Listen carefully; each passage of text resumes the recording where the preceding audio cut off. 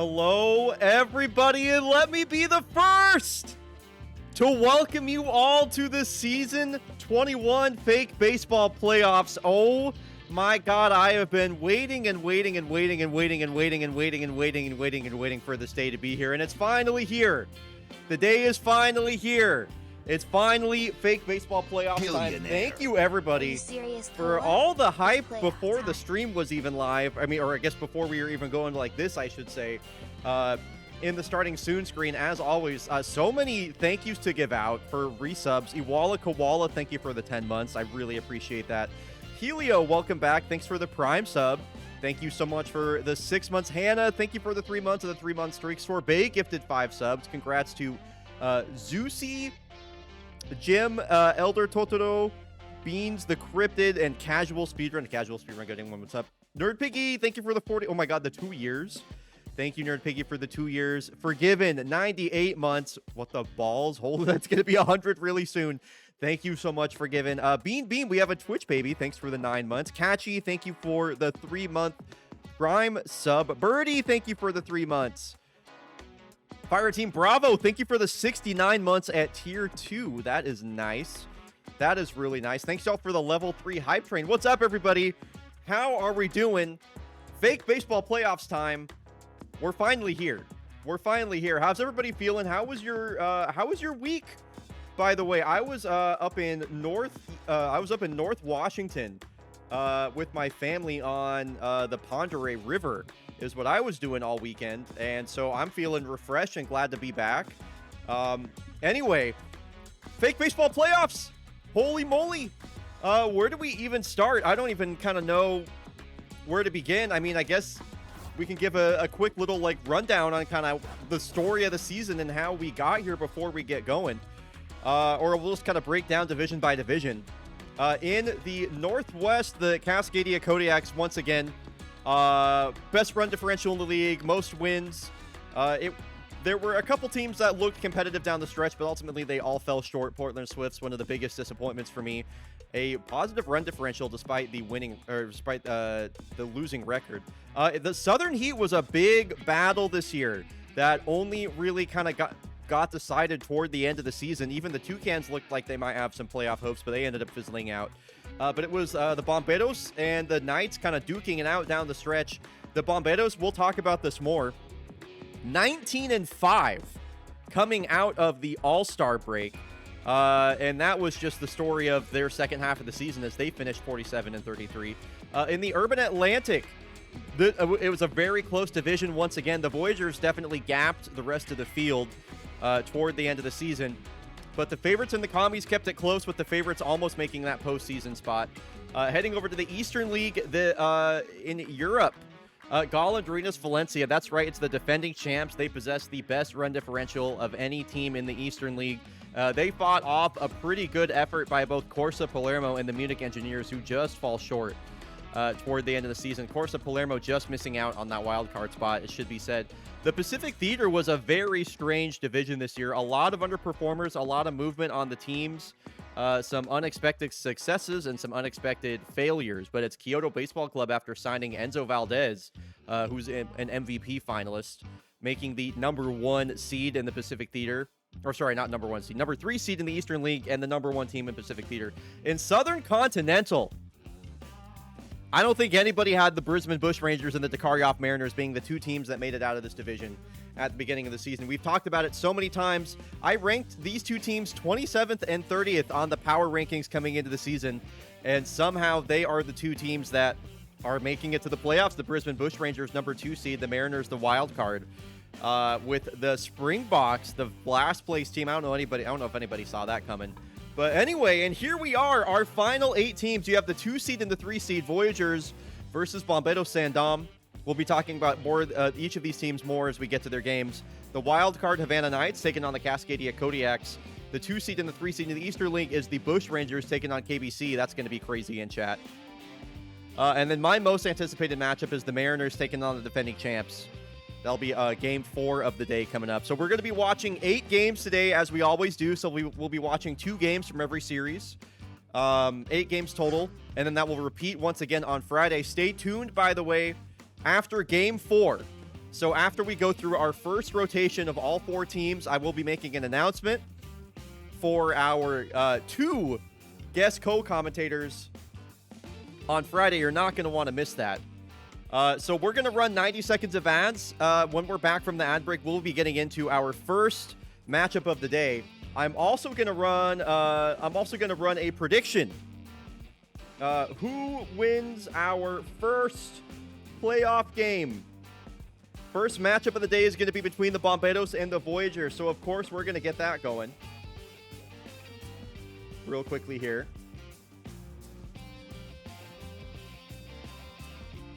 Okay. Prediction is live for the first playoff game. Prediction is live. We're going to run 90 seconds of ads. When we're back from the ads, the playoffs will start.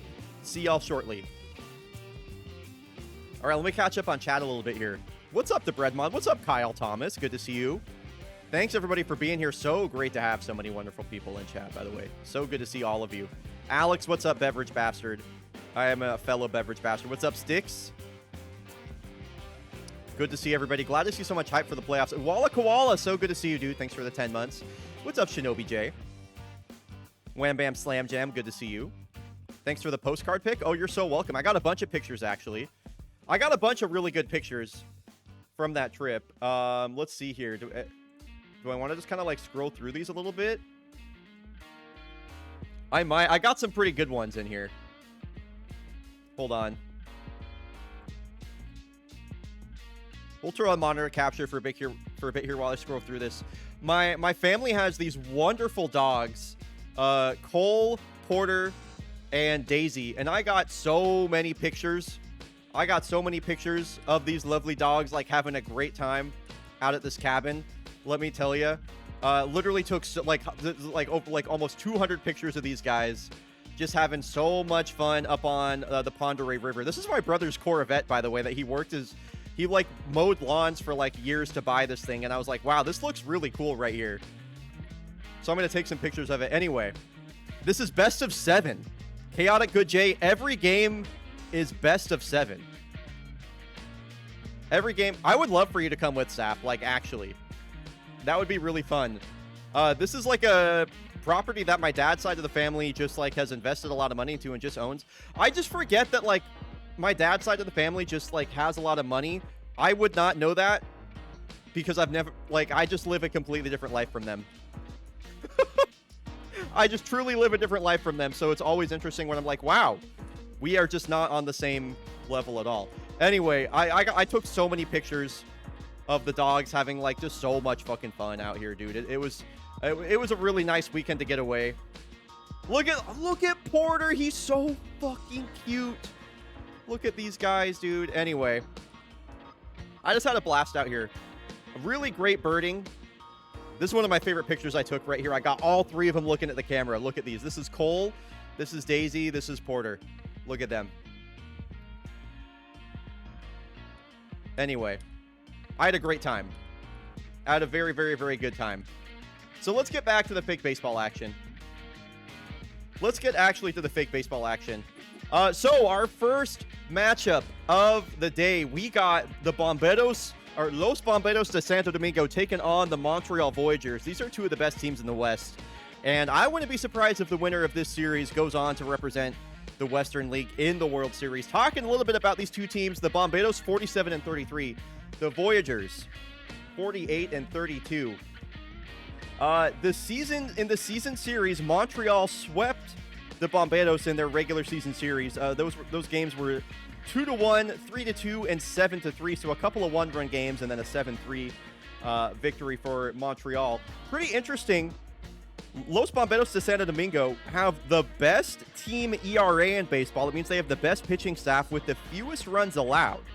However, Montreal has the 2nd most runs scored in the Western League and the 2nd best slash line behind the Kodiaks at 278, 344, 428. So I think it's going to be the pitching of the Bomberos versus the hitting of the Voyagers. I really don't know which way to call this one, folks, and I'm excited to get going. I already know who some people are going to be rooting for. I want to hear from you in chat. If we're rooting for Los Bomberos, hashtag fire with fire. If you're rooting for the Montreal Voyagers, hashtag true north.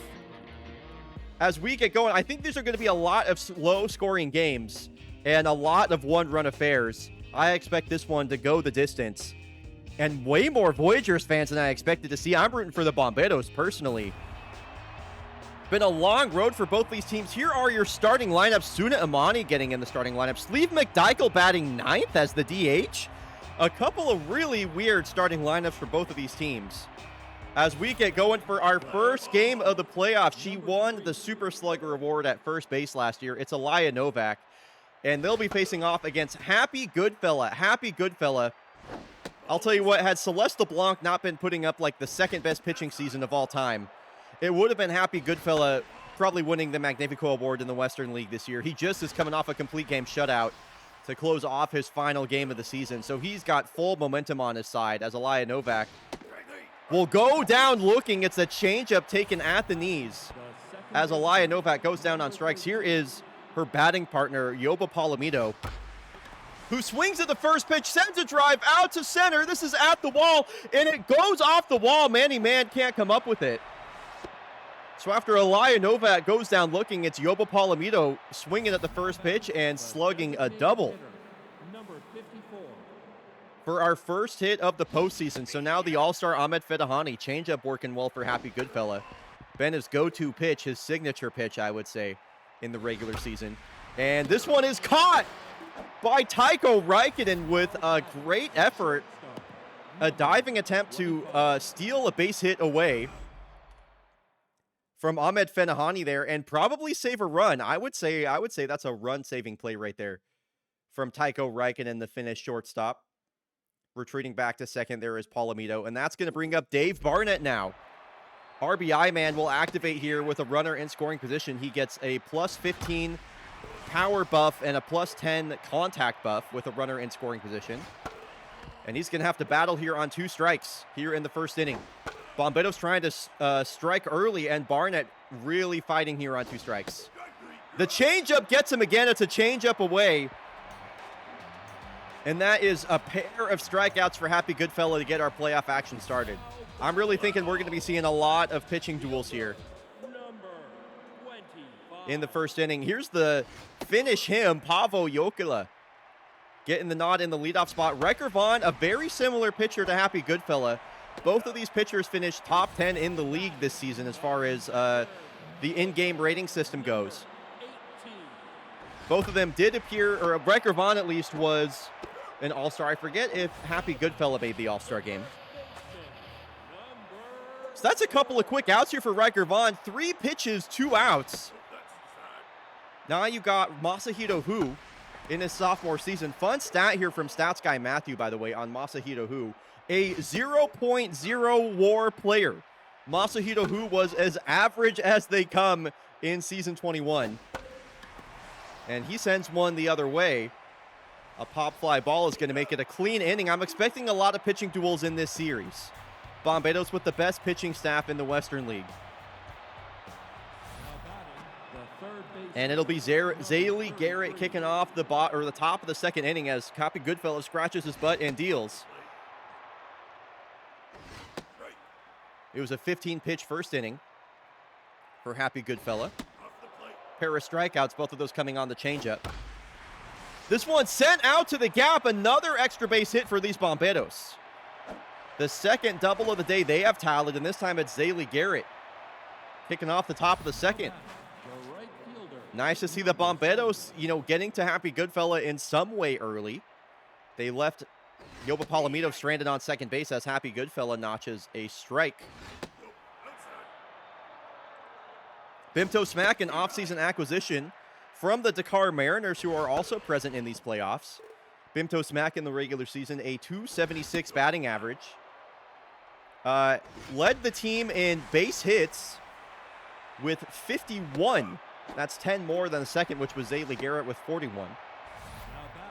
He'll fly out there for out number 1. That's going to bring up the rookie Rogue Huxley. I called her out as an X factor in this postseason, a big-time power speed threat. Had a really rough beginning of the season. Appeared in all 80 games for the team. Only started to figure it out as the season went on. And she's down to her last strike. As Happy Goodfella will retire 2 after allowing a leadoff double, so it'll be Liz Mutton, the left fielder. Bombedo Sandom, the lowest batting average in the Western League as a team with 248.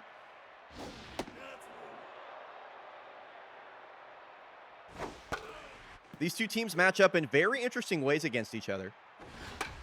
As Liz Mutton, a soft grounder down the first base line, and for the second inning in a row, the Bombedos will strand a runner on second base. You would be correct in that Walla Koala. Rogue Huxley was 3rd in all of baseball in strikeouts this season. So here's mid-season acquisition Tigran Zacharian, the veteran catcher. This would have been the rookie Waterloo Strawberry, but as the Voyagers so often do, they made a late-season head-scratching move to bring in a veteran over a rookie that was succeeding pretty well. But once you get into the playoffs, everything kind of resets, and players that were great sometimes end up being bad, and vice versa.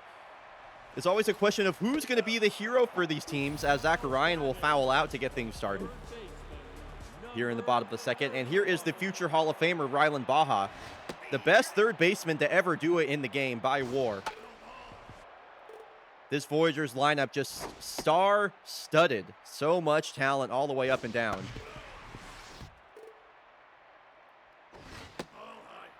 Count evens here to Riker Vaughn, the 2-2. 97 down the middle. It freezes Rylan Baja, who checks his swing. And Riker Vaughn tried to make it 6 up, 6 down to get things started. First pitch is a fastball that misses away to Taiko Räikkönen. And the Finnish shortstop has worked his way ahead in the count here. Voyagers still looking for their first hit of the ball game, and he's got a hitter's count, a 3-1 pitch. Curveball in there for a strike. Count works full. And Taiko Räikkönen works a walk. He's the first base runner of the day for these Voyagers. And Valentino Rosebud is going for back-to-back World Series wins with different teams. He won the World Series with Golondrinos Valencia, who are the #1 seed in the Eastern League now. The hired hand batting from the left side for the Voyagers, as Taiko Räikkönen is caught stealing. He was caught stealing a lot in the regular season. How many times was Taiko Räikkönen caught stealing in the regular season? Let's take a look here. The catcher, number 82. He was caught stealing 4 times in the regular season on 6 attempts. So he's caught stealing to get things started for the Bombedos here. And I cannot believe this is not Sammy Delara as their starting catcher. The Bombedos really like Suna Imani for some reason, despite the fact that she sucks ass. So second time through the order now, it's Alaya Novak, who went down looking her last time up. Happy Goodfella locked in. And this one is a liner out to center field, but Manny Mann patrolling the center field grounds here in Montreal in the Stade de la Royale. Easy catch for him. Best defensive center fielder in the game, by the way, Manny Mann, for these Voyagers. Yoba Palomito, one of the only hits today. And I'll make it 2 hits on the day for Yoba. There is superstar second baseman in the hit column in both plate appearances today. Number 54. 2 outs now for Ahmed Fedahani. That ball just missing inside. 4-seam from Happy Goodfella. Long hold. And the 2-seam in there for strike 1 on the outside rail. Fedahani, the all-star, down to his last strike. Jam shot.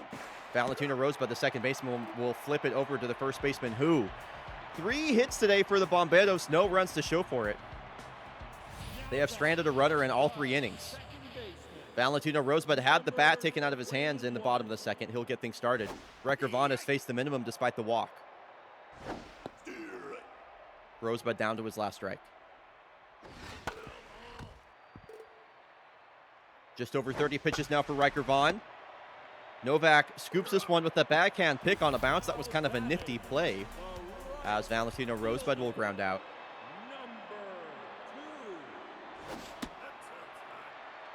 So it's the right fielder, Jocinda Pope. And it's 638 OPS for Jocinda Pope in the regular season. 4 stolen bases.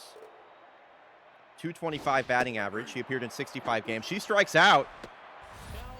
Riker Vaughn points to the heavens and mojo's up. And it's really interesting that they have Sleeve McDykel, their best hitter, batting in the 9 hole as the DH. He usually appeared batting 3rd or 4th in the cleanup spot. Sleep McNichol batting back-to-back all-star appearances with a 982 OPS this season. He strikes out on 3 pitches. And Riker Vaughn has a no-hitter going through 3 innings. These 2 uniforms are so sexy. I really appreciate you saying that, Nerd Piggy. I have to agree, this is a great uniform matchup. The away pinstripes for the Bombados, that red and white, versus the red, white, and green, and black, I should say, of the Voyagers. Dave Barnett strikes out. And as we all expected, this is looking like a pitcher's duel right now as Riker Vaughn and Happy Goodfella, 2 of the best pitchers in all of baseball, going head-to-head today. Happy Goodfella has bent but not broken so far. Couple of extra base hits. And for the 4th straight inning, the Bombados will have a base runner. I think a rubber match is like a deciding match in a tied series. I don't think we would call this a rubber match, Alex. This is the first game of the season. This is the first game of the series. Pimto smack, a fly ball out to right center, and that one is caught just at the short part of the wall. Pimto smack going to want to hit the weight room, Number 91. as he was only a few feet away from notching the first 2 runs of the game. So Rogue Huxley, she struck out her last time up, and she's down to her last strike immediately here. This one hit up the middle, and she'll get a base hit. Zaylee Garrett strolls into scoring position. 2-1 now for the veteran left fielder Liz Mutton. If Liz Mutton was the one to break this game open, what an unlikely hero that would be for these Bombados. Over 60 pitches now for Happy. A ball and a strike here to Liz Mutton.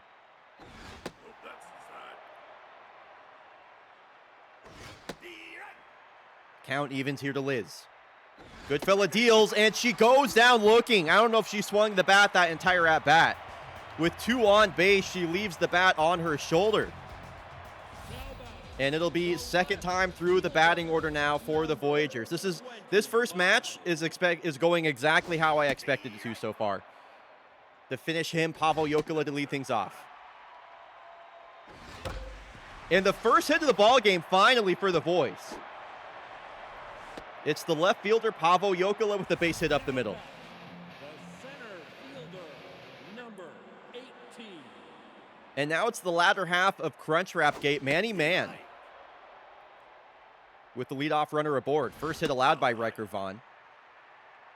3 strikeouts through 3 innings so far. Pitch count looking pretty nifty as well. And a strikeout here on Manny Man. Slider away, gets him chasing. 1 on, 1 out now for the first baseman, Masahiro Hu.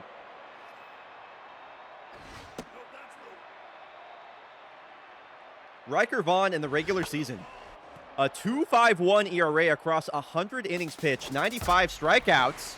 Masahiro Hu pulls one down into left field. Trying to go first to third is the finish. Him! Wow, in the outfield assist from Liz Mutton to get Pavel Jokela as he tried to stretch an extra base right there, and it comes back to bite them. Liz Mutton. Pavel Jokela had Mutton on that as he's thrown out at third. What an assist right there. So it's a base hit for Masahiro Hu. But the game scenario stays the same. Runner on first now for the Voyagers. Mutton he could do there. Tigran Zacharian, 2 outs. Runner on first base. Zacharian fouled out his last time up.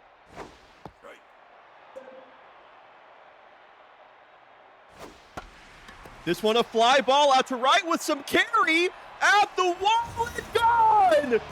It's Tigran Zacharian with an opposite field shot. It wasn't a loud hit, but it was enough to carry out of here to the short porch in right field. It's the Voyagers out of nowhere with a 2-run home run off the bat of their midseason signing. This game is not blown open. A 2-run lead is not blown open. It's Tigran Zacharian, their mid-season signing, with a 2-run shot. I can't believe the Voyagers are in the lead out of nowhere. That wasn't even loud contact. It was just enough to get over the right field wall.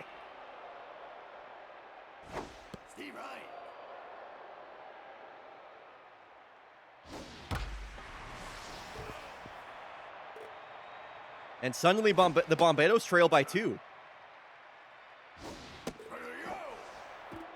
Rylan Baja will mojo down as he goes down looking. So the Bomberos have 5 hits on the day, no runs to show for it. They've been seeing Happy Goodfella pretty well, but they just need to get some hits with runners in scoring position. And once again, Suna Amati will lead off and probably strike out. Because she sucks. Cannot believe this isn't Sammy Delara starting in that spot. Suna Amani goes down looking, doesn't even swing the bat, and looks at 3 pitches across the middle of the plate.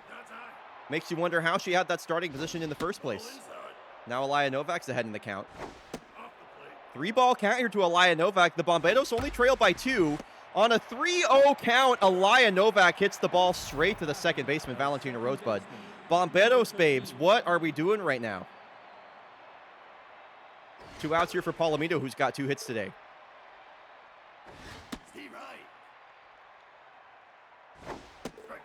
And Palomito, for the first time, will not reach safely. It's a 1-2-3 inning for Happy Goodfella. Voyagers fully in the driver's seat right now. The shortstop, number 10.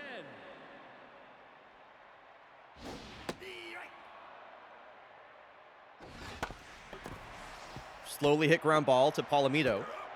Out number 1. Now batting, the second baseman, number 21. Curious to see what sort of fight these Bomberos have being down 2-0 as Valentino Rosebud notches his first hit of the postseason. Now batting, the right, He has a 1-out knock ahead of Jocinda Pope. number 2.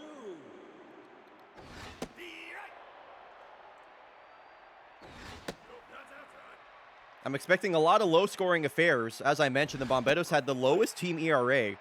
They had multiple starting pitchers that pitched over 100 innings with an ERA of 3.03 or less as Alaya Novak drops a ball on a double play. Number 94. And that's going to bring up Sleeve McDykel with a quick runner on first base. Swings at the first pitch, but this one's backhanded by Yoba Palomito. So despite the throwing error, no harm, no foul.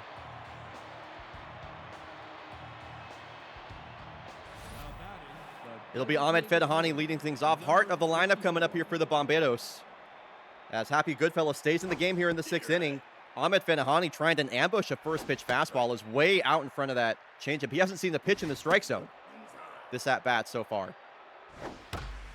This one, a high fly ball, hit the other way, and it will die at the warning track. Pavo Jokela there for the catch. It looked good off the bat, but just hit up into a little bit too straight up into the air. Bomberos remain scoreless, and the changeup once again is in there for a first pitch strike here from Happy Goodfella. Bomberos, I would say, are pressing right now, chasing a lot of pitches out of the zone. And not swinging at pitches in the zone. Now batting, the third baseman, number 33. What is going on, Bomberos? Zaylee Garrett with a pair of hits today, a double and a single. 3-0 count here from Happy Goodfella. Slider in there for a strike. 90th pitch of the game for Happy. And it will result in a walk to Zaylee Garrett. It's a 2-out walk to Zaylee Garrett with Bimto Smack coming up. Number 7. Now And they're going to go to their very good bullpen. Both these teams with excellent bullpens this season. The sidearm veteran, the 37-year-old Daeho Song, going to come in. A 4.29 ERA across 56 innings in the regular season. Bimto Smack with a 2-run. No, it's not a 2-run. Whoa, what's happening here?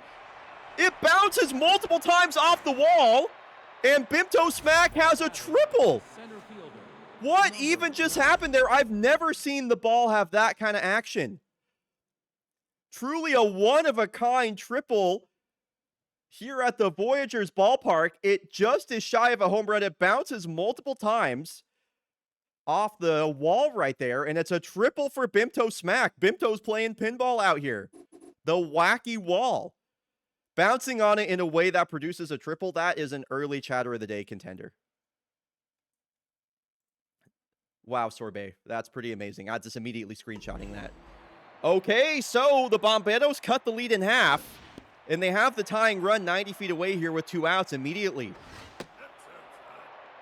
Daeho Song comes in the game and gives up a triple. And now Rogue Huxley has a 3-ball count. And she walks on 4 pitches, runners on the corners for Liz Mutton. Surely you have somebody on the bench you can pinch hit here. They're going to leave in Liz Mutton for some reason.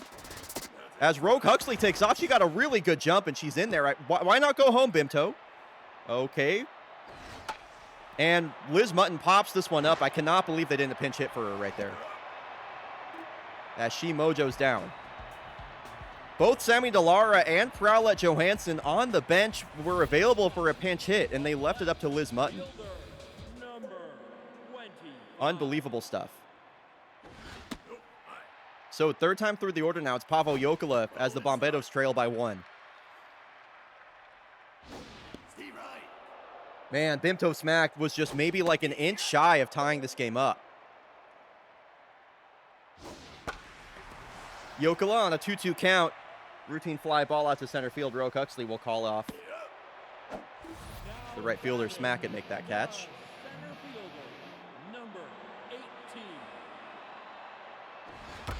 Manny Man swinging at the first pitch. A drive out to left, and it's over the head of Liz Mutton. It's a pretty bad game from Liz Mutton. I got to say, I think a better left fielder would have made that catch. And it's a 1-out double here for Manny Man. Runner in scoring position now for the Voyagers on 1 out. And now the Voyagers will go to their bullpen. Or sorry, the Bomberos will go to their bullpen. This was the best bullpen in baseball. Chesley Beard with a 2.74 ERA over 46 innings. 50 strikeouts to 20 walks. A 3.43 FIP. Only allowed 4 home runs. And this one is going to bang off the right field wall. Not unless Bimto Smack is there for the catch. It's a great catch from the right fielder. I thought for sure that was going to score a run. And it's Tigran Zakarian who notched both RBIs for the Voyagers so far, as they now have a runner on third base with 2 outs. 1-0-2 from Chesley Beard. He's reaching back here in the postseason.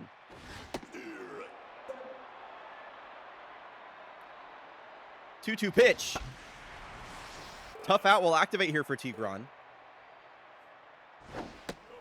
And a full count. Checks his swing. Chesley Beard walks the batter. He walked 20 of them in the regular season. The third baseman, number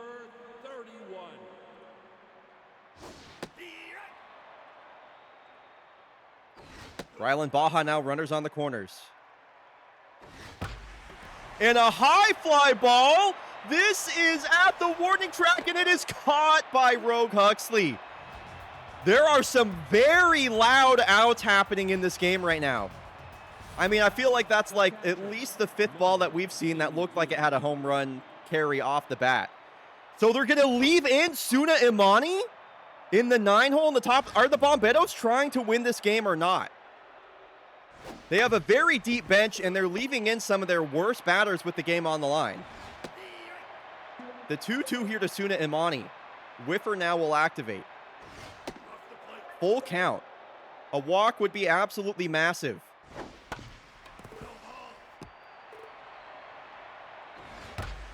And this one is a base hit on a full count. Suna Imani comes through in the most important time. A lead-off base hit from the 9-hole to bring up Aliyah Novak. Represents the go-ahead run. The tying run is on first base. Daeho Song going to be looking for a double play here. You know, he's just really hoping for that right now. Trying to get a ground ball, and he does. Baja to second. Rosebud over to first. Aliyah Novak grounds into a double play. It has been, the Bomberos have been anything but clutch in this first game. Really strange lineup decisions. Not pinch hitting. And now Aliyah Novak erasing that leadoff hit here for Yoba Palomito, who works a walk, so the line keeps moving. And Ahmed Fenahani has a chance to do the craziest thing here with 2 outs. Once again, the tying run is on first base, and it's 93 down the middle, taken for a strike to Ahmed. As Daeho Song checks in over at first, Palomito definitely can run. I wouldn't send him in this scenario with the game on the line. The 1-1, high drive, out to left, Ahmed Fenahani! The All-Star puts the Bomberos into the lead! Finally a ball that makes its way over the wall. It's the first home run of the game for the Bomberos, and it comes in the most crucial time. It's their all-star DH with an Oppo Taco 2-run shot, and the Bomberos take the lead in game 1. What an absolute back and forth game here, especially as we get into the closing stages. The Bomberos now with a 1-run lead. As Daeho Song is taken out of the game, and in comes the all-star Abram Lovebright. Dave Barnett, a ground ball to the third baseman Baja.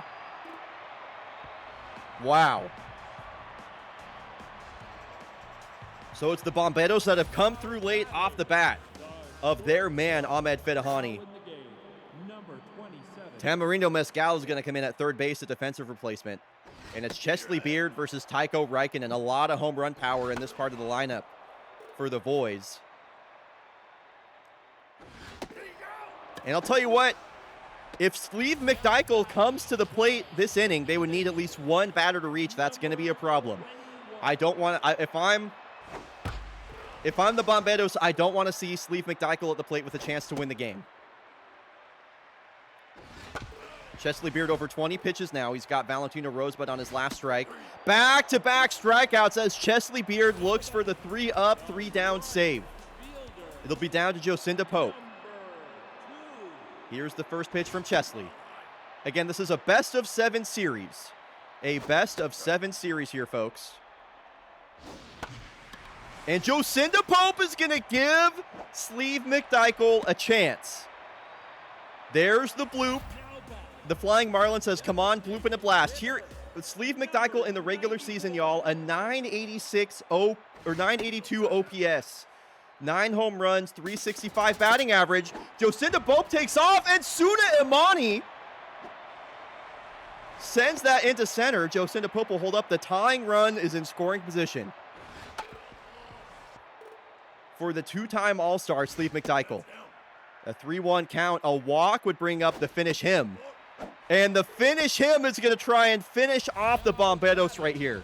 It's Pavo Jokela, 2 runners on, the winning run on first base, the tying run on second.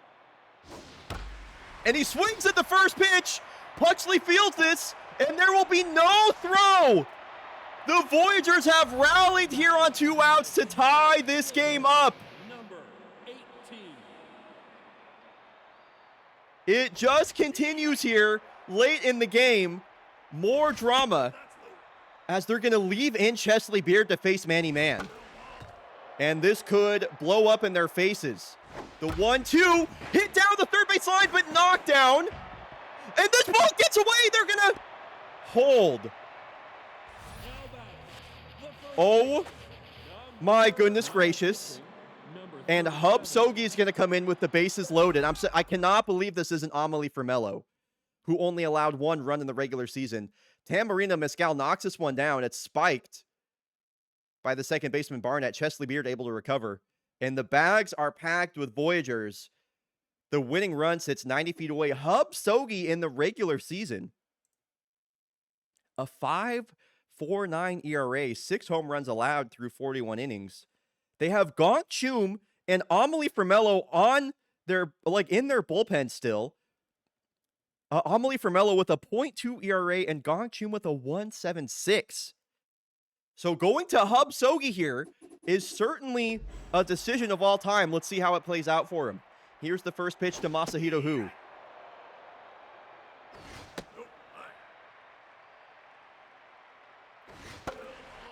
Masahito Hu down to his last strike. The bags packed with Voyagers. The pitch, he got him! They will leave the bases loaded, and the Bomberos escape a nightmare inning. And we got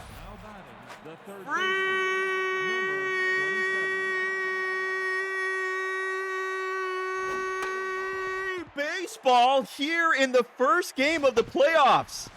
Can you believe it? As Tamarindo Mescal strikes out on 3 pitches to the All-Star Abram Lovebright.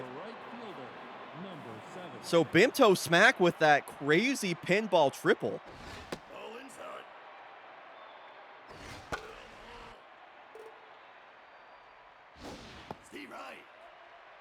Will stare down his last strike here. Out in front of that slider. Staying alive here on 2 strikes. This one muscled over to the third baseman, Rylan Baja, who makes a vintage Rylan Baja play. That was probably going to go foul. But still, look at the hops. His name is Baja, but the plays are alto. Look at that from Rylan. Trying to make it a 1-2-3 inning and give the Voyagers a chance to walk it off. So here's the rookie Rogue Huxley. She's had a good first game, a walk and a single, as well as a stolen base.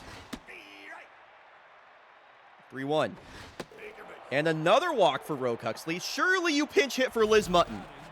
Surely you pinch hit for Liz Mutton here. Thank you. Thank you. So this will be Prowlette Johansson. She was not good off the bench, as Rogue Huxley notches her second stolen base mojo up. Prowlette Johansson not that great off the bench in 11 games, a 176 batting average for only a 516 OPS, no home runs. Didn't see a lot of play, but has been used frequently as a pinch hitter. The 2-2. Checks her swing. That looked like strike 3. Full count. This is a crazy at-bat right now. Payoff pitch to Prowlette on a pinch hit. That one hooks foul, and we'll do it all again. Checks her swing, and it's a pinch hit walk for Prowlette Johansson. Suna Imani came up clutch last time, but this time it's going to be Eternity Gutierrez getting the pinch hit. Whoa. Okay, with RBI man active, they're going to the veteran. These are some crazy moves right now from the Bomberos, I have to say. Eternity Gutierrez, a ground ball down to Rylan Baja. Eternity Gutierrez in 28 games had a .07 batting average, folks, for a 191 OPS. Yes, that's real. Those are real numbers, and they just let her pinch hit. So Prowlette Johansson now catching Eternity Gutierrez out in left field. Dude, the Bomberos hate Sammy Delara. I cannot believe Sammy Delara didn't get a chance right there as Tigran Zacharian goes down looking. So Baja's made some pretty amazing defensive plays so far, and wow, he's going to get pinch hit for here. So the future Hall of Famer will walk back to the bench as Felicity Spencer will come up to the plate, a late season acquisition by the Voyagers, also a switch hitter. And this is a pinch hit, base hit. Bimto Smack did well to cut that ball off. Felicity Spencer, in 11 games, a 320 batting average, a 753 OPS after being acquired by the Voyagers. So that's paying off for them here already in the postseason. A one-out single.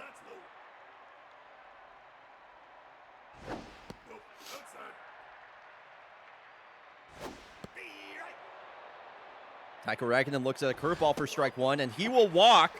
So the winning run will move to second base now for the former MVP Valentino Rosebud.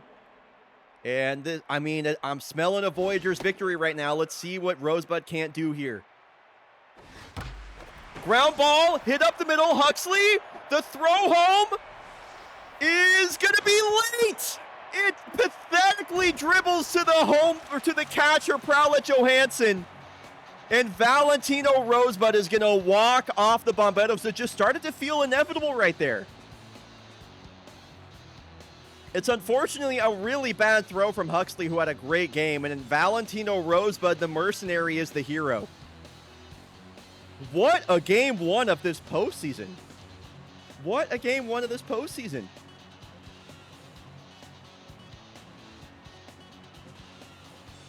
Cannot believe Sammy Delara was left on the bench that game. What a slobber knocker of a matchup. Voyagers take game one. Oh, I need to get the... Oh, Sweet Peeps is not the co-commentator for this game.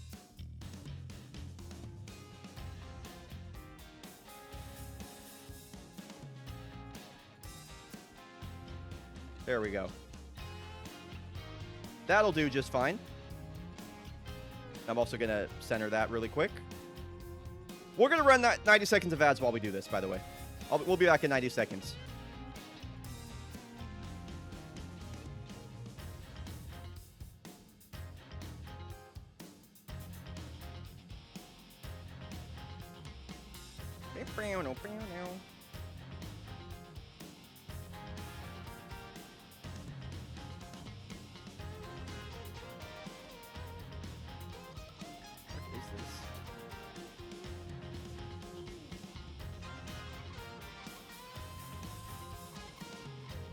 Okay.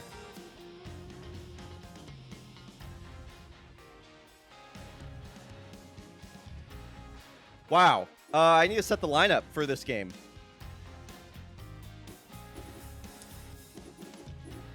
So are we not entertained by that game one, by the way? That was crazy. That was crazy. And as I mentioned, all of these series are best of sevens. All of these are best of sevens. So Voyagers, 3 more to go. I was entertained but sad. Sure. Caramelate going to get the start in game 2. All right, and we are going to head over to our first game of the day for the Havana Knights taking on the Cascadia Kodiaks. The Havana Knights, with the assistance of the Brisbane Bushrangers, earned themselves a wild card appearance, and they're going to have to take down the Goliath ball club of the Cascadia Kodiaks, who won 57 games in the regular season. It'll be former Kodiak Kobe Rossi getting the game 1 start. And I'm pretty excited to see what Kobe Rossi can do. Kobe Rossi, in the regular season, one of the top 10 pitchers in baseball this season. A 2.88 ERA across 106 innings pitched. He'll be going up against, of course, Celeste LeBlanc, and we know all about Celeste LeBlanc. Put together the second best pitching season of all time. So it should be a pretty good pitching matchup. Let's get this prediction ready to go here.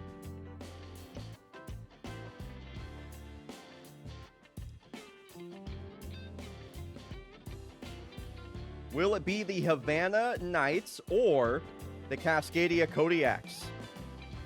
Prediction is live for game 2 of the day. First game in this series. How do I want this lineup to look here? I mean, obviously it's going to be Raleigh Forte.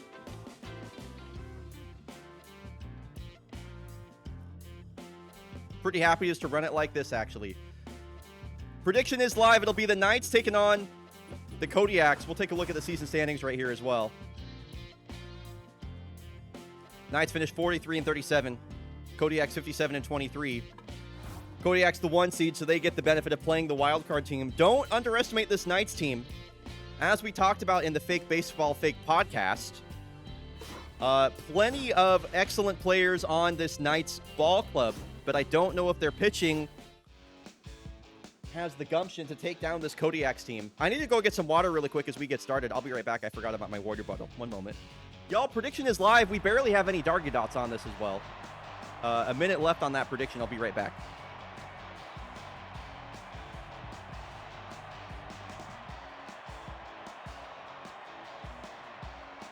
Now batting, the designated hitter, number 54. First pitch of the ball game for Celeste LeBlanc is a strike to the former Kodiak Sammy Siegel, who came up as a rookie with the Kodiaks just last season. And he'll get the first look at Celeste LeBlanc here in the postseason. Celeste LeBlanc,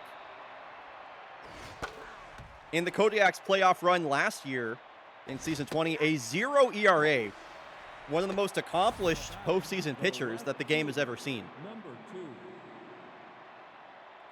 So Sammy Siegel will strike out, and that's going to bring up the all-star Levi Ware. Levi Ware, in the regular season, well, I'll get back to that. He pokes this one down the right field line, and he's going to push this for 2. The throw from Katabura is just a bit late, and it's a hustle double for Levi Ware, who had an 869 OPS in the regular season, 12 homers, and a 290 batting average. And a runner in scoring position now for Aurelia Rosales. Fun fact about Aurelia Rosales, the active of all active players, she has the most home runs. The second baseman, number 95. In her career. She'll ground out there. Levi Ware stays planted at second base. And it's another former Kodiak, Tyrone Lancaster. Won the World Series with the Kodiaks in season 16. Breaks his bat. And Lola Dominguez will make that catch to end the top of the first and will lead off the bottom of the same frame. So Lola Dominguez, I mean, what a season. She led the Western League in home runs with 19, a 339 batting average, 92 hits. Was the second most in baseball, behind only Ude Katabura with 95. Prior to this season, she had only hit 8 home runs in a single season. She hit 19 this year, 11 more than her career high. Just an unbelievable stroke of power from Lola. And she goes down looking. I cannot believe she struck out right there. Cannot believe Lola Dominguez struck out. She doesn't do that a whole lot. So that'll bring up the aforementioned Ude Katabura. Finished just 3 points shy of the second ever fake baseball season with a 400 batting average. A 397 batting average for Ude this year. Because he did a lot of that. He did 65 of Ude's 95 hits were base hits that look just like that. He was putting the ball in play like crazy this season. His lowest ever walk rate, but also a 512 on base for Ude, ahead of the electric Valdemiro Takeda.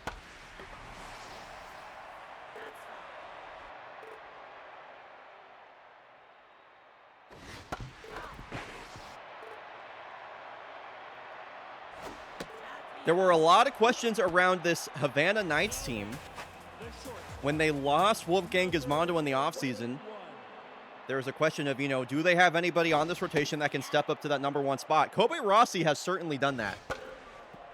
No doubt about that one. I mentioned the 2.8 ERA in the regular season over 100 innings pitched.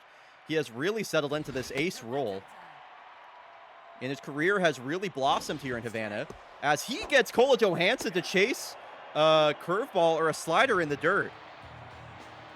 And a pair of runners stranded for either team. We are all tied. Now batting, the center fielder, number 13. So Sigurd Bastani was a mid-season acquisition, or a late-season acquisition, I should say, for the Savannah Knights. And I really liked the pickup.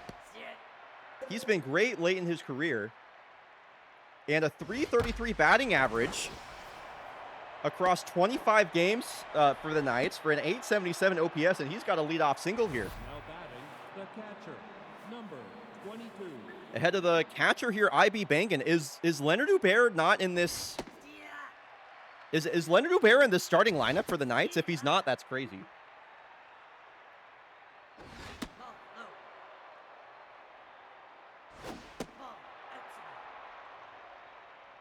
Here's the 2-2 to IB Bangan.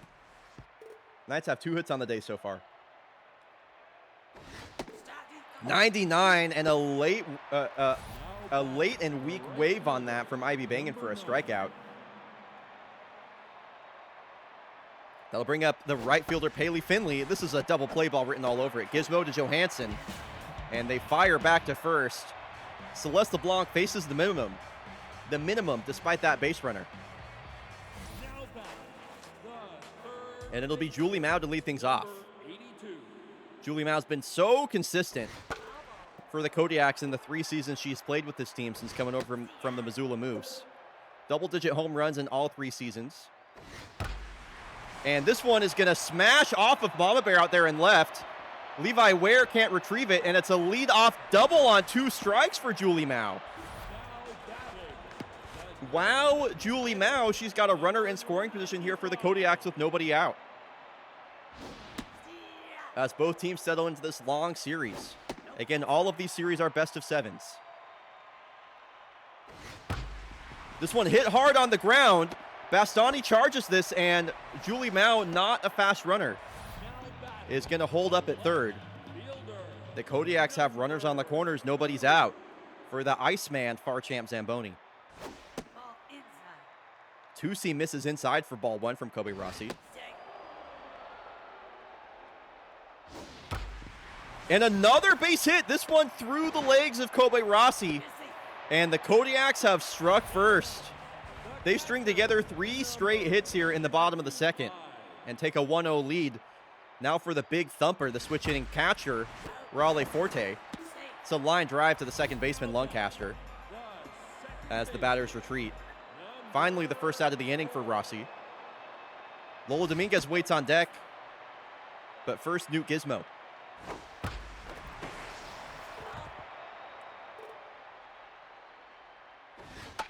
Kodiaks fans chanting for more runs. The 1-2 to Gizmo. Kind of a strange, I didn't understand the trajectory that took off the bat there from Gizmo. Must have had a lot of spin on it. Dominguez struck out looking her last time up. The Gizmo ground out does move. Who is that? Zamboni? Does move Zamboni into second base. So 2 runners in scoring position here for Dominguez, who's down to her last strike once again. She struck out looking her last time up. This one is muscled out to right field, but it's Haley Finley with the catch there ahead of the warning track. Kodiaks leave 2 in scoring position. They do get their first run across the plate. And I cannot believe Leonard Hubert is not in the starting lineup for the Knights. That is crazy. It'll be Cannoli Buccellato getting things going as he's going to fly out to right field. Now batting, the first baseman, number 4. So rounding out the lineup now, it's going to be Sun Lee Kim. Appeared in the postseason with Corsa Palermo last year. He's going to ground out quickly. Mojo up for Celeste LeBlanc. The designated hitter, number 54. So the Knights opting for Sammy Siegel over Leonard Hubert at that DH spot today. Sammy Siegel struck out to kick things off. Back in the top of the first. LeBlanc over 30 pitches now, and whoa! What a scoop there from Sammy Siegel, who fought off a really tough pitch. That is a great piece of hitting there from Sammy to extend the inning. I just want to take a look at that hit that he got. Just went out and got this slider or curveball away. Look at the location on that pitch. And Sammy Siegel is able to kind of throw his hands at it, throw the bat at it, and this one bounces out to center field for a 2-strike, 2-out single. And that, I mean, that's always a scary thing to do in front of a guy like Levi Ware, the all-star. First pitch changeup from LeBlanc misses away. This one's hit hard on the ground right at Kola Johansson. So all that work from Sammy Siegel is in vain as he's left stranded. Knights 3 hits, no runs through 3 innings. Number 7. Katabura with the base hit his last time up. Swings at the first pitch, and that's about as routine as it gets for Tyrone Lancaster. The center fielder, number 60. Takeda checks a swing on a high 2-seam for strike 1. Are the Unioneers still tanking? I mean, the Unioneers aren't even present in the postseason, so it's playoff baseball now. We don't give a fuck about the Unioneers anymore. Number 21.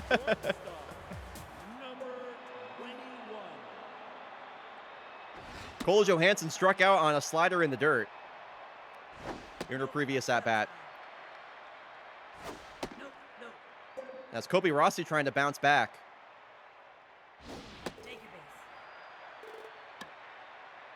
From that rough second inning. And it'll be a 4-pitch walk to Kola, so a strikeout and a walk for her. 2 outs now for Julie Mao. A double her last time up. And once again, she's quickly down to her last strike. She hit a double down 0-2 her last time up with tough out activated.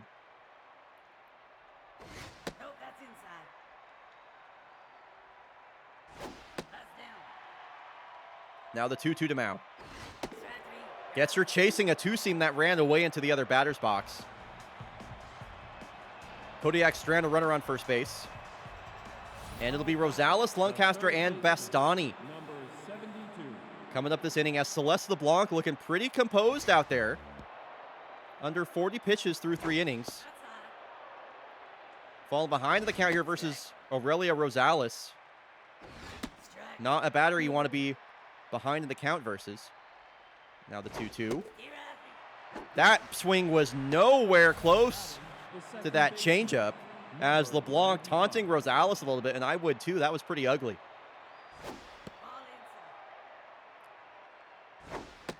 Now against your former teammate, Tyrone Lancaster. And that's a 3-ball count here to Tyrone. He swings 3-0. That would have been a strike. You're not going to have to wait more. You're not going to have to wait 10 months for more fake baseball. I usually do 2 seasons a year. I don't know when I'm starting season 22 yet, though. I have no plans for that. So Lancaster walks, and now the go-ahead run comes to the plate. Sigrid Bastani. And he's down to his last strike quickly. Wow, chasing 93 away. Gifts a strikeout there to LeBlanc. Number 22.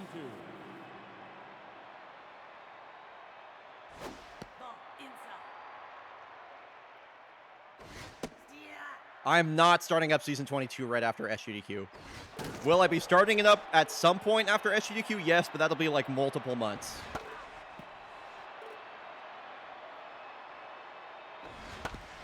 Ground ball right to Dominguez. And once again, the Knights leave a runner on base. 4 scoreless innings spun by the Kodiak's ace. And the always consistent Antoine Goldsmith is going to lead off the inning. Antoine Goldsmith in the regular season, across 74 games, did a lot of that. Like you saw right there, a .305 batting average, 8 homers, and .806 OPS. Been very consistent, playing both second base, third base, and DH for the Kodiaks, and he's got his second hit of the postseason and second hit of the ball game. Zamboni drove in the only run scored in this game so far. Kodiak strung together 3 straight hits in the second inning. And the slider gets him. It's been working for Kobe Rossi all day. Number 25. So a base hit and a strikeout for Rossi. As this is going to be pitch number 60 to Raleigh Forte. This one, a big league pop-up. Bastani will pitch a tent while he waits for that one to come down. And that's a quick 2 outs. Now batting, the second baseman, number 4. So 1 on, 2 outs here for Newt Gizmo. Changeup misses away for ball 1.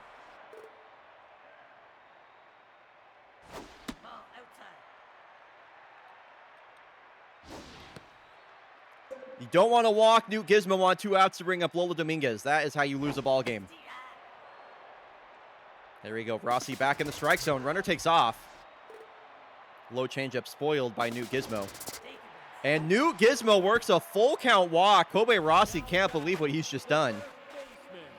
And now you got the Western League home run leader up with 2 on, 2 outs here in the bottom of the 4th. Dominguez looking for her first hit of the postseason. And once again, she's down to her last strike immediately. Crowd chanting, Lola, Lola, the 1-2 pitch. Fouled straight back. She just missed that. Count evens. Rossi the 2-2. That is a close take, and the count works full. The payoff pitch. Runners take off.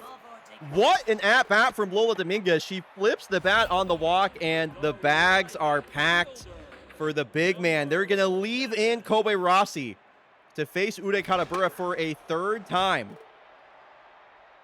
Big moment in this ball game. The best hitter in baseball history up with the bags, with the bases loaded. This one hit on the ground, and Buccellato will relay that over to first. The Kodiaks leave him loaded. Katabura can't come up with a hit there. And it remains a 1-0 ball game. Number 9.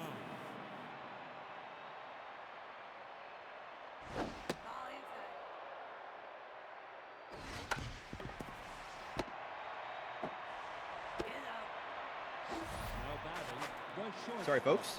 Number 12. Hard to do this commentary thing sometimes. Finally, Leonard Hubert is going to pinch hit here. Late in the game for Cannoli Buccellato. Cannot believe he wasn't on the starting lineup, but we are seeing him in this game finally. Former MVP on this pinch hit will send that ball down the first base line, pretty much right to Lola Dominguez. Didn't have to move a whole lot to record that out. So now it's the 9-hole batter, Sun Lee Kim.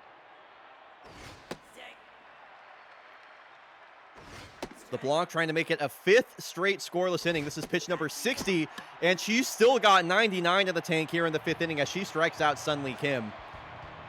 This is looking like a vintage Celeste LeBlanc start right now here at Cascadia Park. So Legend Rivera going to come out of the bullpen, as we're going to see our first bit of bullpen action. Marquise Bethia will check in at second base. Tyrone Lancaster moves over to short. The sidearm right-hander across 63.2 innings in the regular season. Had a 4.24 ERA as Valderio Takeda with an infield single. Tyrone Lancaster unable to secure that one. And a leadoff base runner now. And yeah, I'm going to let Takeda steal.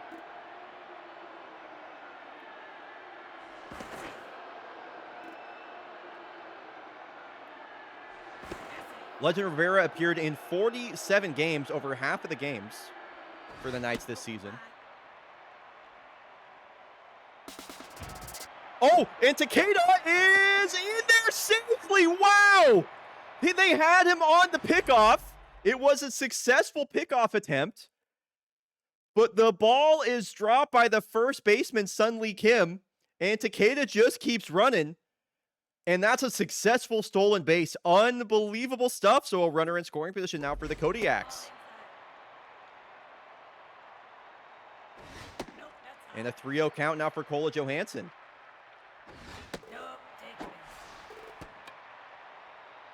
Cola Johansson works her second walk of the day. Number 82. This one hit hard and past the glove of Sun Lee Kim. And for the second straight inning, the Kodiaks have loaded the bases. Number 95. The bases are loaded for Goldie, who has 2 hits today already. Nobody out. Chance for the Kodiaks to really blow this one open, and it's the 3rd straight hit today for Goldie. Gonna keep the line moving, as that one was hit hard and Bastani relayed that back in quickly. Kodiaks up 2-0 now. Legend Rivera allowed 3 hits and a walk since coming in this game in relief.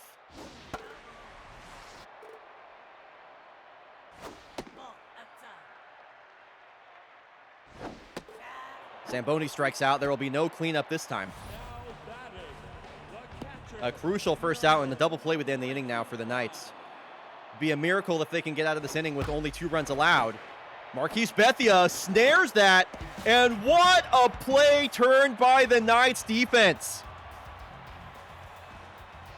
A miracle is what they get as Marquise Bethia comes in the game as a defensive replacement. And a diving play to Tyrone Lancaster as the Knights turn 2. They somehow get out of the jam and remain a bloop and a blast away here with 2 innings left to play.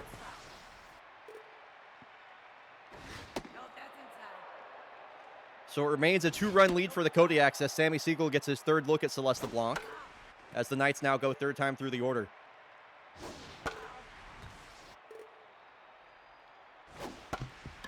This is a ground ball. Charged by Cola Johansson. She pumps and throws for out number 1. The left fielder, number 2.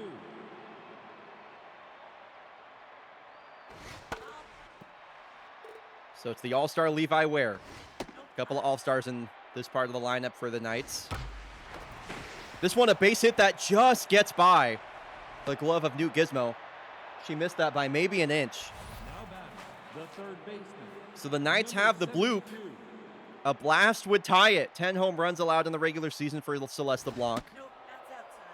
Rosales is 0 for 2 today with a couple of strikeouts. Does have that whiffer trait. And a 3-0 count here to Rosales would bring the go-ahead run to the plate if she walks in the form of Tyrone Lancaster. Full count. Payoff pitcher from LeBlanc. Looking for a crucial second out. She got her again. Celeste LeBlanc owns Aurelia Rosales right now.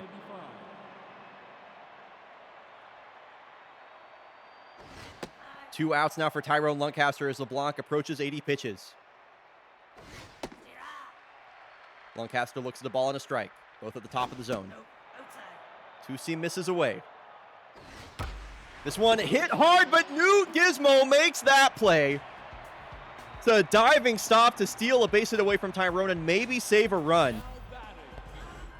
She couldn't come up with that last diving attempt, but this one is right on the money. Great reaction there from Newt Gizmo. And that is 6 scoreless innings for Celeste LeBlanc, and she's going to lead off the inning.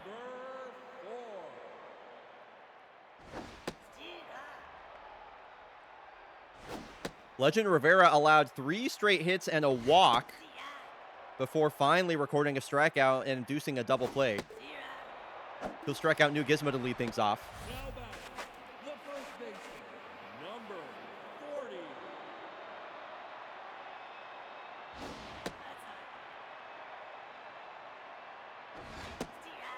40. Bullpen usage always critical in these playoff series in which you see the same team up to 7 times in a row.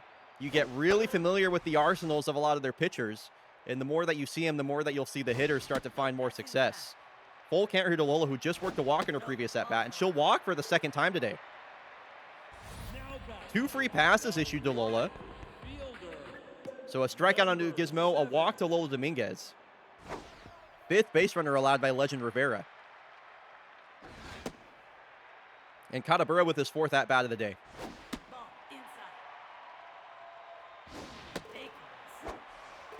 3rd walk issued by Legend Rivera. 2 runners on now for Takeda, and I cannot believe they're leaving Legend Rivera in this game. Gets a fastball in there for strike 1.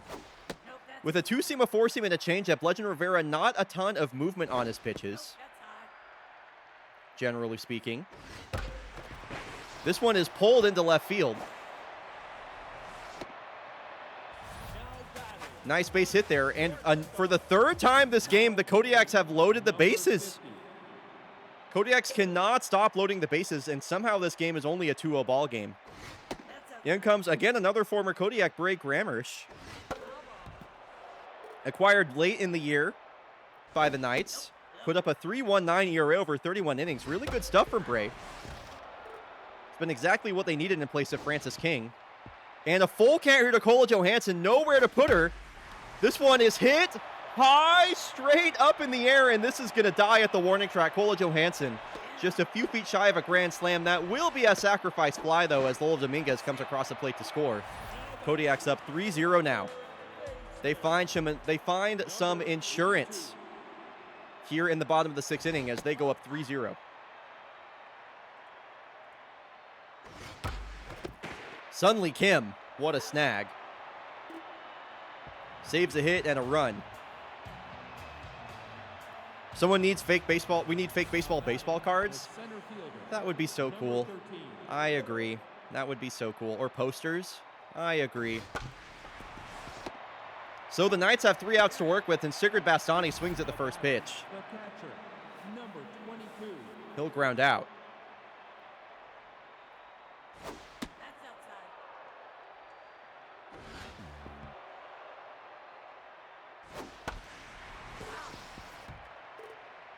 2 outs remain here for the Havana Knights in game 1 of this series.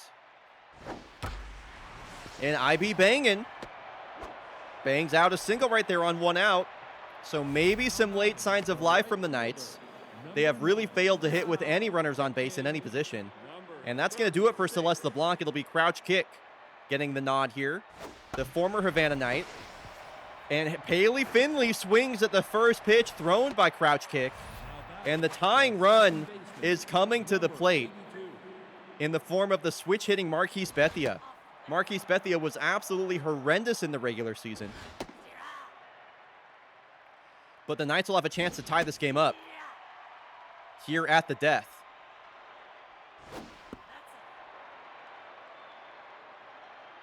2-2 to Marquise. Swings over 93, and the Knights are down to their last out. Do they have anybody left to pinch hit for Sun Lee Kim? No, they're going to leave in Sun Lee Kim.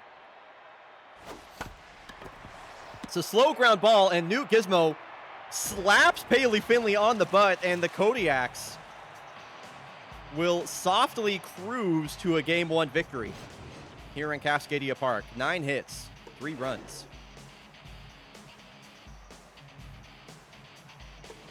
Celeste LeBlanc was 6.1 innings pitched, 6 strikeouts. Crouch kick with the save.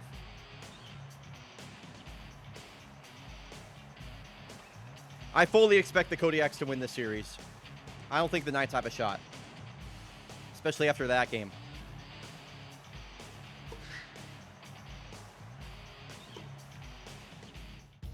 It could have been the favorites. It could have been the favorites. Okay. Kodiaks take Game 1. Voyagers take Game 1. When we're back from the break, it's time for the kickoff of the series between Kyoto Baseball Club and the Brisbane Bushrangers. It'll be Carly J getting the Game 1 start. That's interesting. Up against Swing Slinger. We'll be back in 90 seconds as we take a trip out to the Eastern League for Game 3 of the day.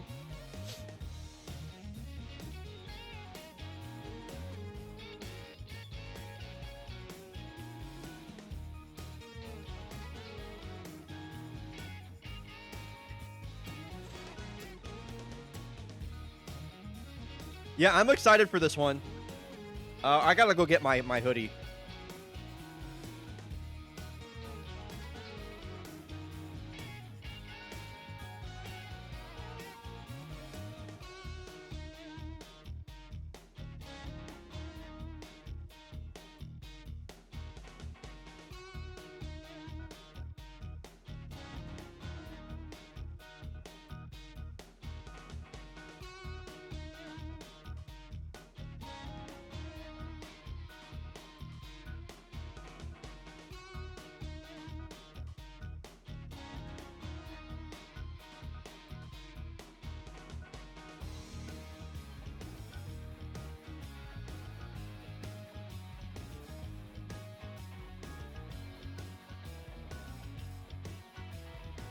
I'm making my allegiance known here. A small dragon observance on the way out. Dude, I mean...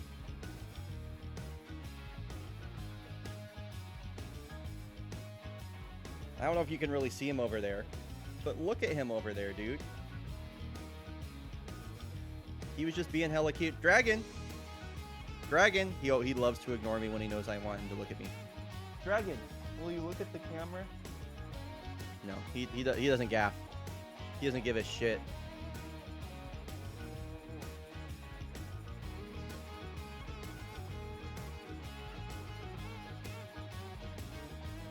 All right.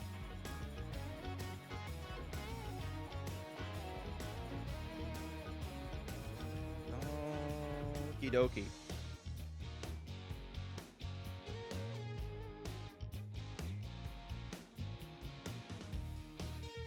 All right, let's get this prediction ready for Game 3.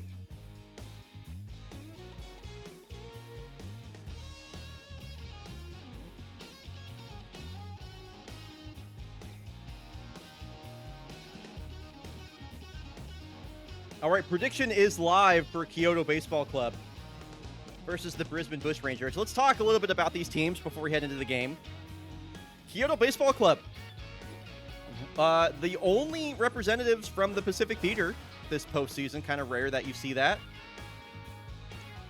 44-36 in the regular season, behind the masterful Enzo Valdez, who we will see in this game. They signed him in the offseason after the Yellowfins let him go, and he's helped carry them to a postseason appearance. 35 stolen bases. The Brisbane Bushrangers, one of the surprise teams of this season.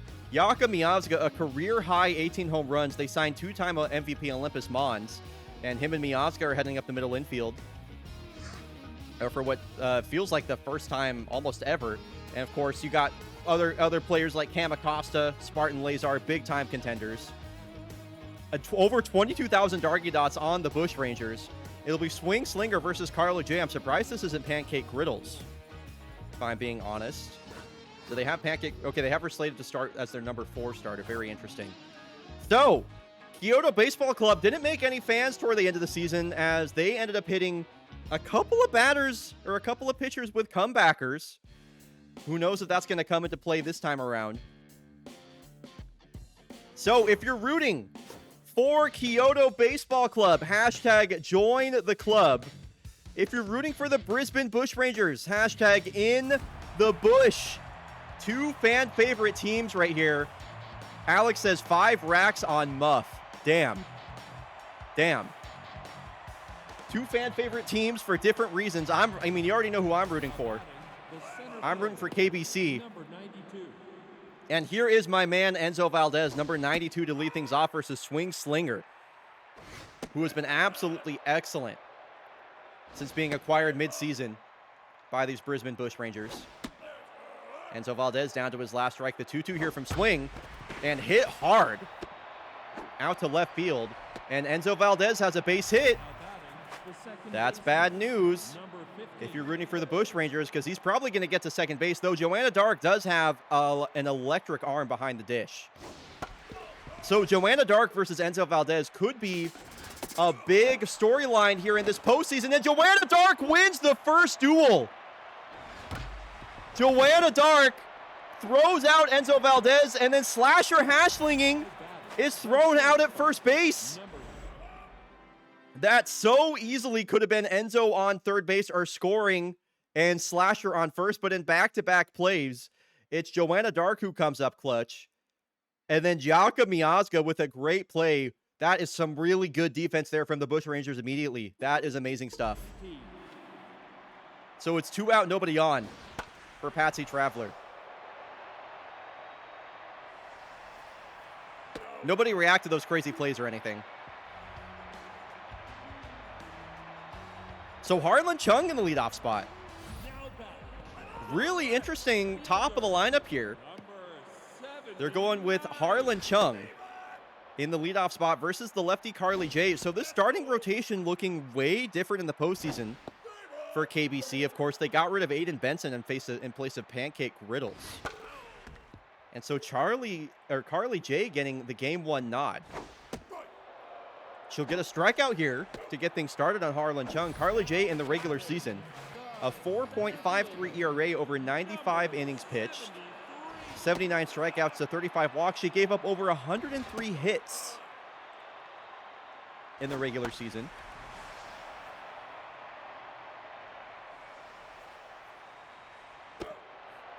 KBC's pitching, by the way, is first in collective WAR with 12.7, but also they allowed the most walks of any team in the Eastern League, which I think is going to be a problem versus the home run power on this Brisbane Bushrangers lineup with guys like Olympus Mons and Jaka Miazga.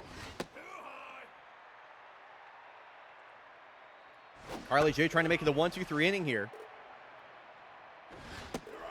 And Jaka Miazga strikes out, slams his bat.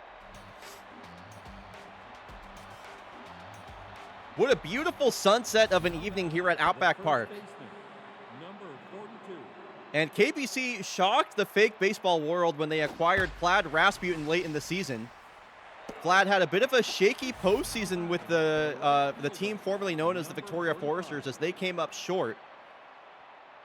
They lost in Game 7 of the World Series. Nice to see Plaid in the postseason, though, in back-to-back seasons. As Kaylani Love slings one out to deep left, and Harlan Chung makes that catch in foul territory. KBC pitching first in WAR. They have a great bullpen. So Aylin Peters, one of the many great bats on this lineup for KBC in the regular season. She appeared in 65 games, a .292 batting average, 10 homers, and .868 OPS. This one, a weak ground ball to the second baseman, Olympus Mons. And a clean inning issued by Swing Slinger. Bushrangers will be looking for their first hit, and it'll be Jaka Miazga and Cam Acosta up to the plate here with a chance to make that happen.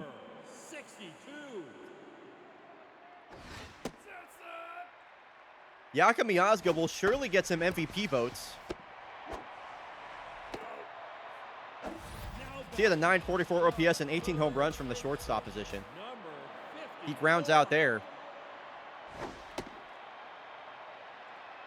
Both teams still sizing up the opposing starting pitcher so far, I'd say. So We're off to a bit of a slow start. Kamikosta heading the count 3-0. And he'll work a 4-pitch walk. So it's the DH, Sage Wiggins. First base runner of the day for the Bush Rangers. And a curveball in there for strike one.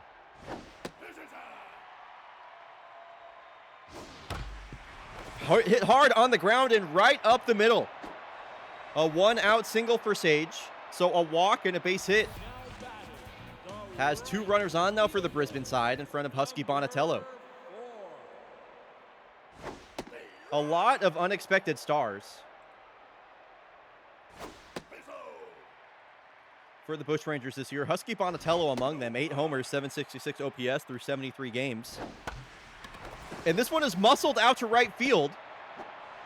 It was a long run in for Kaylani Love, but she gets to it in a hurry. And the bags are packed with Bush Rangers. Joanna Dark already had an impact on this game by throwing out Enzo Valdez, who stole 35 bases in the regular season. Now she's got an opportunity at the plate with the bases loaded. And Joanna Dark, a 281 batting average in the regular season, 822 OPS, 7 homers. She goes down looking with the bases loaded, but now that brings up Jude Mezzanine, and we saw Jude Mezzanine make a ton of things happen late in the season for these Bush Rangers. He came up huge in that series versus the Mariners multiple times. And he's got a huge scoring opportunity here in game 1 of these playoffs. Down to his last strike. K-Man will activate for Carly J. The 2-2 pitch she deals. Sent foul. And Mezzanine gets another chance. A line drive right to Wave Dash. And the Bush Rangers will leave the bases loaded. It'll be Wave Dash herself leading off the top of the third. Wow, it is all Bush Rangers fans in chat. Where are my fellow KBC fans at? Where have we gone?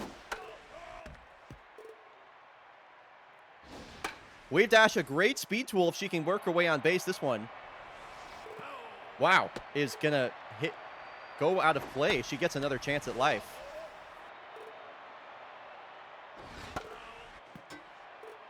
The 2-2 to Wave Dash.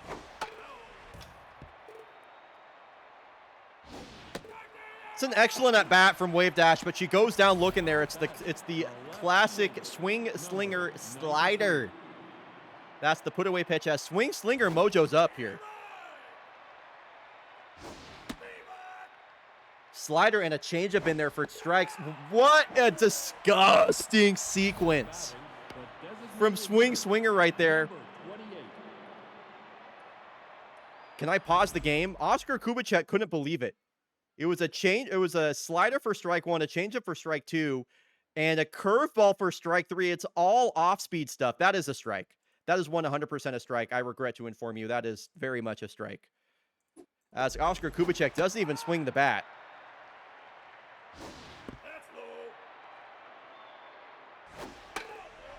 So now it's Todd Dorsey, the 9-hole batter, DHing. Odd to have him DHing when he's a utility player. He strikes out.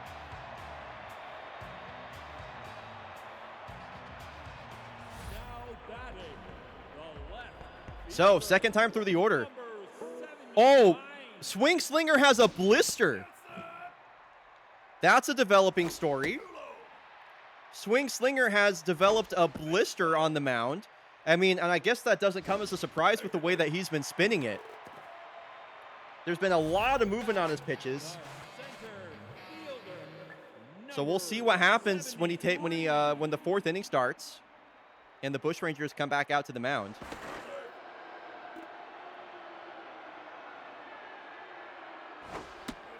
Harlan Chung works a walk and a very fast runner on first base now. We've seen Aylin Peters get stolen on a ton. She doesn't have a very strong arm behind the dish.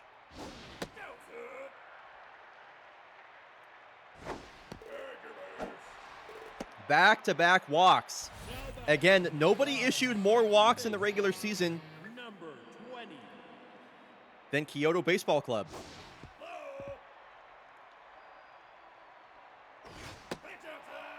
And Carly J falling behind to the count again as she's over 50 pitches. Olympus Mons just got underneath that one. That looked a lot like the game-winning swing he had versus the favorites late into the season. So Harlan Chung moves into third base. Runners on the corners now for Yaka Miazga. Curveball in there for strike one. Nice to see Carly J get ahead of the count for once.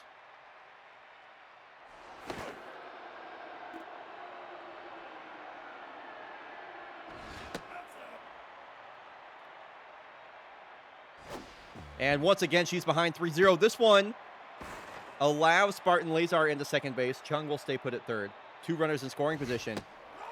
And the Bushrangers are 1 ball away from loading the bases for the second inning in a row. And that's exactly what will happen. The bases are loaded for one of the many heroes of this Bushrangers team, Cam Acosta. 933 OPS in the regular season. And Carly J misses wildly for strike one back in the strike zone, or for ball one, back in the strike zone for strike 1 and 2, I should say. K-Man activated here for the Cam Acosta. Double play ball, maybe. Rasputin to Traveler, back to first. Wow, and Kyoto gets out of it again. 2 innings in a row now. The Bushrangers have left the bases loaded. And KBC have escaped a jam. Swing Slinger going to stay in this game and pitch through the blister. This is the KBC starting pitching that we're watching. We haven't seen their bullpen yet, Koala.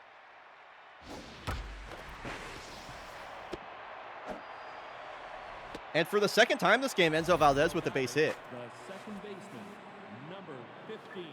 The bullpen's actually been the strength of this KBC team as Enzo takes off again, and this time he is in there. Got a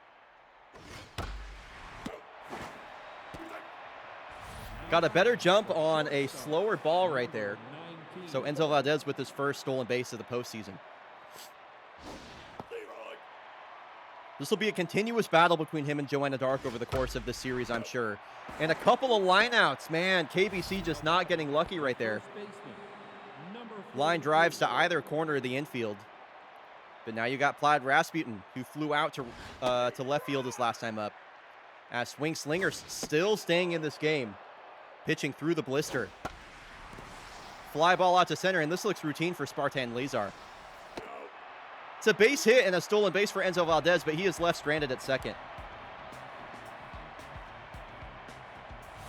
A pair of hits for either team. No runs scored yet. Number 10.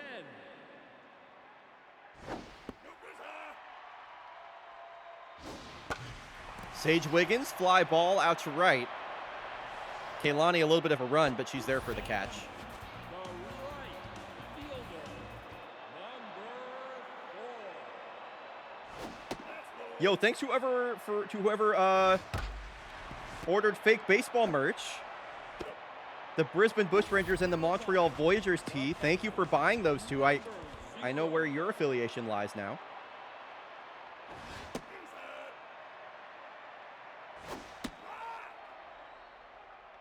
I appreciate that.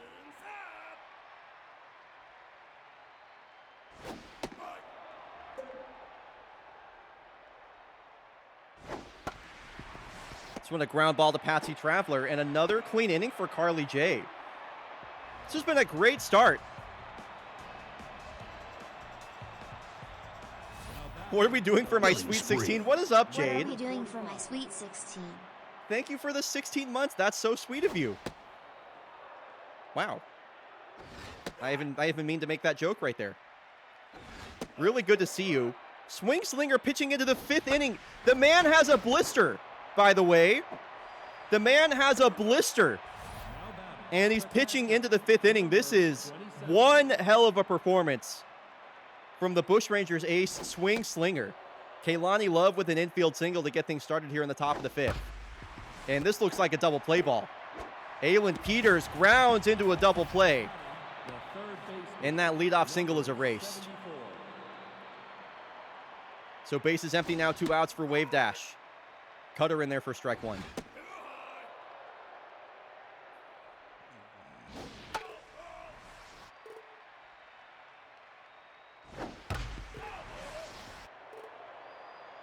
The 1-2 to wave dash.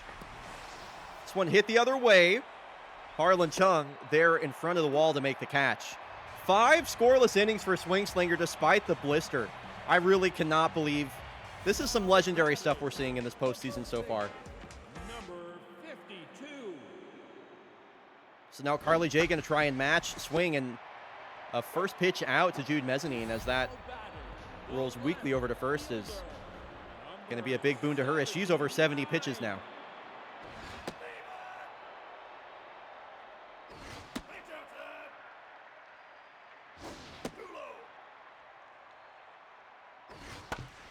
Ground ball off of Carly J's glove. Tough play for Traveler. And Harlan Chung is way too fast. That is an easy infield single. Now pitching, number 40. And that's going to do it for Carly J. In comes Mitch Dawson. So first bullpen action we're seeing in this series. Spartan Lazar swings at the first pitch. And once again, another stolen base on Aylin Peters. We saw that happen a lot in the regular season. As Spartan Lazar strikes out on a ground ball in the dirt. Mitch Dawson in the regular season, a 4.02 ERA across 56 innings pitched. He appeared in 47 games for KBC, second most in the bullpen. 43 strikeouts for the 56 innings and back-to-back strikeouts as he comes into this game. Stranded on second base is Harlan Chung, and we are all scoreless here in the 6th inning, folks. And Swing Slinger is going to pitch into the 6th inning with the blister. I will not stop talking about this. This one, a soft liner to the shortstop, Yaka Miazga. No idea, Koala. Not a stat that is tracked, unfortunately.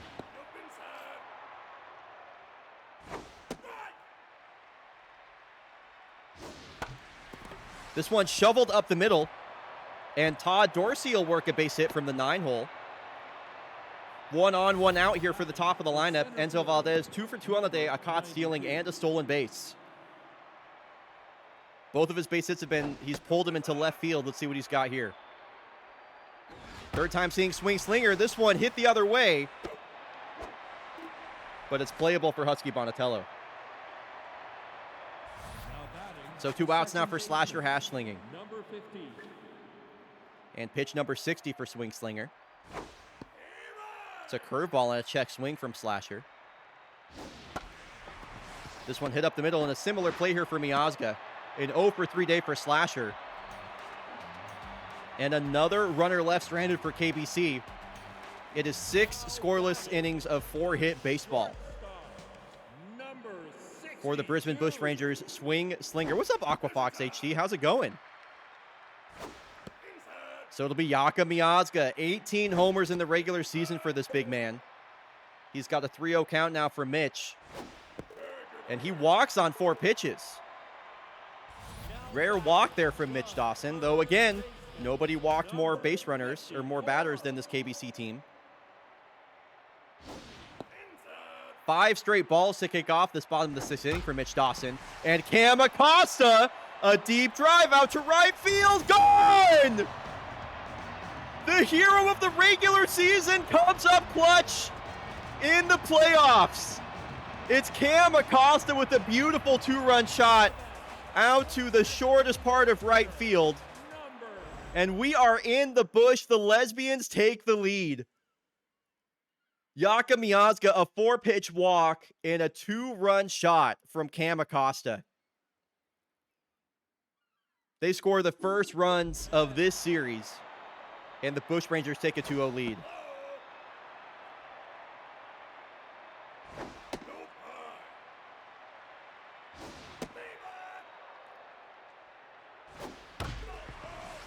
I mentioned that the Achilles heel for Kyoto this series is going to be giving up walks and power hitters hitting home runs. And that is exactly what has happened in game 1 of this series. KBC will have 1 inning to try and answer that 2-run shot, as the Bushrangers have set up a save opportunity now. I fully expect to see somebody like Duke Fleshman or Butch Boxier coming in for the Bushrangers in the top of the 7th.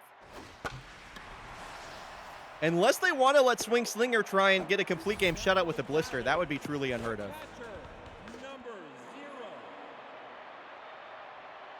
Oh, I totally...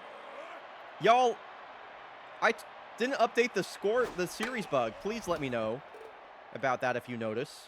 I've had the score bug, or not the score bug, I've had the series score wrong the entire time.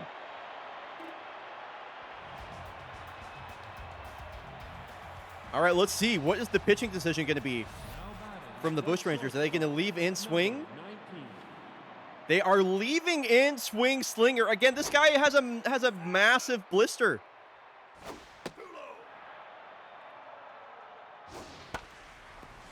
So last hope now for KBC.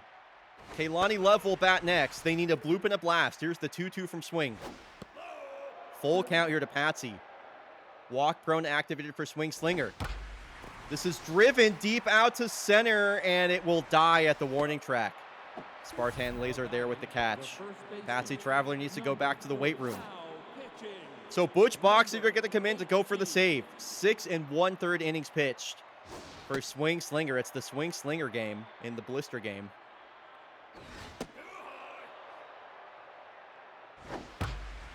Patsy Traveler. Plaid Rasputin with the shot. Out to center field. Spartan Laser able to cut it off.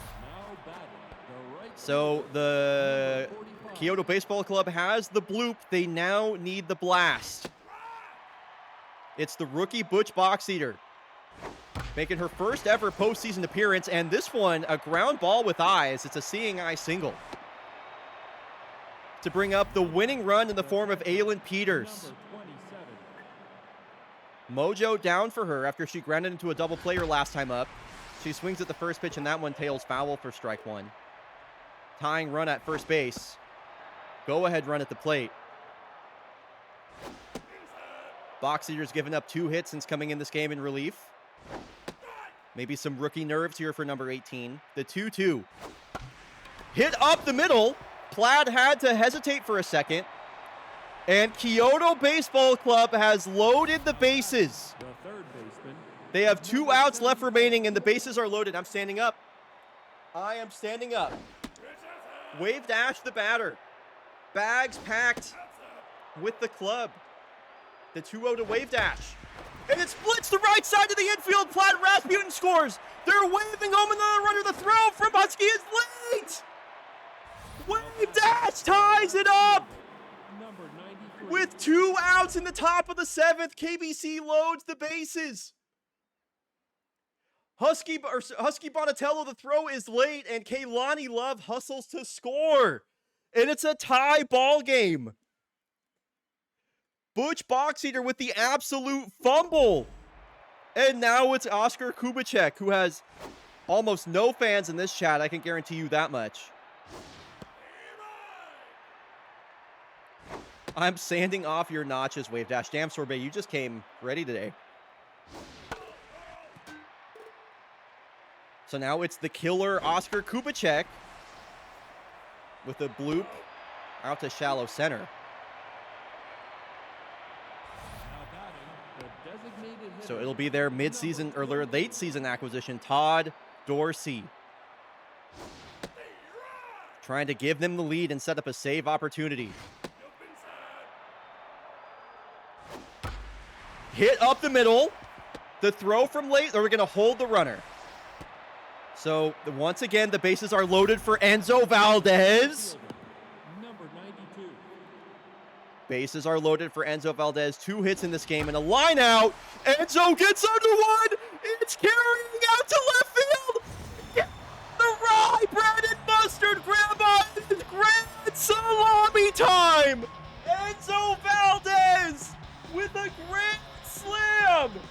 A grand slam here in the 7th inning. Oh my God. Enzo Valdez, who else? Who else? Join the fucking club. Join the club. What a moment for KBC. Holy shit. And Butch Boxeater is rattled. What a massive turn of events. The Bushrangers came into this inning up 2-0. They were 2 outs away from a Game 1 victory, and now they trail by 4. It's a 6 spot for KBC here in the 7th inning. Butch Boxeater had a 2.84 ERA in the regular season. Wow.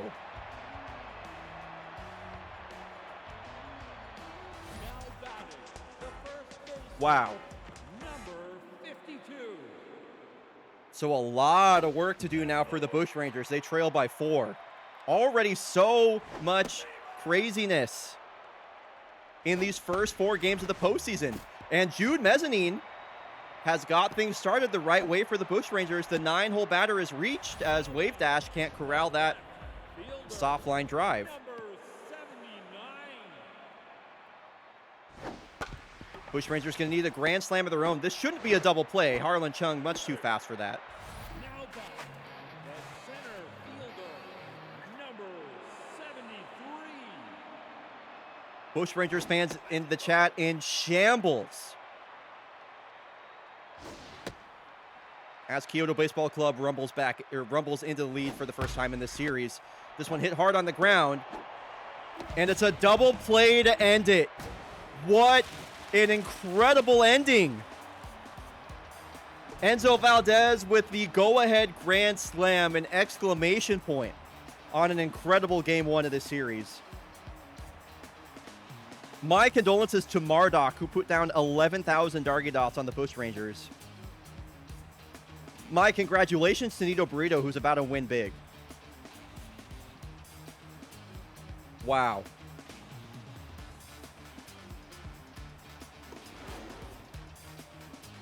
Get fucked, Bush babies? Damn. KBC fans have been hearing it from the league all season long, and they're about to let you know that you just lost. Carly J, 4 1/3 innings pitch. Mitch Dawson comes in and cleans up. Swing Slinger, what an effort to waste from him. He pitched 6 1/3 through a blister. I gotta tell my wife I just lost 5,000 Dargy Dots on the lesbians. Oh my god. Enzo Valdez. Enzo Valdez, dude. I said that him coming to the KBC changed the entire complexion of this team. He took this game over, dude. A stolen base, 3 hits with a grand slam. He's simply just one of the best to ever do it.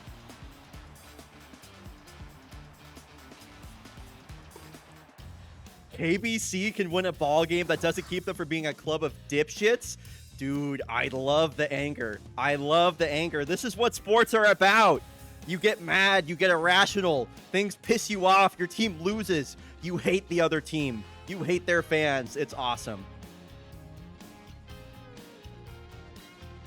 Okay, good, because I'm fucking pissed. You should be. Your team just blew it bigly. You gave up a grand slam to the number 1 guy that you couldn't give up a grand slam to.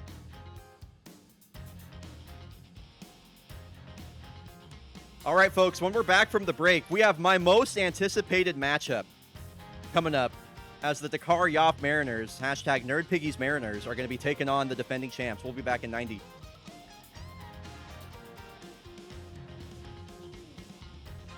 By the way, folks, I did fully update Fake Baseball Reference. So if you hop down to, if you hop to any of the season pages, you can find the full stats for every single roster.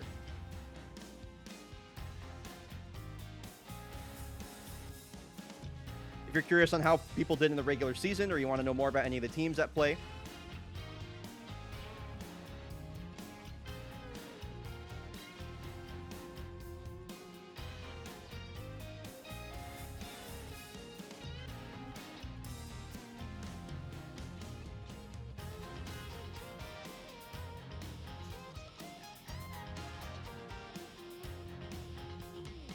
all right.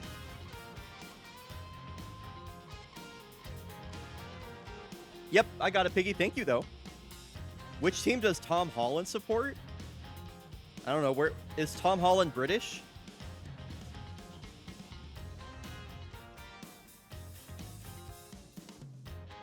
I don't remember where he's from. Yeah? I would imagine he's going to be supporting like one of the only European teams. So probably Valencia would be my guess.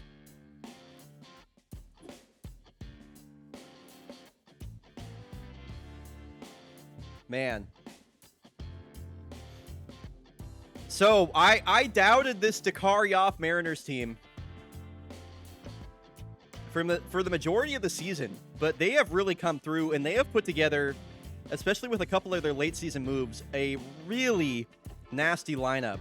I am just so excited to see that Soap McTavish is going to be playing postseason baseball, and that excites me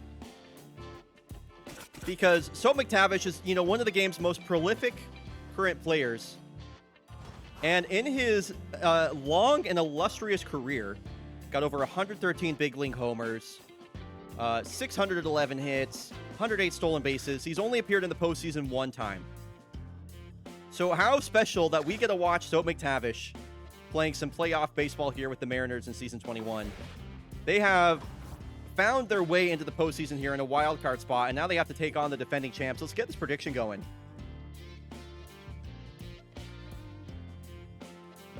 Who do you think will win between the Dakar Yoff Mariners and the defending champs Golondrinas Valencia? Prediction is live. These are two of the best offenses in the Eastern League and in all of baseball. The defending champs in particular, just absolutely crazy numbers. They're first in their position players are first in WAR, 23 collective WAR. They're first in WAR, hits, home runs, batting average, and OPS. They've also won the most games by 5 or more runs. Pretty amazing stuff.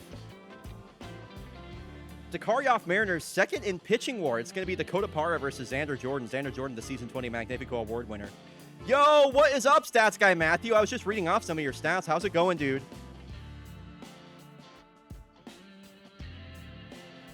Okay, I am so excited for this matchup, and let's go. We are headed to Aviary Park here in Valencia, Spain, for my most anticipated matchup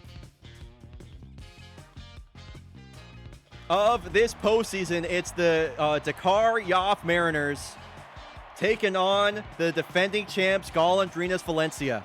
It'll be Xander Jordan taking to the mound, and a trio of future Hall of Famers here at the top of this lineup. This Mariners lineup is so cool. It's Dom Hudson in the leadoff spot here, taking on Xander Jordan. Again, Xander Jordan, the 8th best pitching season in fake baseball history last year. Not as much to write home about this year, only a 4.57 ERA, didn't even pitch 100 innings. Allowed 107 hits, gets the nod here in Game 1, as you would expect, versus Dom Hudson, who shoots one out to right field, but Harrison Sierra there with a diving grab to steal a hit away from the amazing Dom Hudson. So, the last time Commander Shepard appeared in a postseason game on a Dakar Yoff Mariners roster, the Mariners won the World Series back in Season 14. So after a long career, Commander Shepard comes home to the original team that she came up with and has helped carry them to another playoff berth. And both Commander Shepard and Soap McTavish combine here for base hits. That's right, let's do the team hashtags. Chat, who are we rooting for? If you're rooting for the Dakar Yoff Mariners, hashtag fish on. If you're rooting for the defending champs, hashtag Somos las Aves. We are the birds. I want to hear from you in chat right now. Who do we got? Commander Shepard on second, Soap McTavish on first. Marge Lowbrow at the plate. Slams this one up the middle. And Commander Shepard's going to come home. The ball rolls over to home plate, and Commander Shepard will score. And Soap will take third base on the throw. It was a very weak throw. It's Junior Sarsaparilla out there in center field.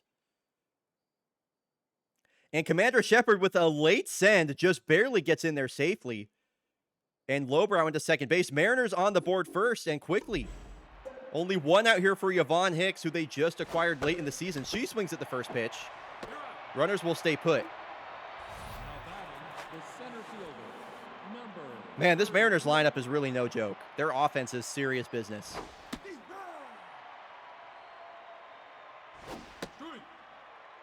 They go Pruitt down to his last strike quickly.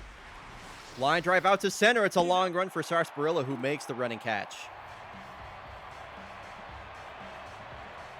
Dakar leaves two runners stranded, but they do get the first run across the plate. And the all-star, Bertrand Renaudin, going to get things going. Dakota Parra had his best season as a Mariner. Over 104 innings, a 3.72 ERA, 93 strikeouts. Did allow 14 home runs in the regular season. That's pretty high.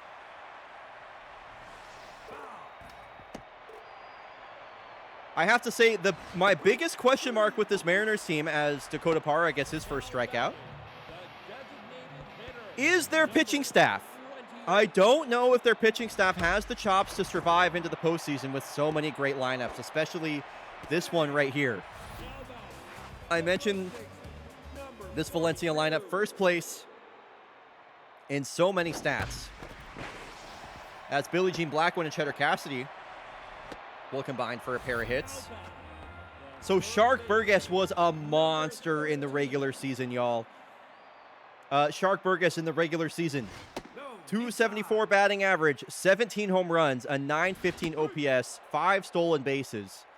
The dude was absolutely mashing, and he's got the third straight hit to load the bases. So after the Mariners put up a few base runners in the first inning, Valencia is answering right back, and it's slap dappy with the bases loaded.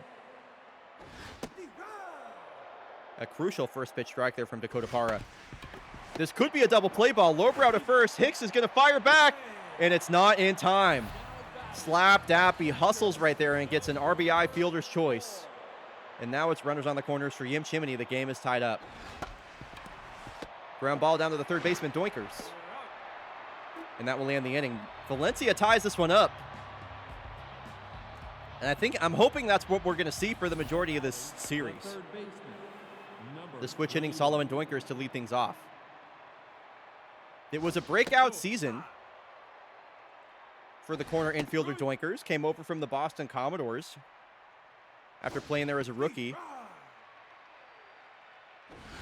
And an 802 OPS, 6 home runs, appeared in 71 games for the Mariners. He'll strike out to lead off the inning.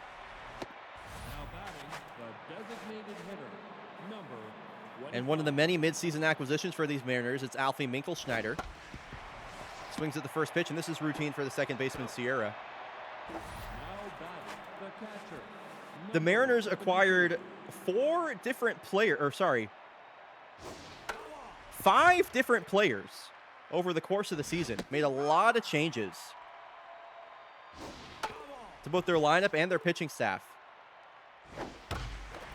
And Vidar Usted on an 0-2 count with 2 outs will work a base hit to bring up Dom Hudson here with 2 outs and a runner on first. That contact versus lefties activated. Xander Jordan approaching 30 pitches here. Cutter in there for a first pitch strike to Dom. And just attacking the bottom of the zone here, the 0-2. Really nice piece of hitting there. A couple of base hits on a 2-strike count. Here on 2 outs. Mariners finding some hits in some tight spots, keeping the line moving. A 2-out rally now to bring up Commander Shepard, who got a base hit her last time up. Also scored. And now ahead in the count versus Xander. 3-0 count. The bags are packed with Mariners, and Soap McTavish, the $20 million man, gets a massive opportunity here in the postseason.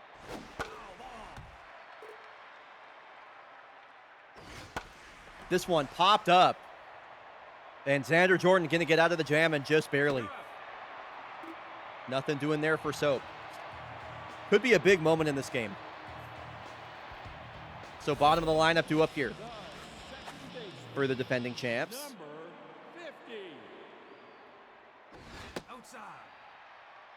First pitch is a 2-seam that misses away for Dakota, and then gets back in the count with a slider. Harrison Sierra strikes out, 99 up and in. That's a perfect pitch selection from Dakota Parra. By the way, folks, announcement coming after this game. I'll be making the announcement for our 2 co-commentators that will be appearing on Friday. It's pretty... I've cooked up like kind of a pretty cool thing to go along with it, with the assistance of somebody that's in chat right now. That'll be coming up after this game.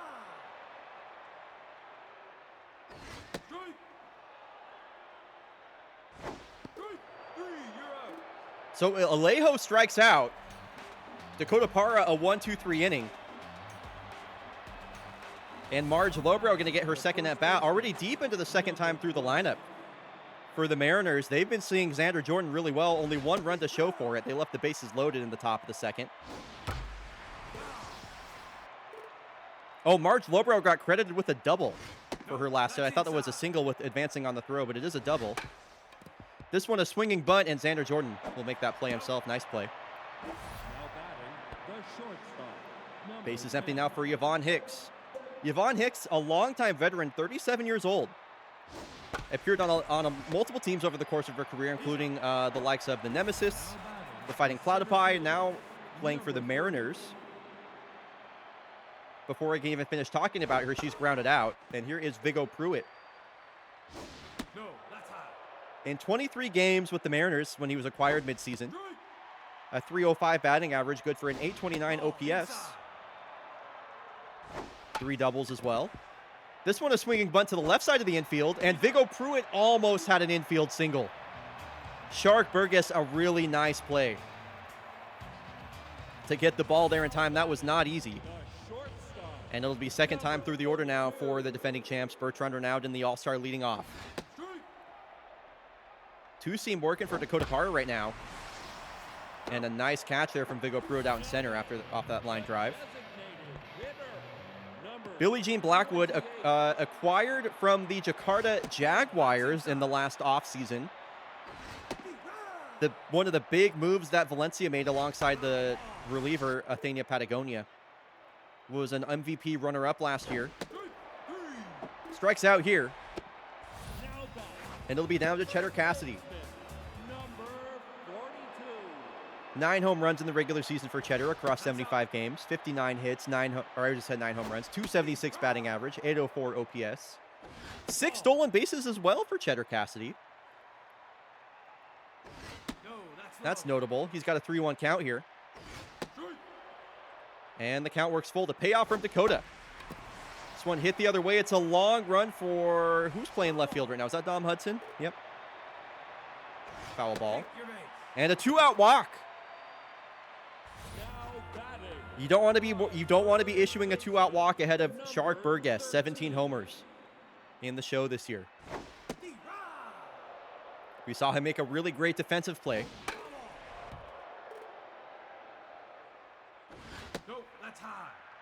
Valencia trying to repeat as World Series champions. Cassidy takes off, and it's a late throw from Vidar Usted. So into second base. Goes Cassidy, RBI man active now for Shark Burgess. And Dakota Parra pulls the string on the curveball. He swings over the top of it. So a runner stranded in scoring position. Mariners will get back to work. Solomon Dwinker struck out his last time up. Mariners left the bases loaded. I think that was back in the second inning, not in the third, I should say. Count evens on a check swing in the dirt, 2-2. This one hit up the middle. Harrison Sierra's been making quite a lot of plays. Nice sidearm throw over to first base in time.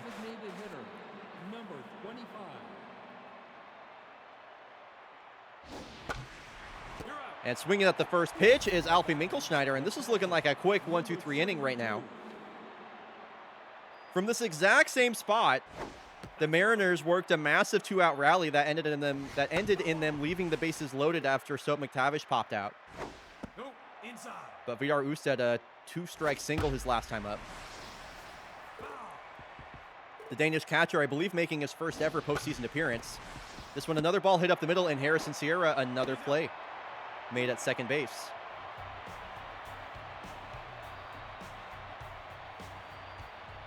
Now batting, the right fielder, number 46. So Slap Dappy to lead off. Dakota Parra is locked in. And ahead to the count 0-2 versus Dappy. Wow, Slap Dappy looking for a 2-strike fastball is way out in front of the changeup. And a 3-pitch strikeout for Dakota Parra.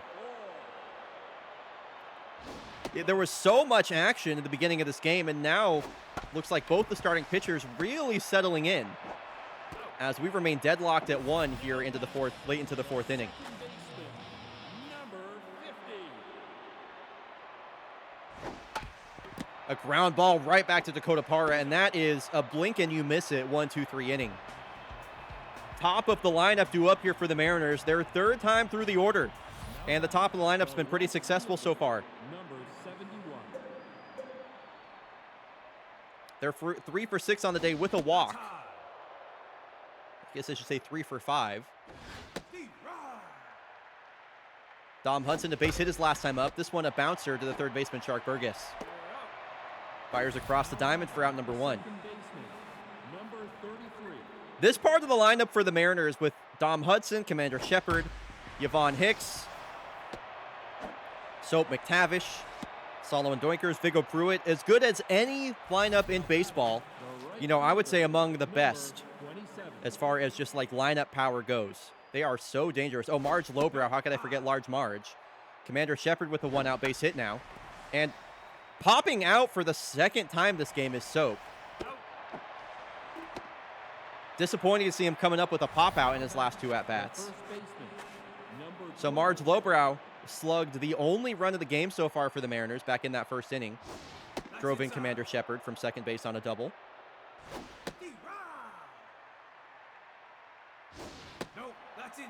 One of the best right-handed power hitters to ever do it, Marge Lowbrow.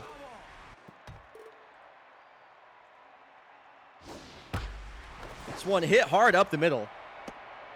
And another base hit today for Marge as she finds her second hit of the game. Now batting, the shortstop. So Yvonne Hicks in 27 games with the Mariners, 3 home runs, .253 batting average. This one a swinging bunt and an easy play for Yim Chimney. Once again, the Mariners leave multiple runners on base. 7 hits, only 1 run to show for it. Now batting, 8, 9, and 1 due up for the Birds. 52. Dakota Parra He's out. gets a first pitch out as Yvonne Hicks does a 360 before making that catch. That was pretty cool. Number 88. Ileana Alejo a strikeout her last time up. And Dakota Parra, that's his 8th strikeout of the day. He is absolutely dealing right now. And he's kept Bertrand renowned and quiet so far.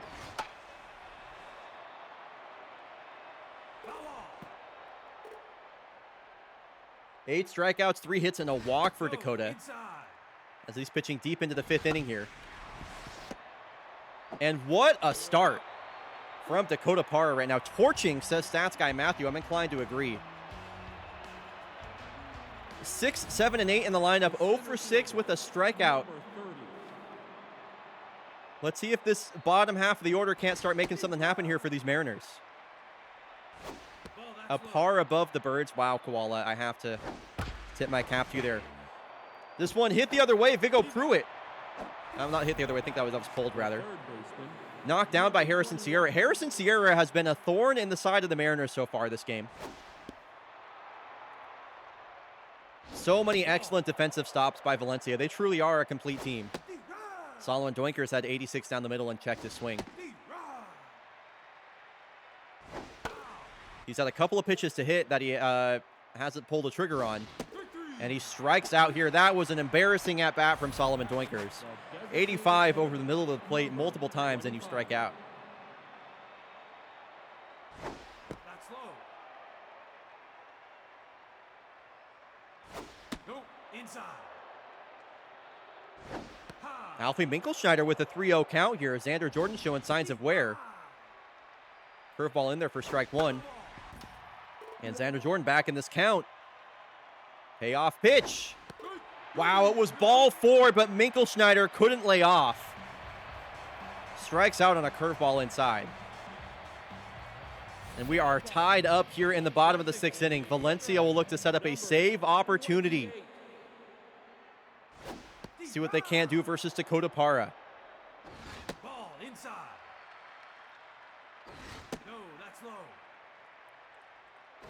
That's inside. Billie Jean Blackwood in the regular season, 14 home runs for Valencia. This one will be a routine flyout as Viggo Pruitt slows and makes the catch. The first baseman, number 42. so much power at this part of the lineup between Blackwood, Cassidy, and Shark Burgess. Shark Burgess due up next, of course.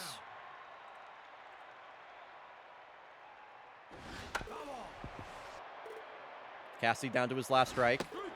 And for the first time today, Cheddar Cassidy will not reach. It'll be bases empty for Shark Burgess.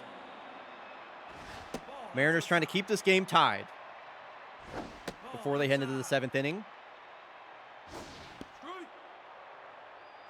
And a 2-0 changeup gets Burgess way out in front of it, and he's down to his last strike. Woo! 91 dotted at the knees. Shark Burgess can't believe it, but that is just perfect placement from Dakota Parra on that pitch.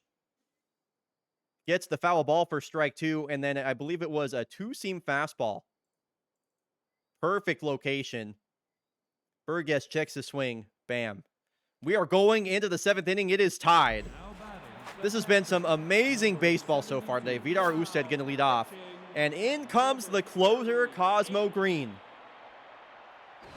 Won the World Series as their closer last year. In the regular season this year, 16 saves, a 3.96 ERA. 19 strikeouts, only 4 walks across 25 innings. If Valencia goes back-to-back, are they a dynasty? I'm not sure if they're a dynasty, but they would be only the 3rd team ever to win back-to-back championships. Dom Hudson, a drive out to deep right field. This is a long run for Slap Dappy. And into second base goes Dom Hudson, and crucially gets into scoring position ahead of both Commander Shepard and Soap McTavish now. So the big bats are coming up, and they got a runner. They got the go-ahead run on second base. Versus the closer, Cosmo Green. 4-seam slider and a changeup. This one hit down the right field line, and Commander Shepard will score the go-ahead run. The Mariners take a late lead here in the top of the 7th. It's the trio of future Hall of Famers right now about to combine. Or trying to combine, I should say.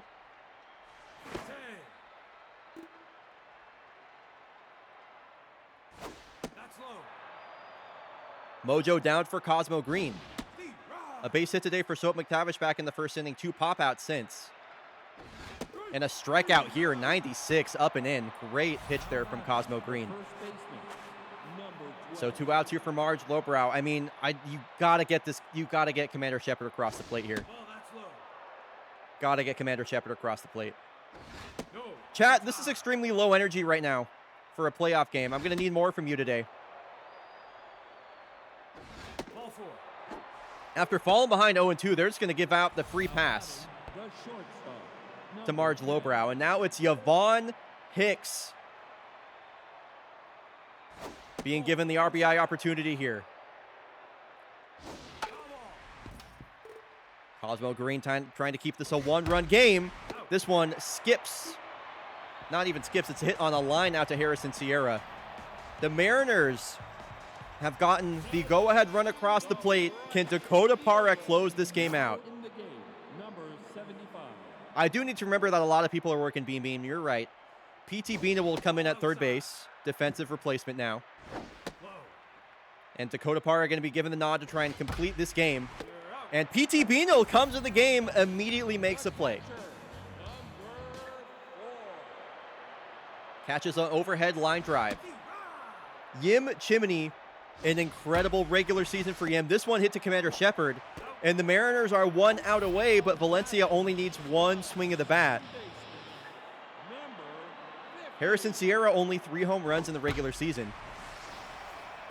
Gonna try and at least keep the line moving here. As Dakota Parra, Mojo's up to on fire. He's 1 strike away from a complete game. Harrison Sierra can't believe it. But it's a strikeout looking, and the Mariners will take game 1. Unbelievable stuff for Dakar.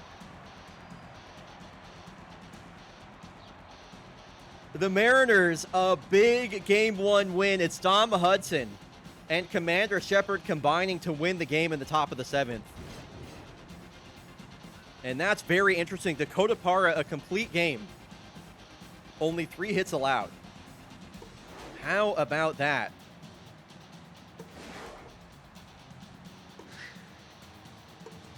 That's pretty amazing.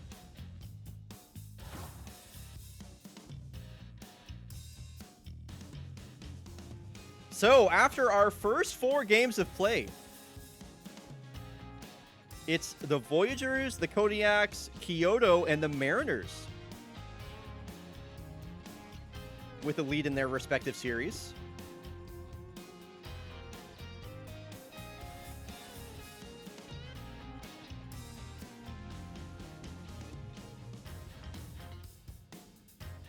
One moment, I need to figure out which song I'm looking for here. Give me 2 seconds.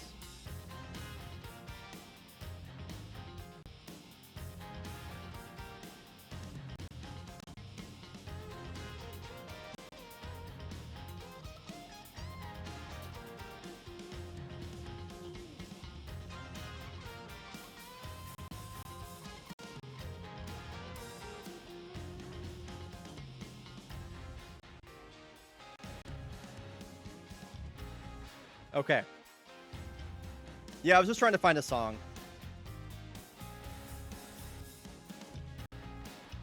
Okay, we're all good. We're all good. We're all good. We're all good. We're all good. Let me get everything I'm going to run the ad break and let me get everything that I want to get open. And then we'll make my little announcement. We'll be back in 90 seconds, folks.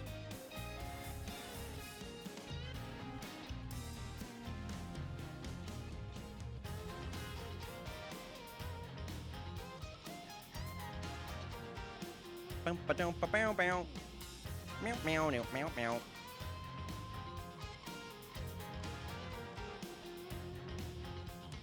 Shut up for me.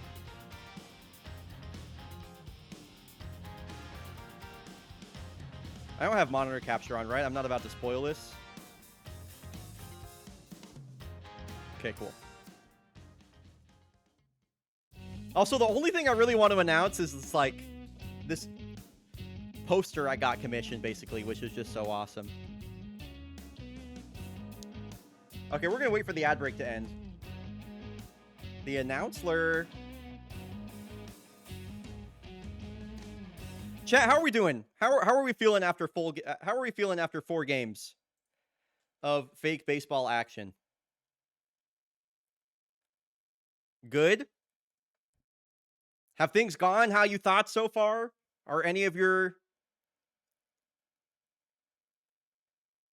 fake ridiculous announcement guesses are a fun pastime? I agree. I'm off work and there's a brisket in the oven. Yeah, oh my god, that sounds so good. I just wish I was able to pay full attention. I hope you'll be able to pay full attention on Friday because, well, you know, I'm not quite ready yet. The lesbians lost hurt. Dude, the KBC game was crazy. Was nuts. Was unbelievable. Okay, I'm going to make it... By the way, if you're watching this on the VOD, by the way, you're not going to be able to hear the music because I'm not trying to get copyright struck. But anyway, I'm just going to play... I didn't really plan out this announcement at all, but I think it's going to be funny and this song fits. So anyway, let me make sure this isn't too loud. Nice. Okay, so again, I didn't really make like a video or anything. Does anybody know? Anybody recognize what movie this song is from? You might not know until about like 20 seconds. Anybody know? Shredberg got it immediately. That's right, it is from One Battle After Another.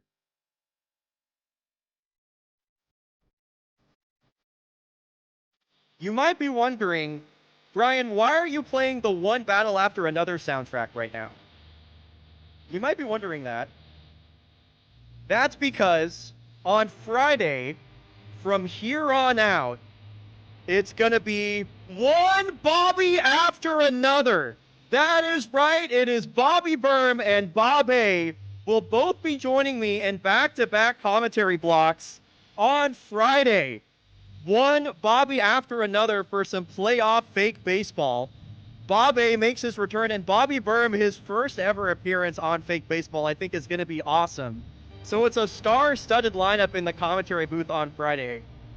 Shout out Bernie, by the way, for putting together this poster. I don't know if you remember. I was like, hey, anybody want to like put together a commission poster for me?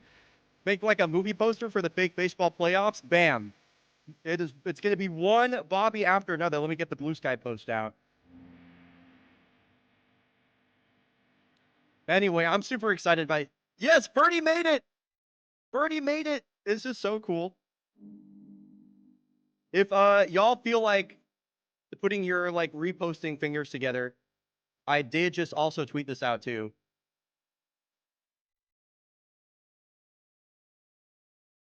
Bam. Yeah, this was fun. As soon as, like, Bobby was like, oh, I could do the 29th, and then other Bobby was like, oh, I could do the 29th. I was like, guys, we have the opportunity to do the funniest thing. So yeah, I'm excited. I'm really excited to have them both on. That'll be on Friday starting at 2 p.m., by the way. Friday or 2 p.m. Pacific, I should say. Anyway, if folks would boost this, I would appreciate it.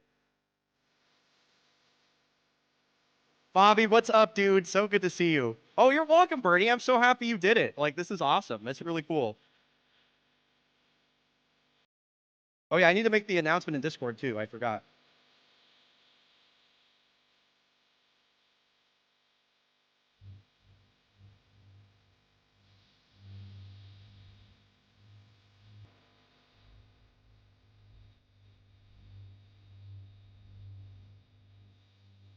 Fake Bobby League? Something like that.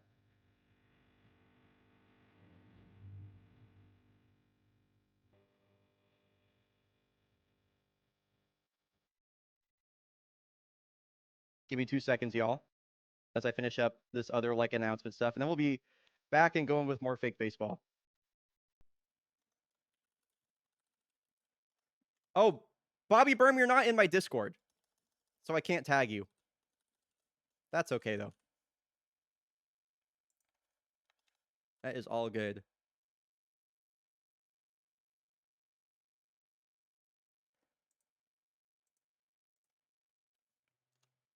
Bam.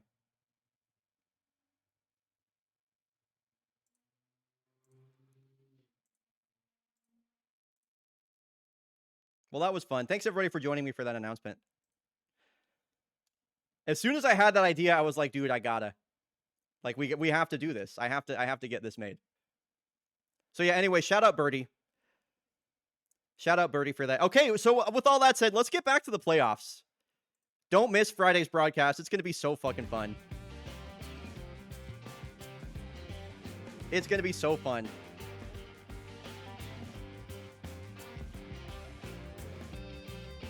Oh, if you haven't seen one battle after another, yeah, you got to watch it. You got to watch it.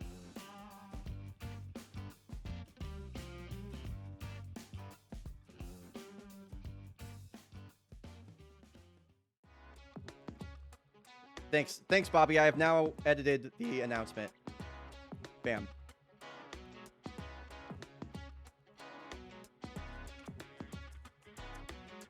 Update the series total. Thank you. We should also get the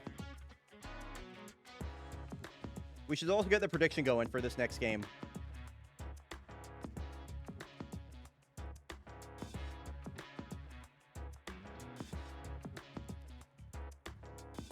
We are headed back to Montreal for Game 2 in this series. Prediction is live.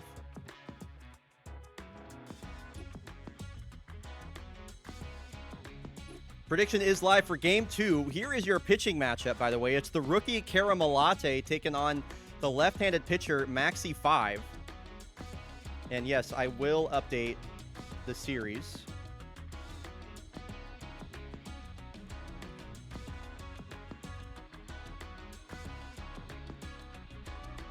It was the Voyagers with a walk-off victory in Game 1. It was a super back-and-forth game. It was the Voyagers in the lead, then the Bomberos, then the Voyagers again, then the Bomberos again, and then finally the Voyagers with the late-inning walk-off. Rogue Huxley locked in. I mentioned she could be an X-Factor. Yoba Palomito had a good game. Alaya Novak did not have a good game. It was a super crazy Game 1, and I am very excited to get into these second the second games of this series. As the series continues to go on and on and on, the batters will get more and more looks at opposing pitchers, and things just keep changing. So, here we go. Game 2 of this series as we head back to Montreal to Stade de Royal.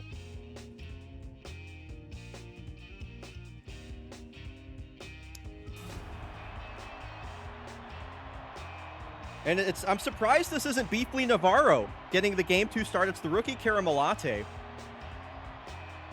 I need to get Karamalate's stats up real quick here. I forgot to do that in between games. Right fielder, number 7. No. First pitch from Maxi 5, taken upstairs for ball 1. Bimto Smack in the leadoff spot. Another lineup change here for the boys. And we've seen that quite a lot on a 2-0 count. Bimto Smack just pulls that one out to left field. That was an easy base hit for him. So a leadoff base runner aboard. Number 13. To bring up Yobel Palomito, easily the best batter for the Bomberos in Game 1 of this series.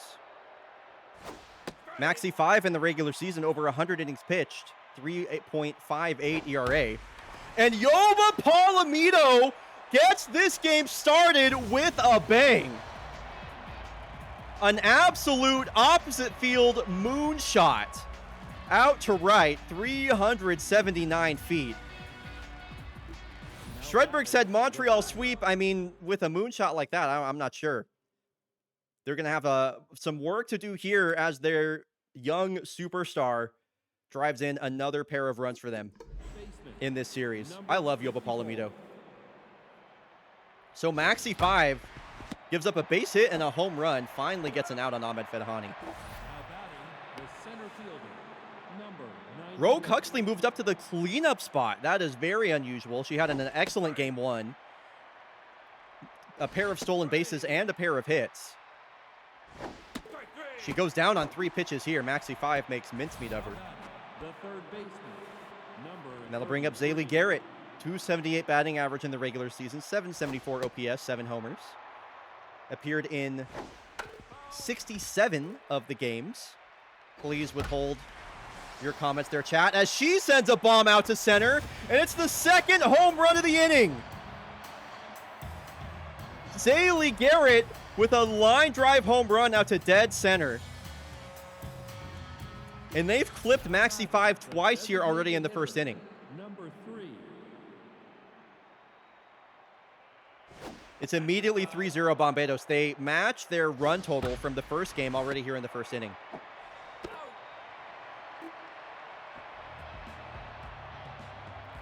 So I think the big question mark that's currently sitting over this game is, what are we going to see out of Karamalate? Karamalate, a rookie, by the way, 19 years old. In the regular season, over 90 pitches, struck out only 72, walked 41, gave up over 100 hits, gave up 10 homers, had a 5.28 ERA. She's got a strikeout on Tycho Raikkonen to get things started.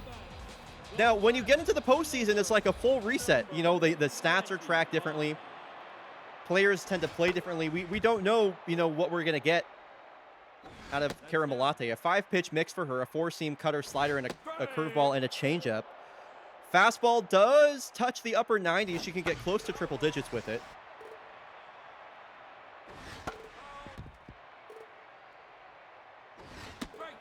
The changeup is the only pitch from her that's going to be running away.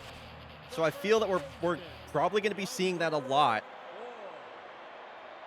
as a put-away pitch to lefties. It's been mostly fastball so far. Pretty even mix of the 4-seam and the cutter. There was the cutter. The 1-2 to Masahiro, who hit off the end of his bat and just served right back up the middle. That's a really nice hit on 2 strikes from Masahiro. Now bring up Tigran Zakarian, a home run in Game 1 of the series.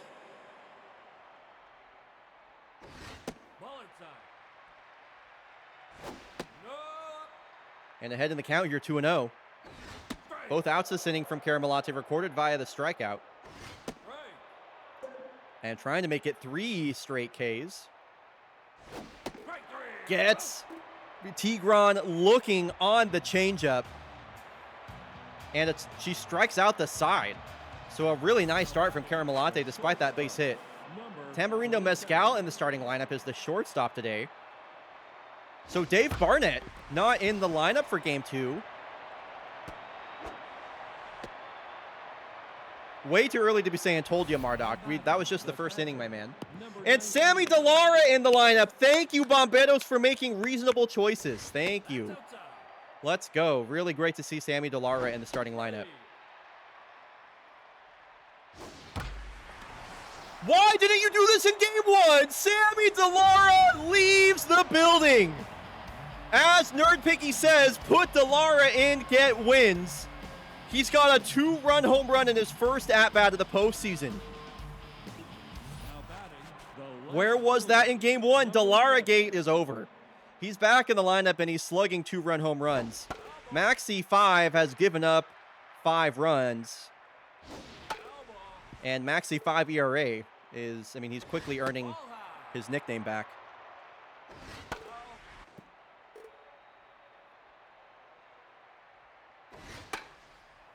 That's what I'm saying, Gnarly Quinn. Good to see you, by the way. I think I've already said hi to you, but saying hi again.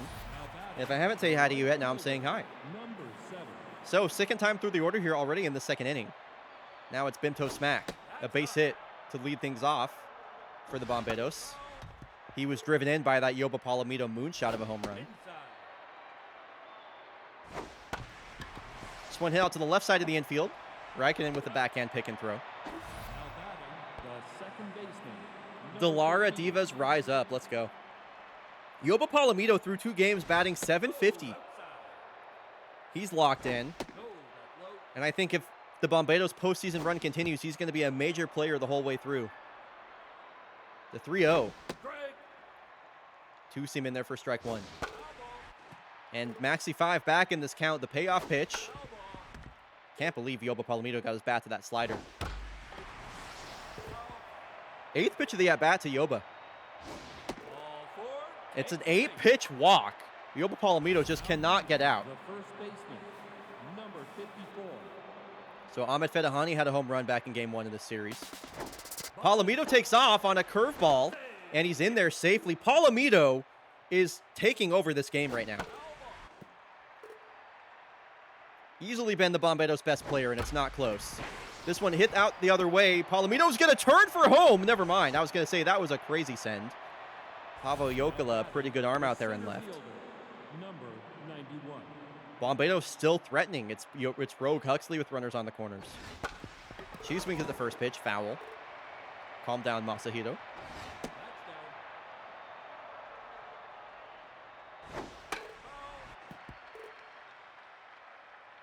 The 1-2. Rogue Huxley, a ground ball. Tycho Raikkonen there for the play. Runners stranded on the corners. But Santo Domingo puts up 2 more runs. They lead by 5. So the rookie Caramelate with all the run support she could ask for. Oh my gosh, chat, there is a giveaway right now. An anonymous gifter has gifted a Bomberos Sandom hat. You can win this hat right now if you type !enter in chat. If you're lurking, if you're working, if you're on fake baseball radio, unless you're like driving or something, if you're driving, tough luck. Get in chat right now and type !enter for a chat to win this hat. This is one of my favorite hats out there, especially with the blue cap or the blue bill. Not a lot of people have entered right now. If you type !enter, you have pretty good odds of winning. If you're driving, pull over. There you go. There you go. And we're just going to wait till this giveaway is over, or at least till people have a chance to enter. If you're flying, land. Turn off airplane mode. All right, let's see who wins that. Oh, that is so fitting. Congratulations, Birdie. Well deserved. Really well deserved. Congrats, Birdie, on winning that Bomberos Sandom cap. Manny Mann leads off the bottom of the second with a lead off, or with a double. Second hit allowed by Caramelate so far. And Valentino Rosebud ahead in the count. Voyager's trying to start chipping away here early in the second inning.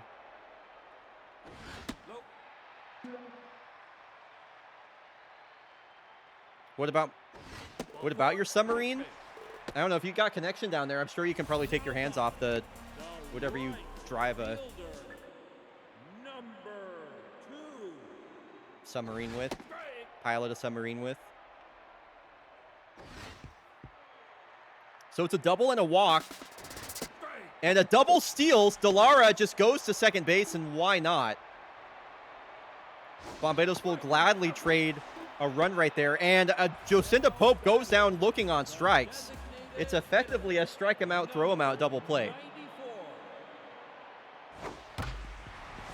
And Sleep McDykel hits this one on the ground right at the shortstop Mezcal. Runner is left stranded on third.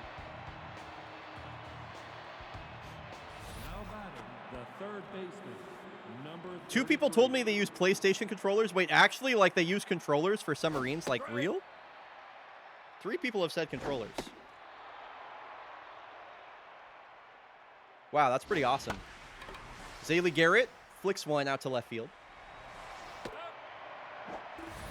Pavel Jokela, to finish him, will make the catch. Number 3.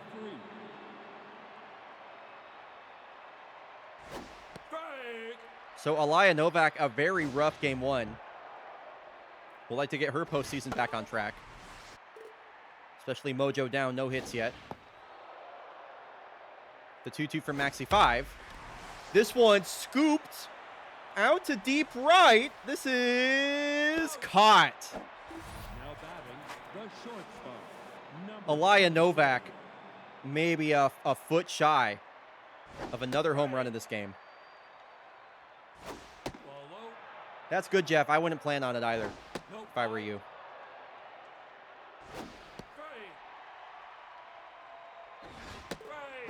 And a strikeout looking on Mezcal. Base in his hands. Rylan Baja going to lead things off. Still 5-0.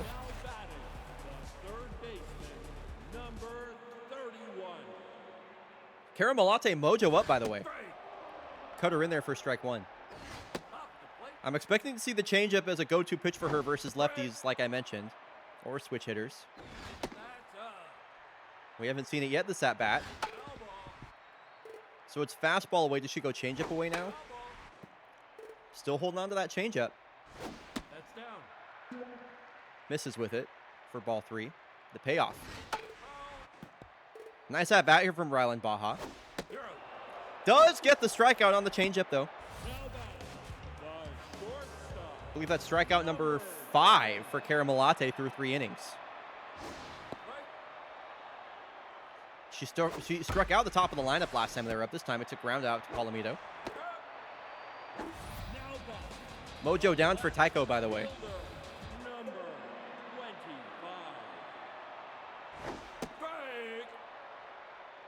And, man, if this is what we can expect at a Karamalate for the postseason, the Bombados pitching staff can, like, solo carry them to the World Series at this rate. Riker Vaughn was excellent in his start. She's doing amazing. Beefly Navarro's great. Welcome home, Iwala Koala. So, Sammy Delara, a 2-run home run in his first at-bat of the postseason his last time up. Making a case to be in the lineup every single day, which he should be. This one's a fly ball out to right field. That one short of the warning track. Don't doubt my girl, Kara. Bro, she walked over 40 people and had a 5+ ERA in the regular season. I think the doubt is warranted.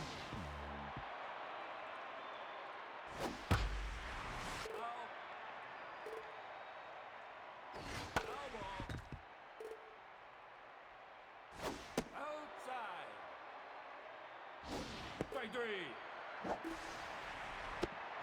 back, the right fielder, number 7.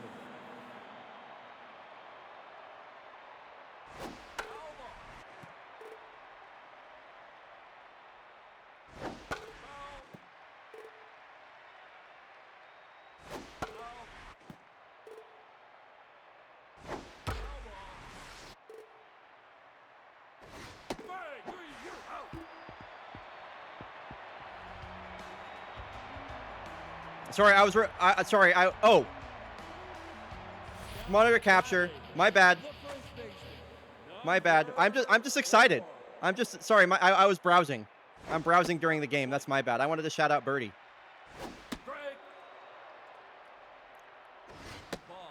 Sorry, folks. Well, I think that was a 1-2-3 inning for Maxi 5 is what we missed. I hadn't actually looked at what anybody saw with it so far. So anyway, I'll move this over to my other monitor now.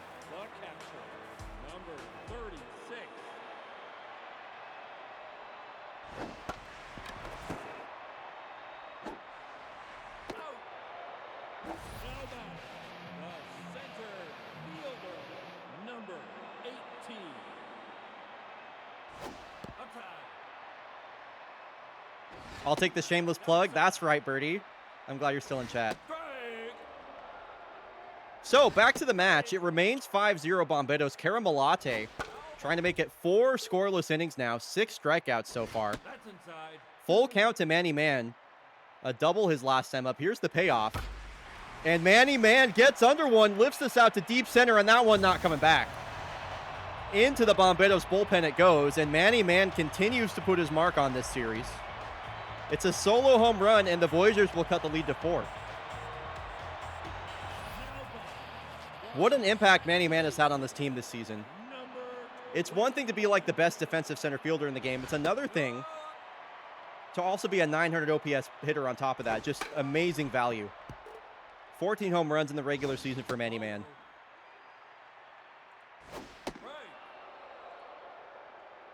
Birdie, I'm kind of glad that like monitor capture was showing there because I wanted to I was gonna send that message your way and be like, Birdie, look at this, but you just saw it. So there you go. It all worked out. My man, Manny Man. So after giving up the home run, it's a 2-out walk. Now you got Jocinda Pope up to the plate.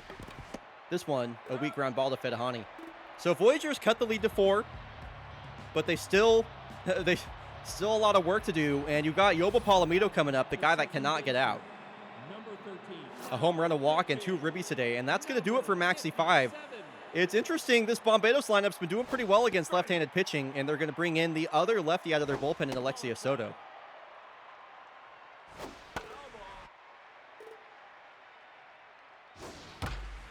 Palomito was really, dude, Palomito's been, if he's not hitting a home run, it's a warning track flyout. Like, he is tagging every single ball that he sees right now. Alexia Soto in the regular season, a 6.08 ERA across 40 innings pitched. She struck out only 30 and walked 26. Also allowed 62 hits in 47 innings. Jeez. That's really bad, by the way. In case people were wondering.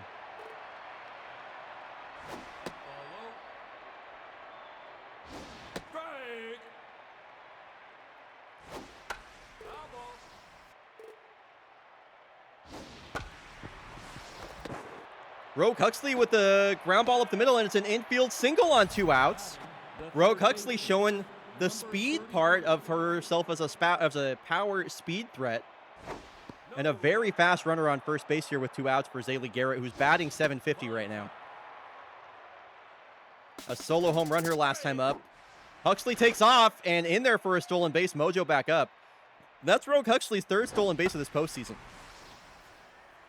These Bomberos are so fast, and Zaylee Garrett will pop out there.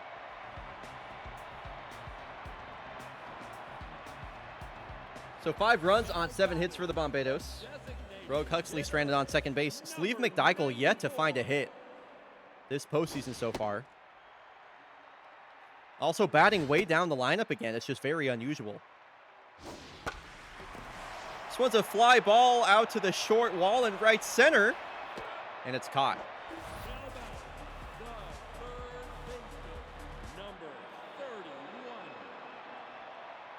So it's the 9-hole batter, Rylan Baja, also searching for his first hit of this postseason. And this one's sent out to deep right center.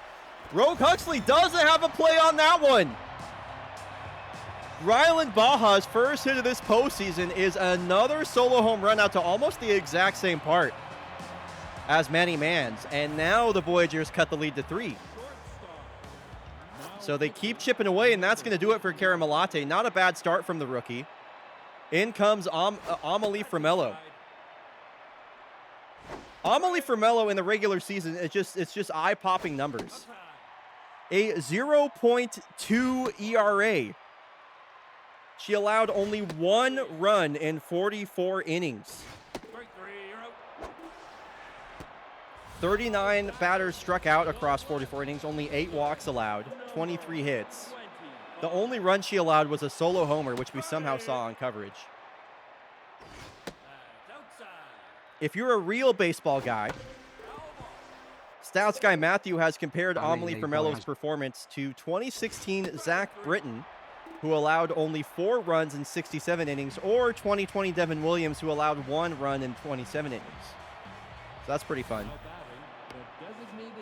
She puts up a clean bottom of the 5th, and Aliyah Novak can lead off the 6th here versus Alexia Soto. Oh, there's another giveaway. Oh, chat, there's another giveaway happening. This one's for a Voyagers hat. The Flying Marlin is giving away this Montreal Voyagers snapback. You can type !enter to win a Montreal Voyagers hat. I don't think any of these have been produced, by the way, so I'd be very curious. I'm curious to see how this one's going to turn out. It is available in other colors, should you so want it, in one of these other wonderful colors as well. I think it looks particularly good in black. Silent119, congratulations on winning that Montreal Voyagers hat. Thanks for the giveaways, y'all. I really appreciate it. Aliyah Novak hits one the other way, and that has a hit stolen away from her there by Ryland Baja. Nice play. That was fast. Yep, got to keep your eye on chat.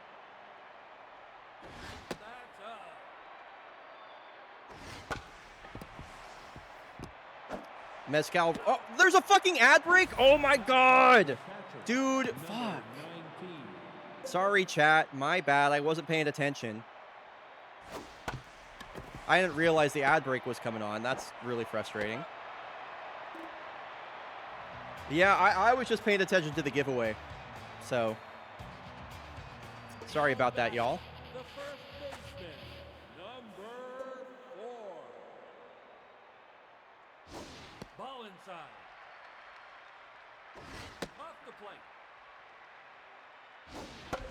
Masahiro Hu, a ground ball down the first base line. Just hops over the first base bag. And Hu is on first with a leadoff single. So the Voyagers slowly crawling their way back into this game.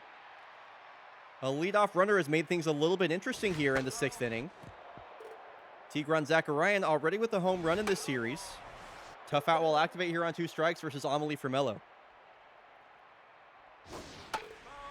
Framello, a 2-time All-Star.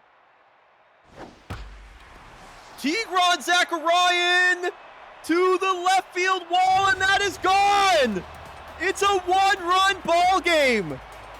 Everybody clowned on the Voyagers for getting rid of Waterloo Strawberry and signing Tigran Zakarian, but he's driven in 4 runs in this postseason.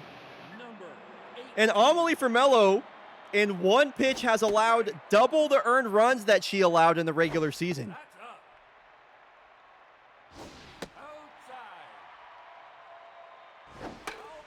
What did they know, asks Bean Beam. You gotta wonder. And the finish him, or is this the finish him? No, this is Manny Mann. Almost made it back-to-back homers. Montreal's made this game a lot more interesting. They've almost come all the way back. 1 out, bases empty here for Valentino Rosebud.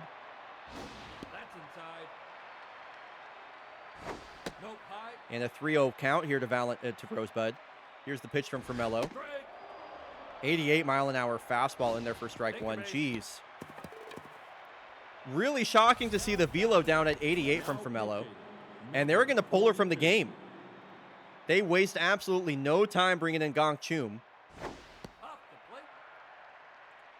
I've mentioned how the Bomberos have the best pitching staff in baseball. They had the lowest team ERA. Gong Chum pitched over 66 innings for a 1.76 ERA and a 12-1 win-loss record. Him and Amelie Formello combined for over 100 innings with only 14 runs allowed.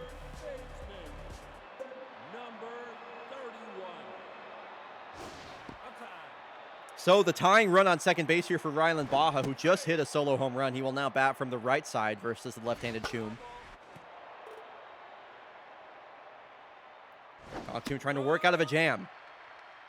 Bit of a rising 2C misses. And Baja spoils a low fastball on 2 strikes to stay alive. Fighting off a lot of good pitches, a lot of north-south pitching right now from Chum. Keeps going high, low, high, low, high, low. This one a blooper that will be caught by Tamarindo Mezcal. So the Bomberos still narrowly with a 1-run lead.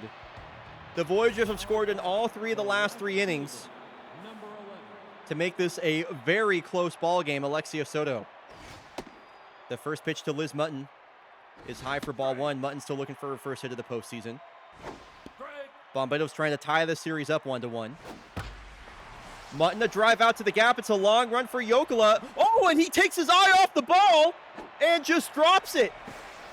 It looked like he had a catch lined up, but that one sails past him, and it's a leadoff double for Mutton. Number 7. Mutton chops. So now the lineup turns over, and the table is set for Bimto Smack in the top of the lineup. This ball gets away from Zacharian. And now an insurance run is sitting 90 feet away with nobody out. All any of these Bomberos batters have to do now is put the ball in play. There's putting the ball in play. How about to the tune of a 2-run home run? Bimto smacks this one out of here. That will not be a pinball triple. That will be a 2-run shot. And the Voyagers will extend that lead to 7-4. This is a crazy series, y'all. Number 13. This is a crazy series.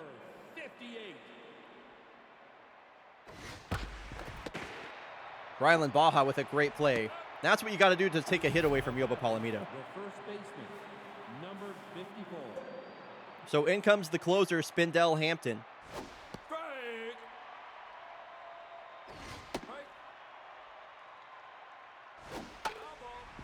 Off-season acquisition by these Voyagers, pitched for the Blowfish last season. Will strike out the first batter she sees. The center fielder, number 91. So the Bomberos have successfully secured those insurance runs. Rogue Huxley will strike out. And it'll be down to Gong Chum to get 3 outs for the save here. 7 runs on 9 hits for the Bomberos. Tycho Rackinen in the leadoff. He's still looking for his first hit of the postseason. Swings at a changeup for strike 1. I have a lot to say about this Formello home run allowed. I would love to hear about it. I think my stats guy Matthew thing is working. Cool Stats is working if you want to drop him in there.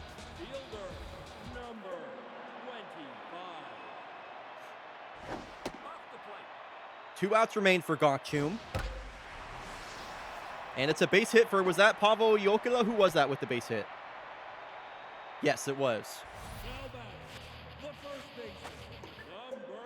So 1 on, 1 out. Masahiro Hu, 429 batting average at this stage of the postseason. Fairly early going still.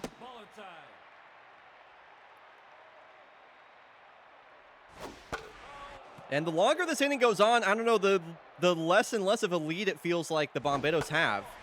This Voyagers offense just so potent. A lineup that runs so deep, but they're down to their last out. A high changeup gets a swing and the miss from Masahiro Hu, and it's Tigran Zacharian. He's been a big issue for these Bomberos so far. You do not want to have Manny Mann coming up to the plate as the tying run. And he just might on a 3-0 count here from Gong Chum. Wow. It's a 4-pitch walk, and it's Manny Man Number 18. with a chance to undo all of the Bomberos' hard work right here. First pitch, a 2-seam that catches the inside rail for strike 1. That's inside. Ball and a strike here to Manny Man. Ground ball over to Palomito, and Gong Chum gets the save. Definitely a nail biter at the end there, but the Bomberos will even out this game, or will even out this series 1-1. And we got ourselves a series, folks. Holy...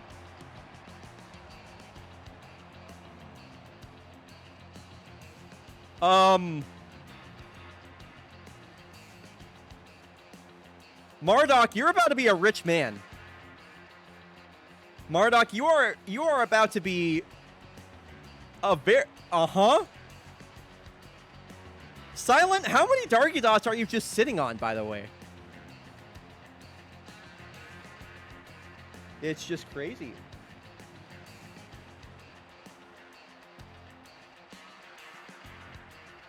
Wow. He's going to wake up to a big payout.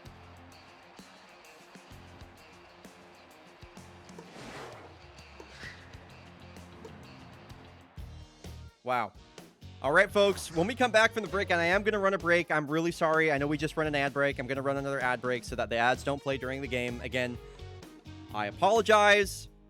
If you want to look into your own ad blocking solutions, Google Twitch ad, or Google like what is it, like Twitch ad block or something? It's a GitHub page. You can find stuff there. Also use ad skip. Sorbet's gifting 5 subs to chat. Thank you, Sorbet. I appreciate that a ton. We'll be back in 90 seconds. Knights versus Kodiak's Game 2 coming up. We need to lock. I'm locked in, bro.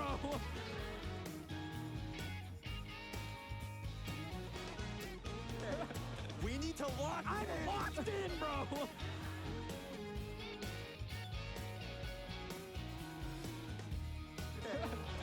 Or you can subscribe. Yo, what's up, Zyphles? What is up, dude? Congrats on the gift sub. Yeah, who did get those gifted subs? Kid Pro Quo, the Kyle Thomas, Aquafox, Zyphles, and Ferret. Congrats on your gift subs, y'all.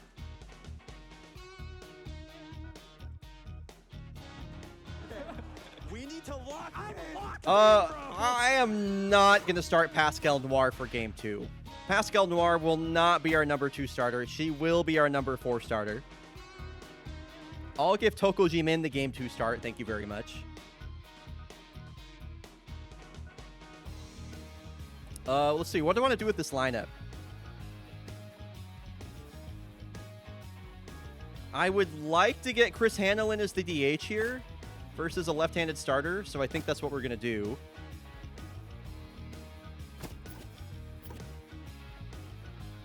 Seems fine. And then if they put in a right-handed pitcher, we will just bring in Julie Mount, I think is the plan.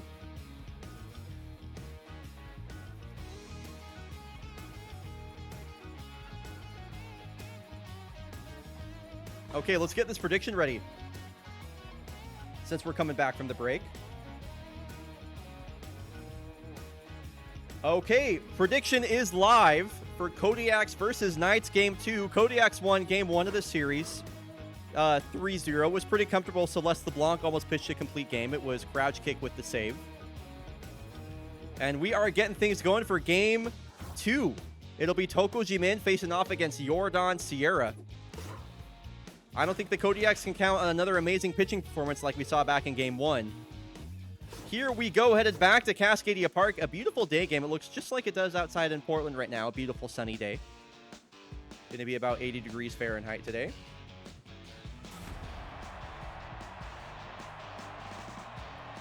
Thanks for all of the gifted subs, for the hat giveaways, chat. Thanks for all the support today as we head into the fake baseball post-season. Thanks for all the love on the one battle after, or the one Bobby after another announcement, by the way.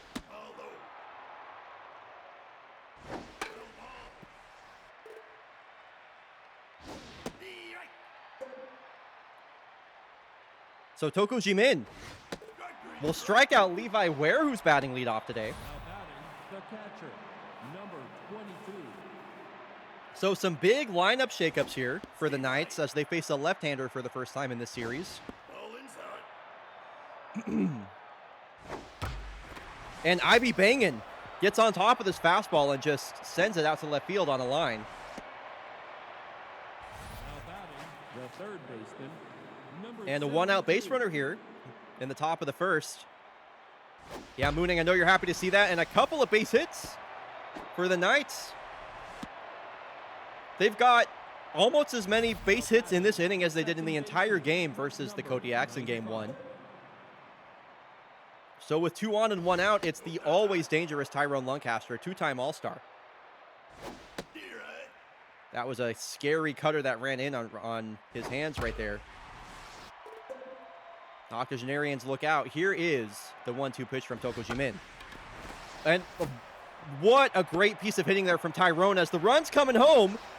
And Ivy Bangin is going to score. RBI single Tyrone Lancaster. I love that piece of hitting from Tyrone Lancaster. I want to highlight the pitch that he just got on top of right there. If I can bring that back, thank you. It's a high fastball from Toko Jimin. And, man, Tyrone just such a good job to stay behind that. He gets it on the outside of the plate, so why not send it the other way? Great piece of hitting. RBI single. Tyrone Lancaster gets the Knights on the board. And they've done what they couldn't do in the entire first game. They finally score their first run of the series. Runner takes off, and Tyrone thrown out at second. They tried to call a hit and run. Did not pay off.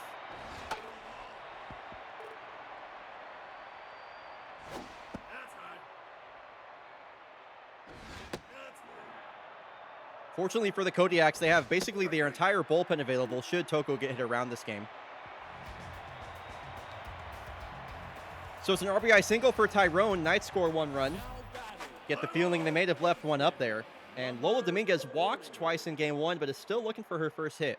That's inside. Off the plate.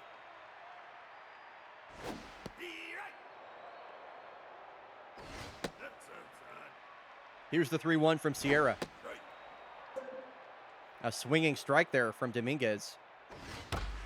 And Dominguez, a high drive out to left. It bangs off of Mama Bear. Levi Ware, a great relay off the wall, and in there for a double. Goes Lola, finally finds her first hit of the postseason. And she's into second base, sliding, as the Kodiaks look to answer back. That's Mama Bear for you, Motas. This one, a bouncer down the third base line. As Katabura grounds out for out number 1. Both starting pitchers today with the K-Man trait, I should mention. I think that's kind of interesting. A couple of lefties, both with the K-Man trait. Kind of fun. Jordan Sierra appeared in the All-Star game last year with the Glasgow Grays.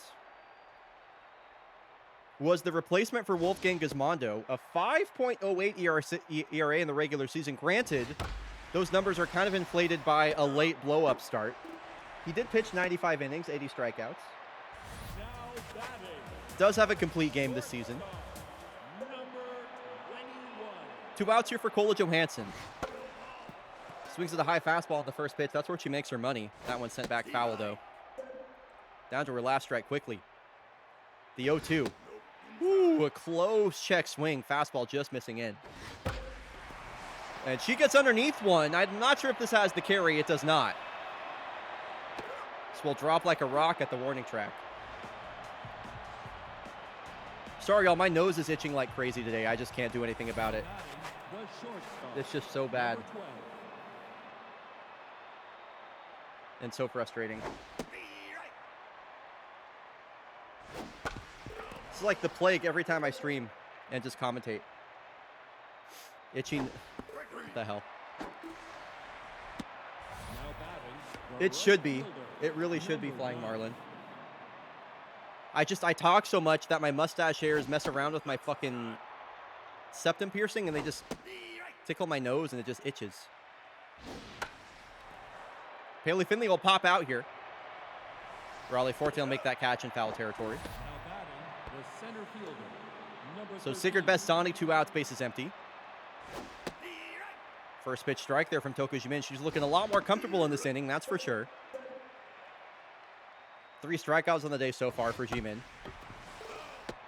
Opportunity to make it 4. The 0-2. 99 from Toko. I didn't know she had 99 in her. I feel like that's the fastest pitch I've seen from her all year. Bastani rolls over on a ground ball in the dirt. And it'll be the middle of the lineup coming up here. Chris Hanna will get his first at-bat of the postseason versus the left-handed Sierra. Kodiak's going with a platoon at DH today. Julie Mao on the bench. Goldsmith a base hit in every single plate appearance so far. 3 hits in game 1. And finally, he is put out in this series as Sierra's covering first base. So here is Chris getting his first at-bat. Chris Hanel, definitely his worst season with the Kodiaks so far, though he did have some late life off the bench for him. A 654 OPS, only 2 home runs across 42 appearances. Or games, I should say. And Zamboni gets jammed. And Jordan Sierra has held the Kodiak scoreless through 2. 9, 1, and 2 are due up. Sun Lee Kim's looking for his first hit.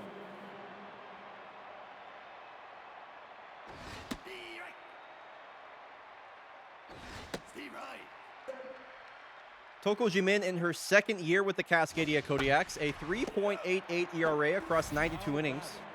The big ask from the Kodiaks this year was getting her covering more innings after she pitched a career low in season 20.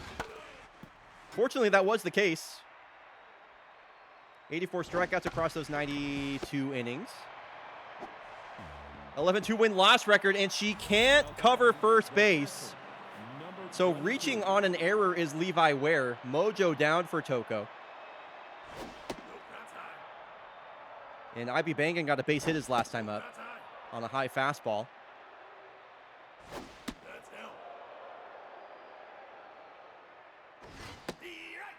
Surely you don't walk a guy after a fielding error. Maybe a double play instead. Gizmo covering first, second, fires to first. And that error is quickly erased. Toko Jimin can breathe a sigh of relief as Kodiak's defense turns to Rally Forte will lead things off. Number 25. Takes a big hack at a first pitch fastball, fouled straight back.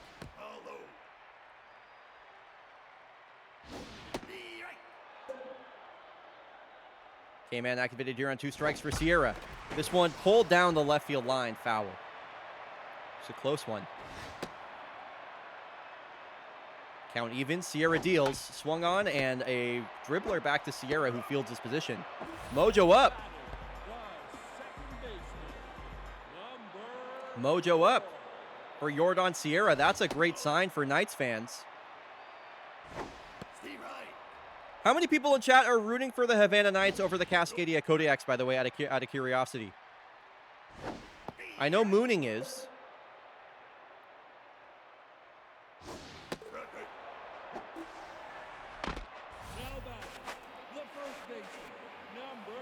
So a ground out and a strikeout will bring up Lola Dominguez, who led off the game for the Yaks with a double that banged off a Mama Bear. And she's got her second hit of the series and second hit of the ball game. So a 2-out single to bring up Katabura. That's always what's so dangerous about this Kodiak's lineup is Dominguez and Katabura at the top of it, I should say.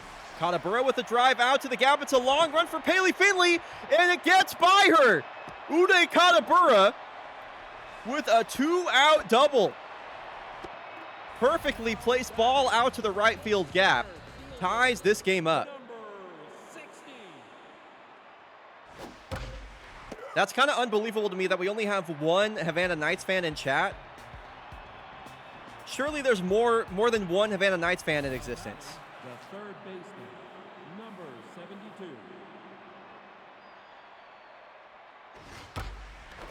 Ooh, a skipper over to Goldsmith, who makes an amazing play.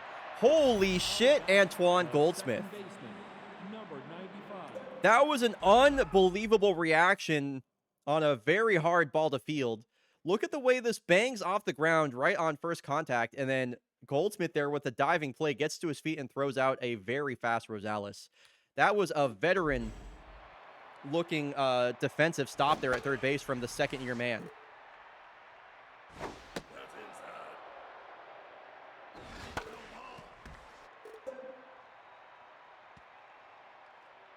inside. And Tyrone Lancaster sends one out to right, and it's past Uday Katabura. Tyrone with his second hit of the ball game, and he's got a one-out double. He's looking like he's going to be a problem in this series. Designated hitter, That's for sure. number 54. So Sammy Siegel DHing does have that contact versus lefty straight versus Toko. Go ahead run on second base. Kodiak's just tied this up in the bottom of the third.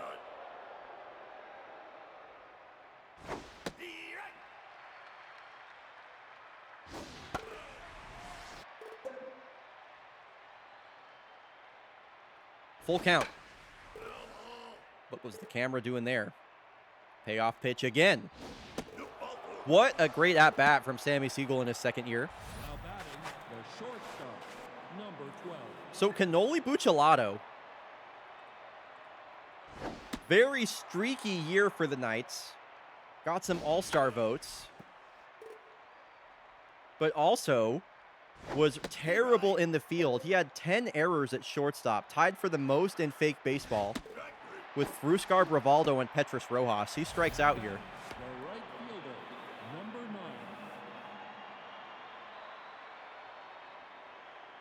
9.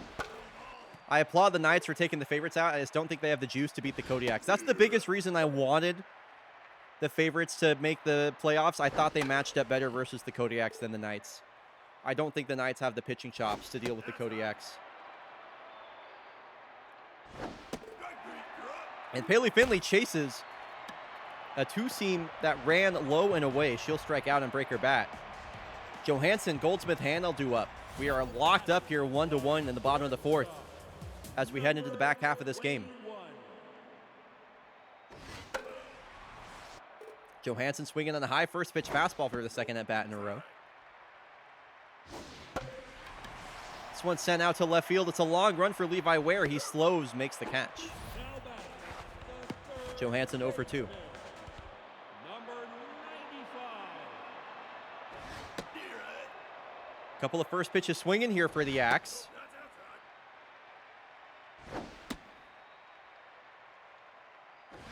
Definitely getting the sense that Sierra's thrown a first pitch fastball, which he's done quite a few times at the top of the zone.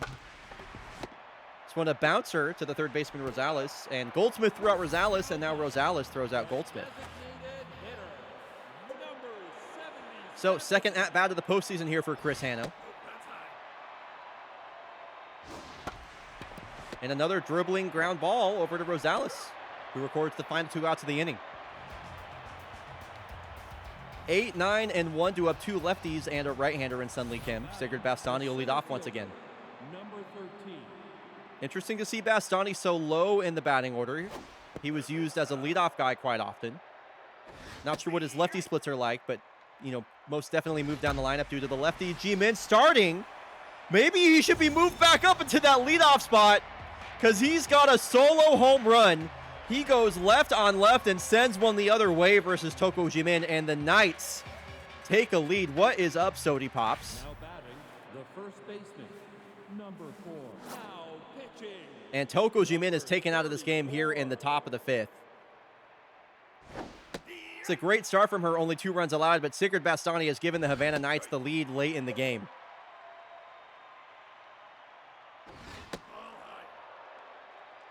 So Dirklod gets his first action of the postseason. We only saw a crouch kick out of the Kodiak bullpen back in game 1, so all their arms still available. It's 3 righties out of the bullpen. Or sorry, 4 righties out of the bullpen, I should say. Dirklod a strikeout. Dirklod was the Kodiak's best reliever in the regular season by quite a lot. A 2.04 ERA through 61.2 innings. 68 strikeouts. A 2.24 FIP. Only allowed 2 home runs through those 60 innings. A 10-1 win-loss record. Appeared in 40 games for the Kodiaks, most of any reliever.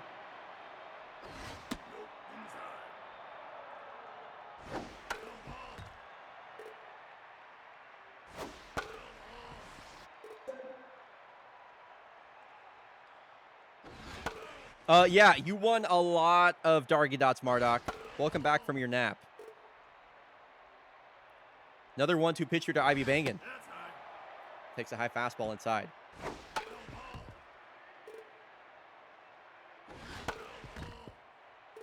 You're incredible, Sody Pops. How about that? This is a crazy... How many pitches is this at bat? How long was that at bat? Like, can somebody clip that and just count the pitches? I felt like that was never ending. Holy moly, what an at bat from the rookie. Dirt Claude gets the better of him, but at what cost? Bottom of the lineup coming up here for the Kodiaks, it's Farcham Zamboni. He's hit lefties pretty well all through his career. The 3-1 is served out over the glove of Canoli Buccellato. It's a great piece of hitting there on the 3-1 count from Farcham. Opposite field single for him to get things started. So Raleigh Forte looking for his first hit of the postseason. The big thumper slugged 14 home runs in the regular season. He has been so good for the Kodiaks since he was signed from the Nagoya Nocturnals. Strikes out here. Hitless streak continues. And Julie Mao going to be given a pinch hit opportunity here. And she comes in, swings at the first pitch she sees. And has a 1-out base hit. That'll move Farcham Zamboni into scoring position. And the table is set for the top of the lineup now. Lola Dominguez has 2 hits in this game, a double and a single. Getting her 3rd look at Jordan Sierra in the 5th inning. Looks at a ball, looks at a strike. The 1-1. Fouled back. K-Man will activate here for Jordan Sierra. Ground ball hit back up the middle. This could be a double play ball. Wow. Clutch double play turned by the Knights defense. Just when it looked like the Kodiaks were about to rumble into the lead with the big bats coming up. It's a double play to preserve their 1-run lead. So Goldsmith moves to second base. Julie Mao now at third.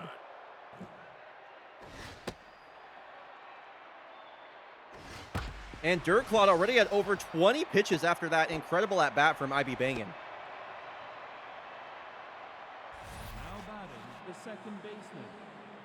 Tyrone Lancaster will bat from the left side from the first time today, the switch hitter.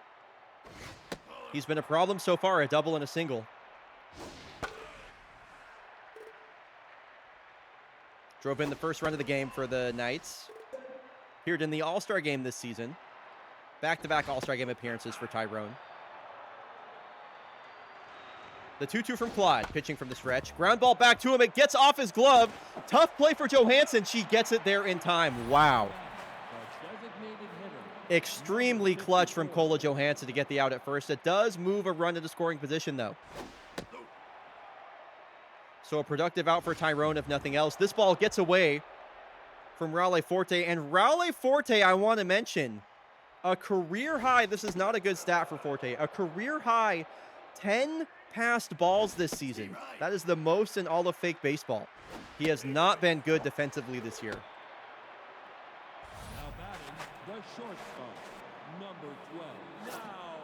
So Siegel will work a walk, and Milan Lee will get his first look out of the bullpen. A first pitch fork ball. I love that. Back-to-back fork balls. I love a fork baller in fake baseball. It's Milan Lee's best pitch, I feel, especially from that sidearm. Kind of like a drop ball that you might see in something like, you know, wiffle ball or blitz ball for fans of other bat-to-ball sports.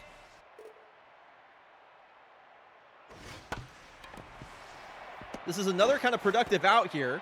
Moves 2 runners into scoring position, but 2 outs now for Paley Finley.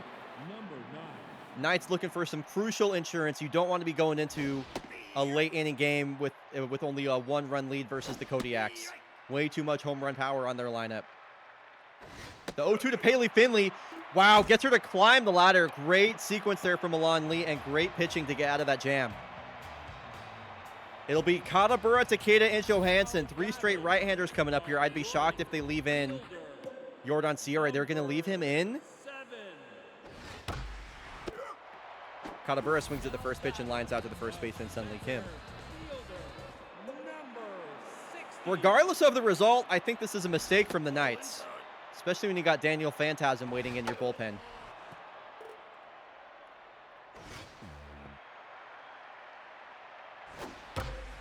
Valdemiro Takeda gets under a ball, sends a high fly drive out to dead center, and that is gone.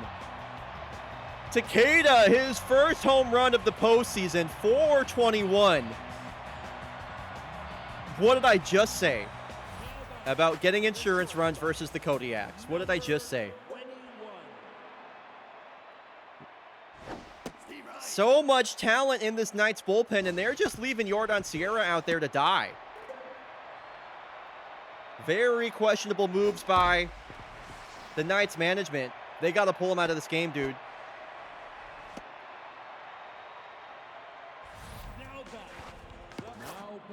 Fine, Jimmy Dubois. Whatever, I'm not a 7-time winning World Series manager. What do I know? I'm just saying you got Daniel Phantasm right there. All that being said, Jimmy Dubois throws 1 pitch and gets 2 outs. Tie ball game here into the closing inning of this game. Sigurd Bastani, an opposite field home run. His last time up. And now he's facing a right-hander in Milan Lee.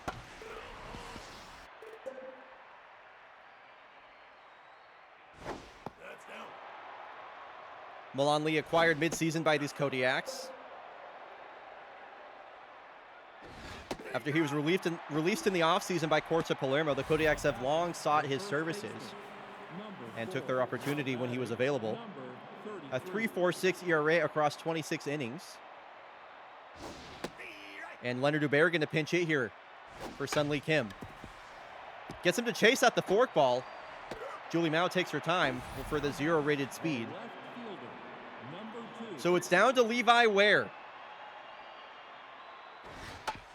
And he swings at the first pitch. Milan Lee, 3 up, 3 down here in the top of the 7th. Making the Knights look silly. It'll be Chris Hanna leading off. This would have been a platoon with Julie Mao, but now with no one else really left on the bench to pinch hit for, it'll be Chris Hanel getting the at-bat versus the right-handed Jimmy Dubois.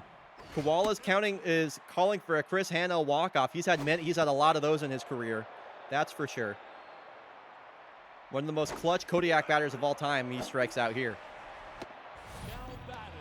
Dubois trying to send us to our second second bout of fake baseball on this postseason. Not if Farcham Zamboni has anything to say about it. He slaps this one up the middle for a 1-out base hit.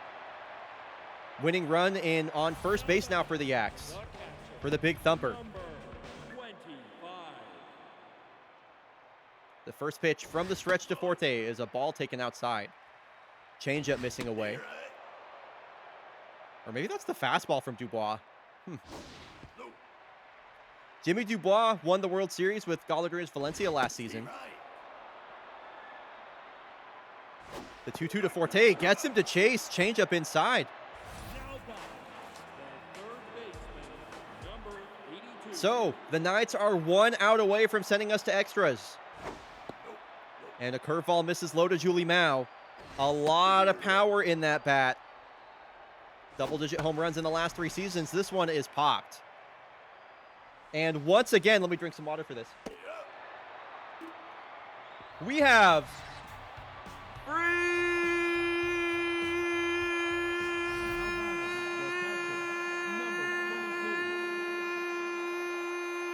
baseball. I gotta stop because I'm getting lightheaded. Whew.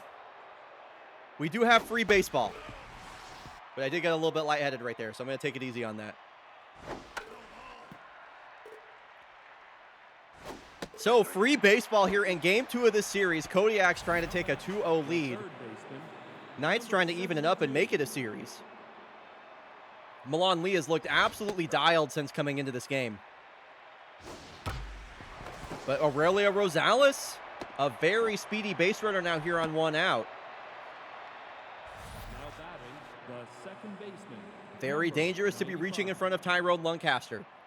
Curious if she takes off. Forte, a lot of runners caught stealing this season behind the dish. Despite all the pass balls, he does have a good arm.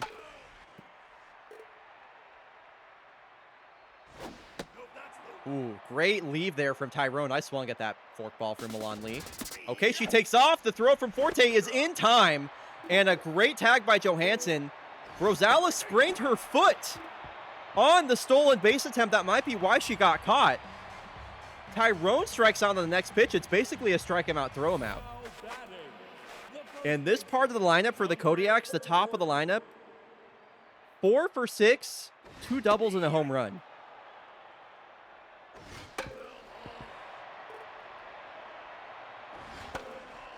So a great opportunity for the Kodiaks to walk this one off. Dominguez battling here on 2 strikes.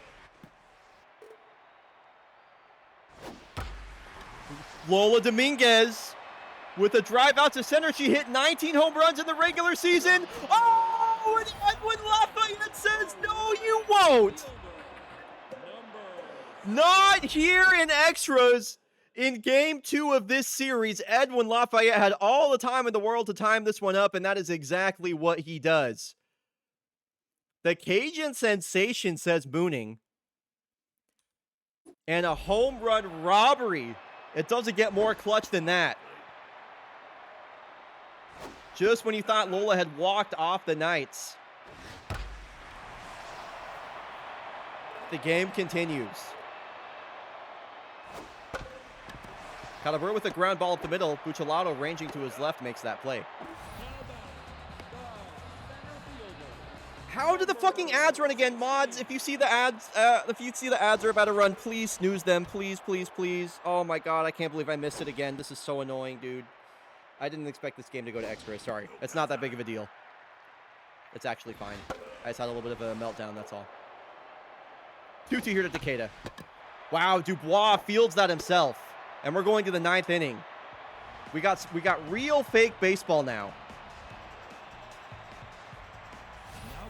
A full 9-inning game for our viewing pleasure. Milan Lee back to work.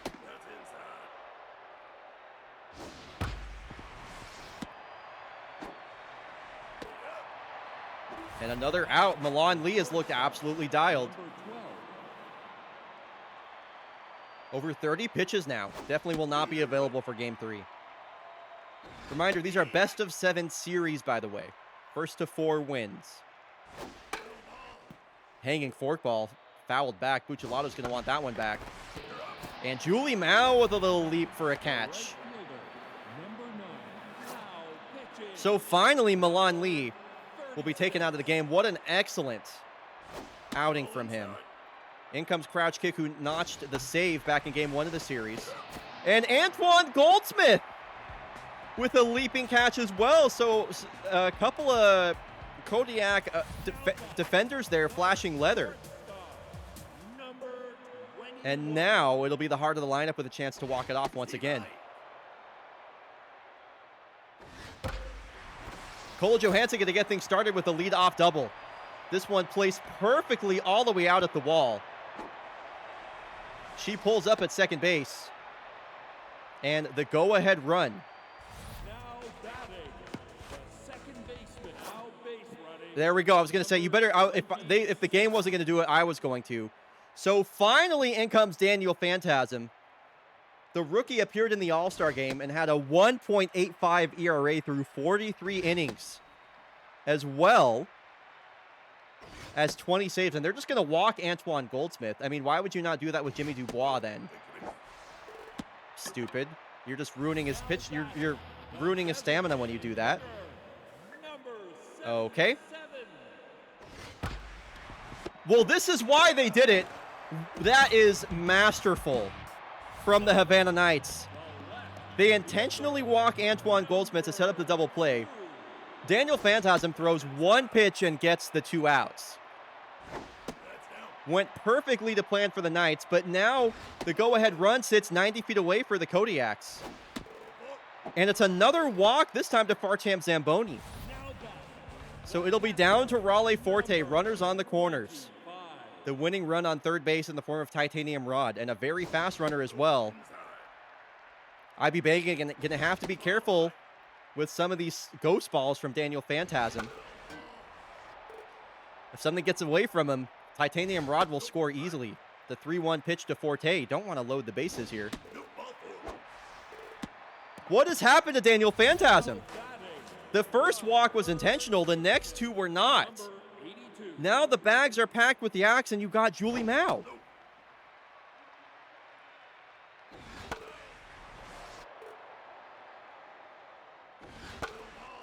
Tough out will activate for Julie Mao, down to her last strike. The rookie deals, it's taken inside. Whoa! And a perfect ghost ball there from Daniel Phantasm. As the umpire emotes on Julie Mao, we need to take another look at that one. It's a perfect ghost ball. The signature pitch from Daniel Phantasm is placed perfectly at the top of the zone. Look at that placement. Strike 3 is called. The Kodiaks leave him loaded, and they might not get a better opportunity than that. So Sigurd Bastani will lead off.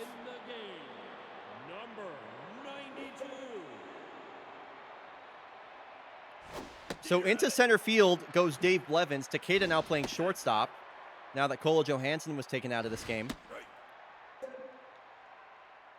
Kodiaks had a lead-off runner on second with nobody out and did not score.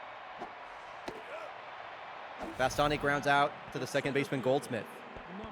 So Edwin Lafayette stole a home run and broke the hearts of Kodiaks fans.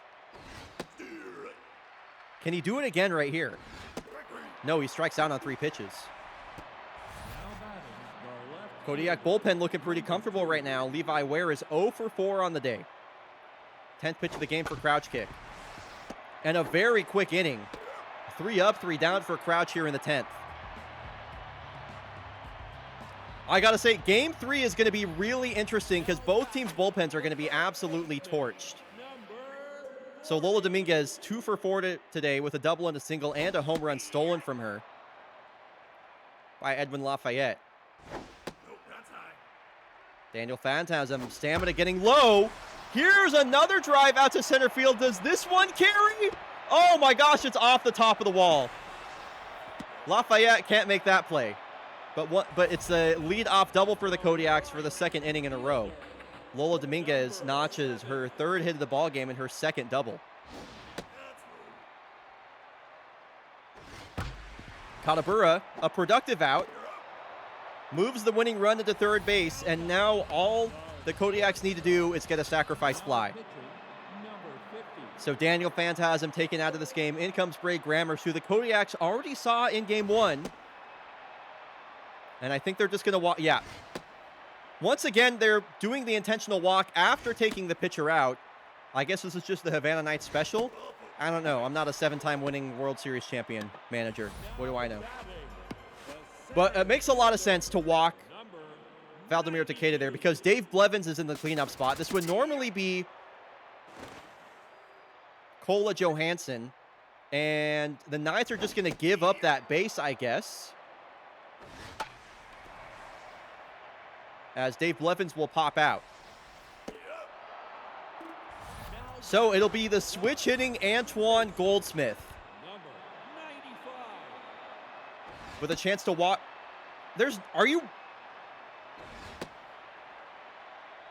Another intentional walk. They are going to load the bases to face Chris Hanel. Y'all are screaming that this is crazy. No. Y'all are clowning on the Knights, but this makes sense.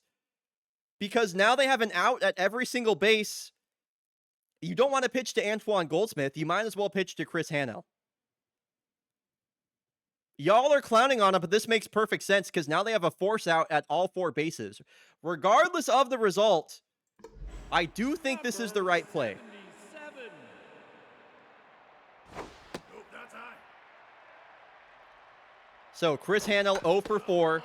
Plenty of late game heroics in his storied career. Steve right. Gonna have to fight. Down 0-2. Down 0-2. Mojo down as well. Wow, he got a fastball down the middle and fouled it back. The 2-2 to Chris. Nope, that's low. Full count! You can't walk him! The pitch! Oh my god, it was 95 down the middle and he swung through it. Wow, the Kodiaks leave the bases loaded again. Now batting, the catcher. And we're going to the 11th inning. Off the plate. The Knights make some questionable moves, but it is working for him right now. So here's IB banging.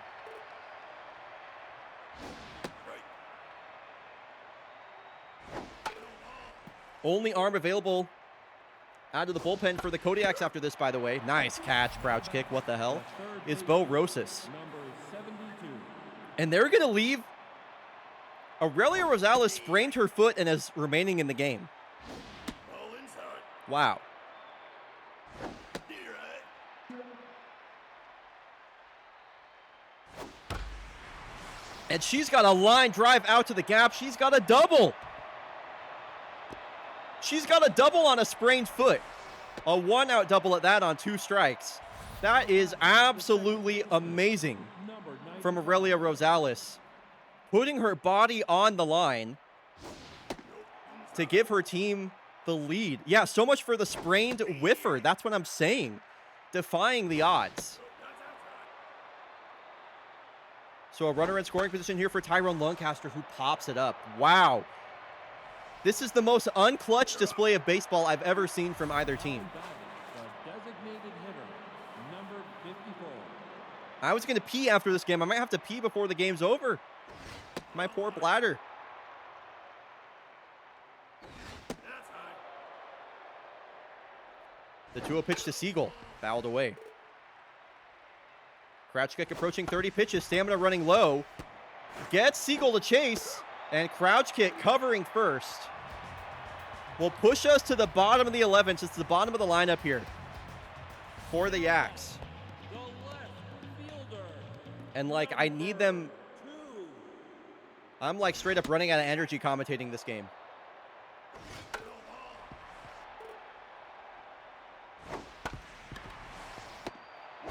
Oh, boy. Zamboni grounds out. Batting, the catcher. Guys, when's this game going to end? 25.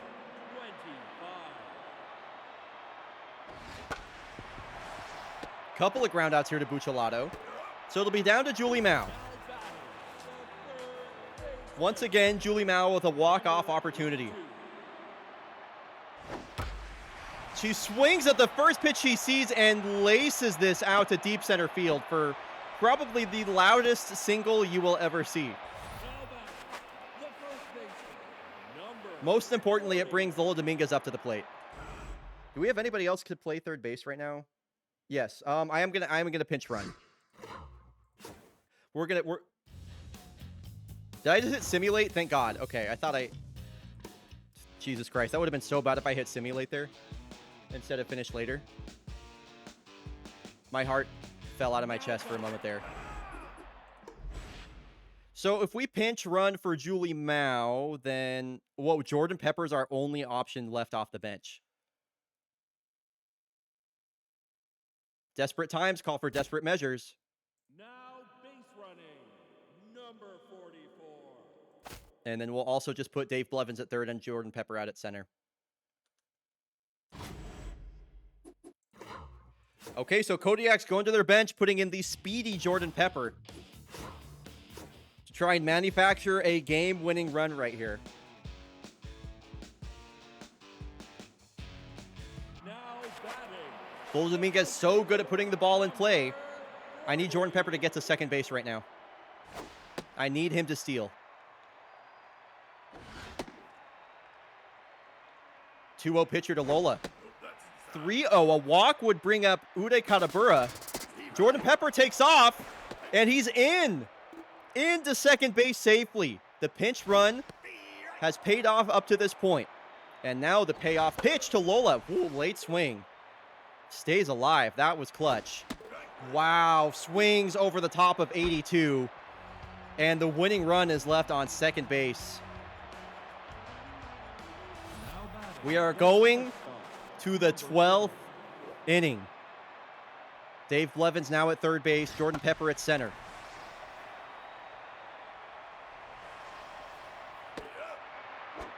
Katabura there with the first catch. These Knights can't hit the ball. The Kodiaks can't hit the ball with runners in scoring position.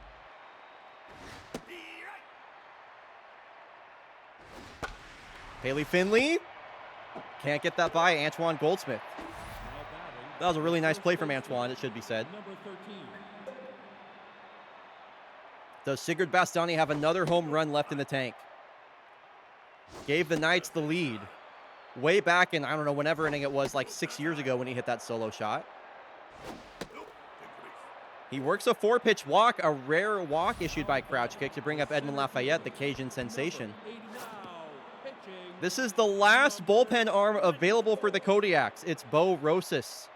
He is going to debuff the hitting ratings of same-handed batters. So Bo Rosas, a right-handed pitcher, Edmund Lafayette, a right-handed batter. Sends one out to right field.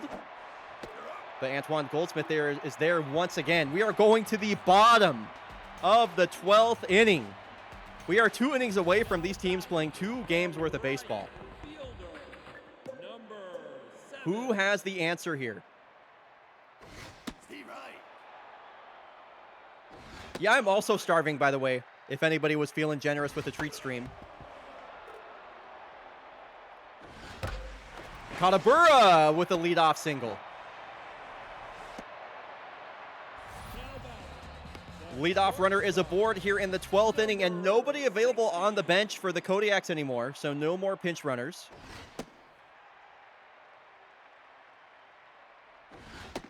I thought we were going to intentionally walk Takeda again. You really can't do that in this instance.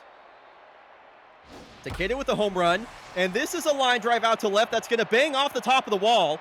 Levi Ware can't corral it. Into third base goes Uday. Into second goes Takeda.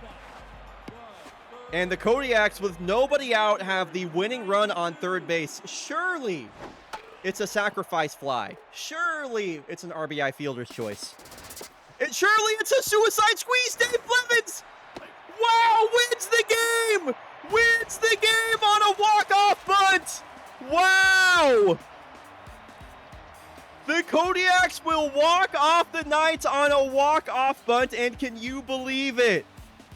It's a perfect bunt from Dave Blevins. I have to say, Bray Grammarish could have let that ball go. Great, that ball was going foul. Bray Grammarish absolutely panics, picks up the ball on the line, and it's over. A 12-inning walk-off winner for Dave Blevins. How about that? I guarantee you not a single person of the billion people in this world thought that game, not billion, not 8 billion, whatever, how many billions. The billions people in this world had any idea that Dave Blevins was going to win in the bottom of the 12th inning with a walk-off bunt. Okay, well, that was game 2. Holy shit.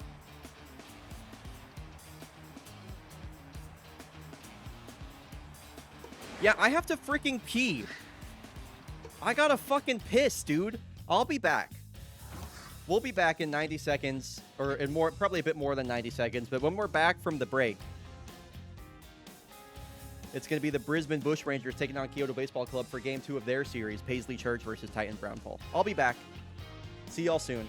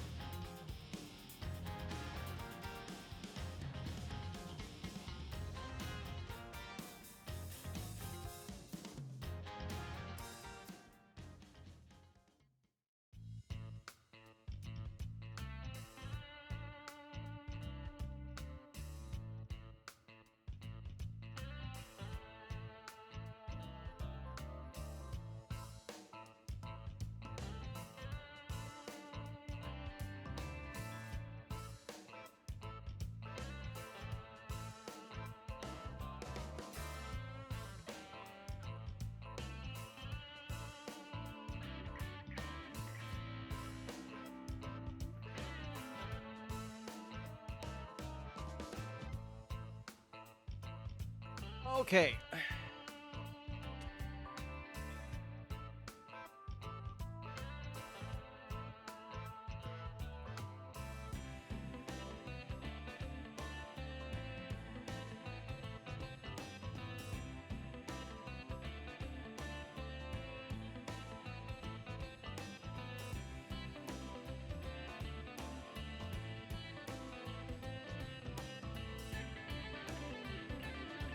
Give me 1 second, y'all. One more administrative thing I need to take care of.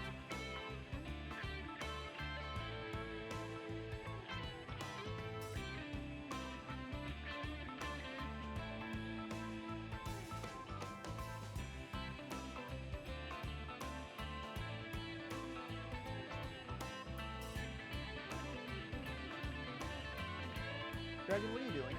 Okay. They really, dude, the music in this game is so good. It is so good. I say this all the time.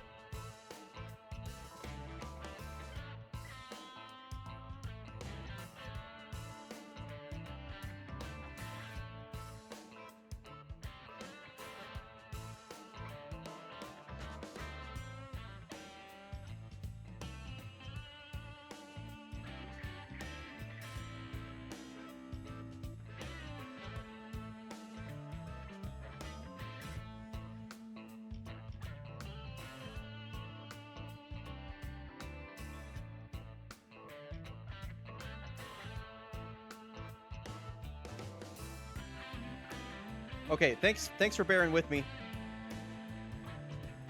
while I took care of that. Also, I'm fucking starving. Like, I'm really fucking hungry. I'm in desperate need of sustenance, so... And this stream is going, like, way longer than I expected it to, with all the games going to extras. Go get food? So I'm literally just gonna be raw dog and some carrots. Because I was out of town for the weekend and I don't really have any more snacks in the house. So we're just going to be raw dog and some carrots. Commentary is not going to be as active, especially while I'm chewing on fucking carrots. So anyway. Let's get this prediction going.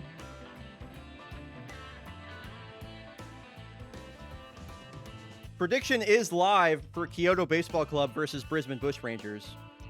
And we are just going to hop right into this game. I always want a burger. Well, maybe not always, but most of the time.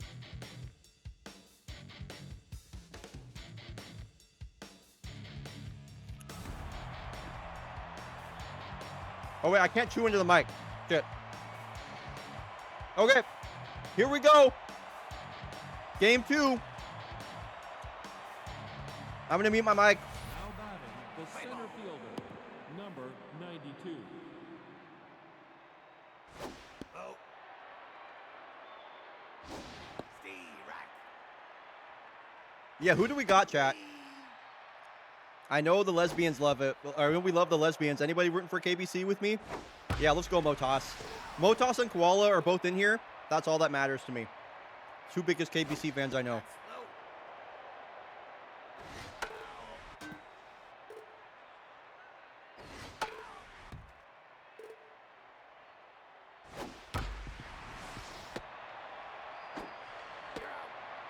Now batting, the shortstop, number 19.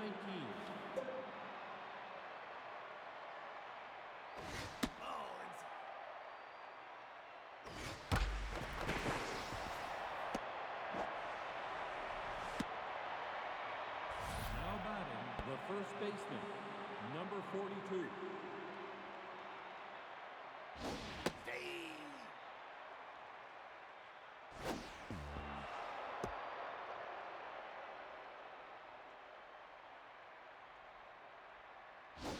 Steve, right. These carrots are really fucking good, I cannot lie. Off the plate. Out low.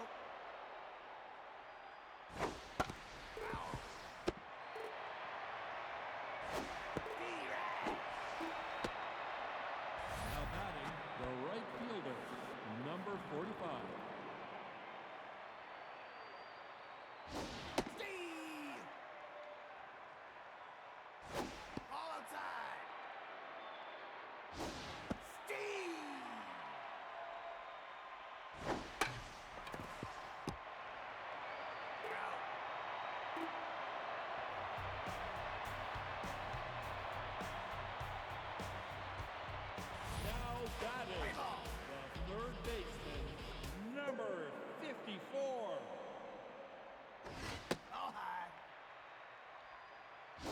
Oh, outside. Oh, high. See. Direct.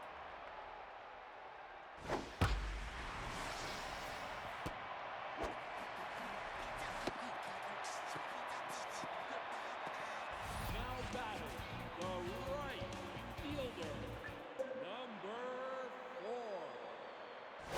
Outside. Let's go, Burger and JoJo's. Oh my gosh. That sounds so freaking good. Nope, high.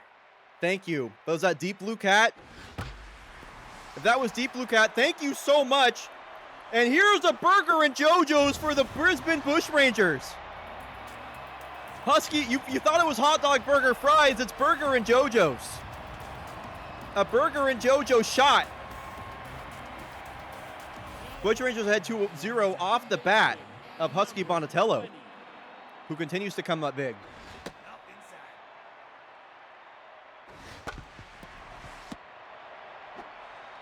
inside. Again, it's interesting. Titan Brown Pole. If they're getting to him early, I think that's a problem. Starting pitching for KBC is going to really need to overperform, even as good as their bullpen is.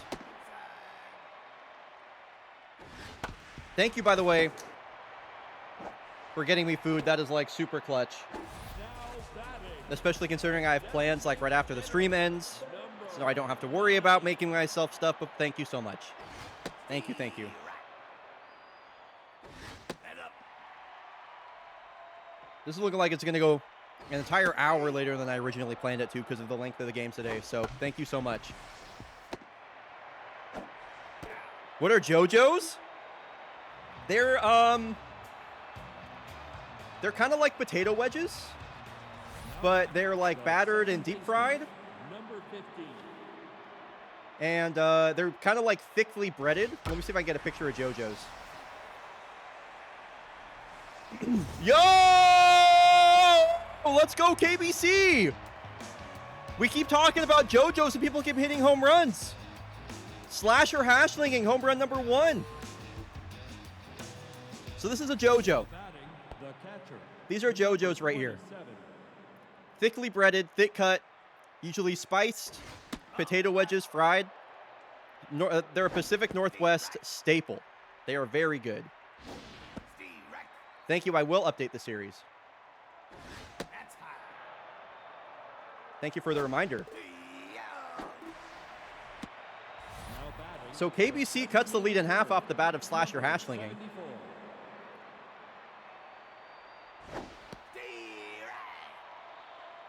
I gotta say, one of my favorite parts of going back to Lewiston, which is my hometown, Ball inside. is that I get to go to either Zips or Sharps, which are some local fast food joints in the area, and get 93. fries, fry sauce, and a Huckleberry shake. Especially around this time of year, Huckleberry shakes, man. So I always make sure to get that before I head out of town. So KBC, a bit of a rally right now. The third baseman, Dino Murphy getting the start. 82. What's up, Saiba John? 2-1, 1 out here for Dino Murphy, who swings at the first pitch. A high, towering drive, and that is gone! The second home run of the inning for KBC. 402 feet, and every time the Bushrangers take the lead, KBC hits a couple of home runs The center fielder, and take it right back. 92. I did not expect this from Kyoto Baseball Club. Stay. They are taking it to the lesbians right now.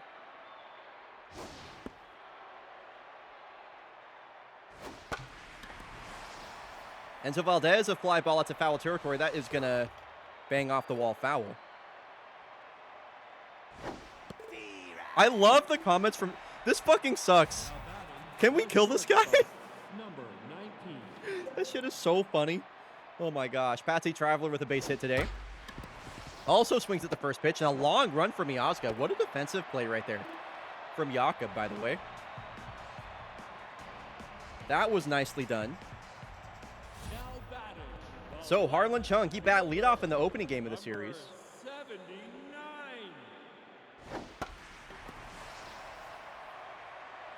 He'll pop out here. You're out. Now batting, the center fielder, number 73. Ball high.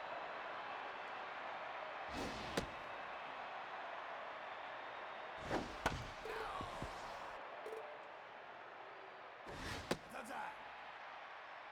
3-0 pitcher to Spartan Lazar. Also looking for a first hit of the postseason.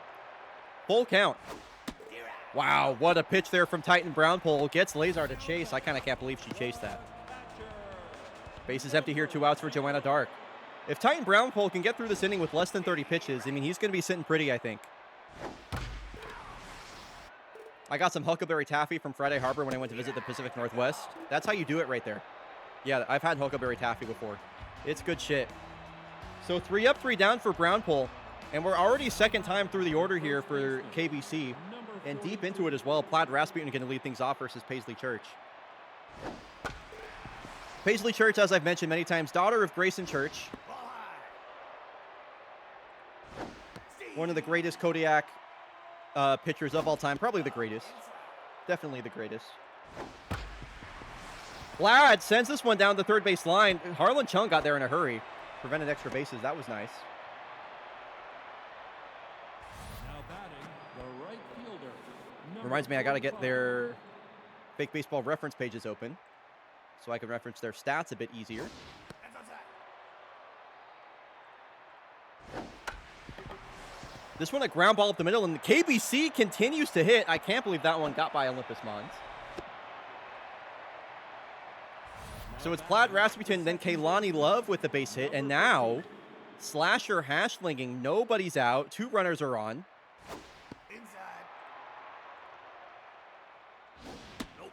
High. And a 2-0 count to Slasher, who just hit a home run. Outside. A walk would load the bases. Nope. Take your base. And Paisley Church does not have it today. Catcher, number If they leave her in versus Aileen Peters, I will be shocked. Yeah. Gotta take her out of the game. Gotta go to a different plan. The bases are loaded for Aileen Peters. Duke Fleshman comes in the game, who was probably the best pitcher for the Bush Rangers this year.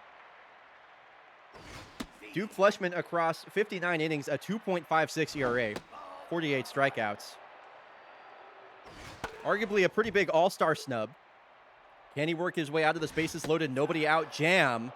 Well, he's kicking things off with a full count here to Peters, and she slaps this one on the ground slowly out to left field.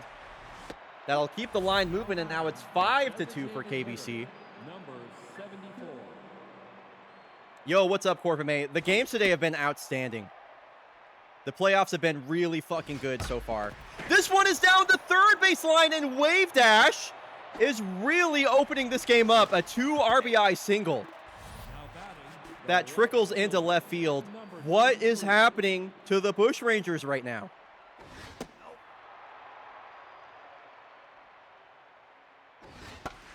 Kubicek, fly ball out to right field. Finally, the first out of the inning. As the runner's going to try and go to third, and Kaylani Love into third base. Wow, some heads-up base running from Kyoto Baseball Club. They will take both bases off of that put out. And now 2 runners in scoring position for Dino Murphy, who just hit a 2-run home run. Or was it a 3-run home run? That one's also a fly out to Bonatello. Now batting, the center fielder, number 92. So Enzo Valdez is over 2 on the day, and it doesn't even matter. Because KBC is up 7-2. This is 3 straight flyouts to the right side of the outfield. And KBC, 7 runs on 9 hits. First baseman, number The Bush Rangers trail by 5. And Titan Brownpole has a lot of run support to work with here. There is a giveaway in chat right now. You can type !enter to win this Kyoto Baseball Club hat. This is a sick hat, by the way. One of the best hats that's available, if you ask me. !enter in chat right now to win. This one is scorched down the right field line, and it's not extra bases. Somehow Kaylani Love got to that quickly. I believe that was Cam Acosta. Was that Cam Acosta with the base hit? I think it was. So last time these two combined to give the Bushrangers an early lead. Let's see if they can't do it again. Bonatello tried. This one will stay well within the field of play. Slasher will make that catch in shallow center. Now back, the second baseman, number 20. So 2 outs here for Olympus Mons, who's yet to find his first hit of this postseason. And this is a guy that the Bushrangers desperately need to get going. That's up. Congratulations, Mooning. Congratulations. It's a 4-pitch walk to Mons. Now batting, the short This game could get a lot more interesting with one swing of the bat right here. Yaka Miazga doesn't have a hit this postseason. He got 18 home runs in the regular season for a 982 OPS. The 3-0. Whoa, he was looking for a 3-0 cookie. He's out in front of the changeup. He walks.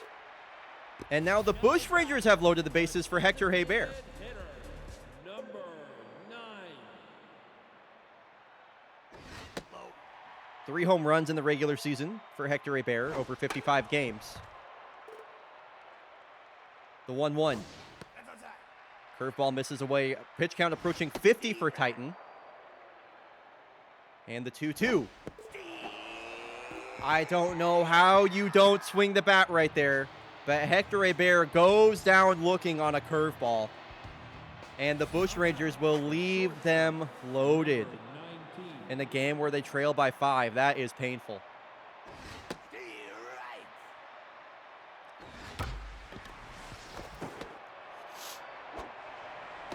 What's up, the Ocean Phantom? Now batting, the first How many hits? baseman, number That was the 10th hit of the ball game for KBC, by the way.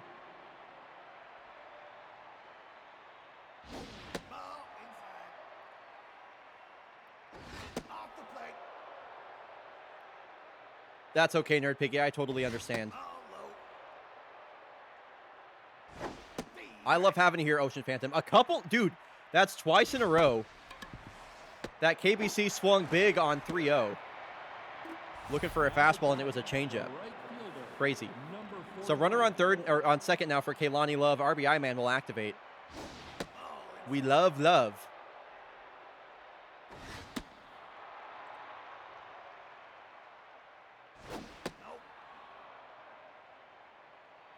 Another 3-0 count.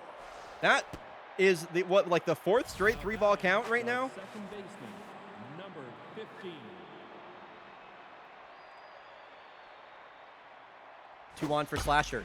Hits this hard on the ground. Double play ball. Miazga to Mons to Mezzanine. The Anybody like that cartoon Clarence? I love Clarence. The made me think about it. The left fielder, number 79. There's another hat giveaway in chat.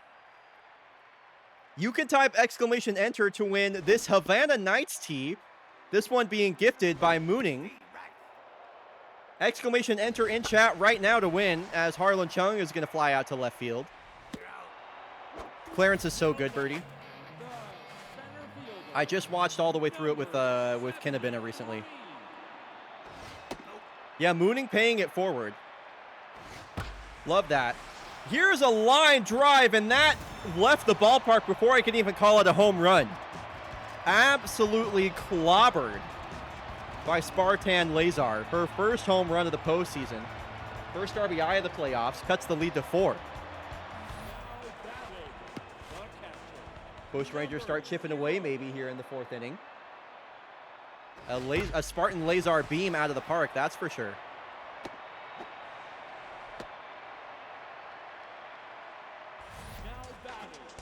Shinobi J, congratulations. Let me be the first to congratulate you on winning that giveaway.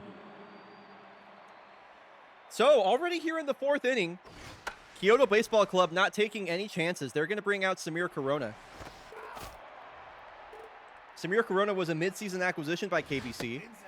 Over 36 innings, he struck out 27 and recorded a 2.45 ERA. Did not allow a single home run in those 36 innings as well.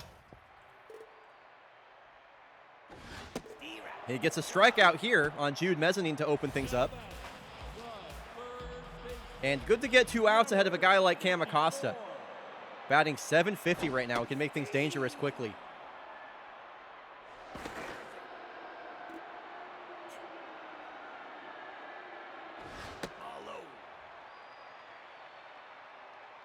The 1-1 to Acosta. A big hack at a high fastball.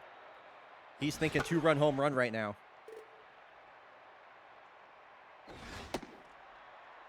Interesting pitch out called there. The 2-2.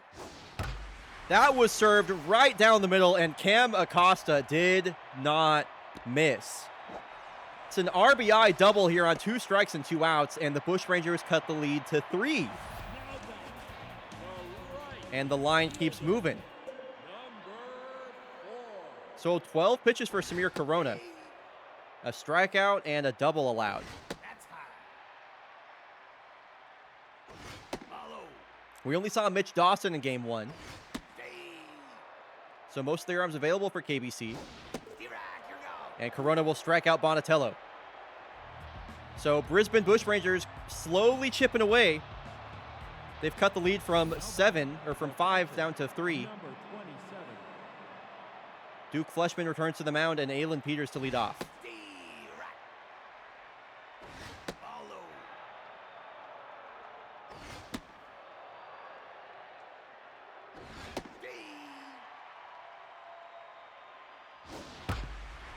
And she'll open up the top of the 5th inning with a 2-strike base hit.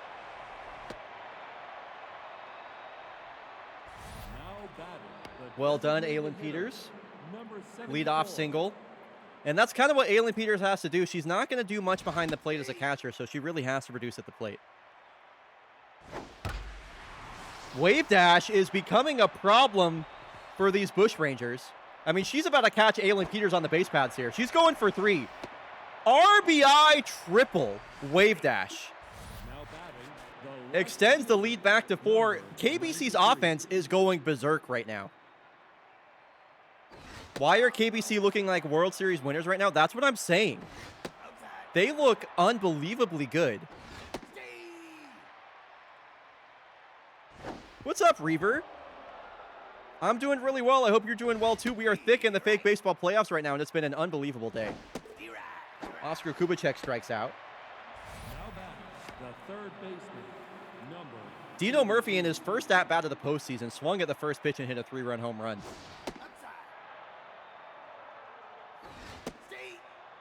Wave dash on third base, only 1 out.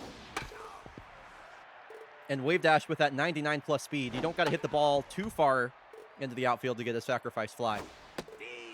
That's a crucial strikeout to prevent KBC from getting even more runs here.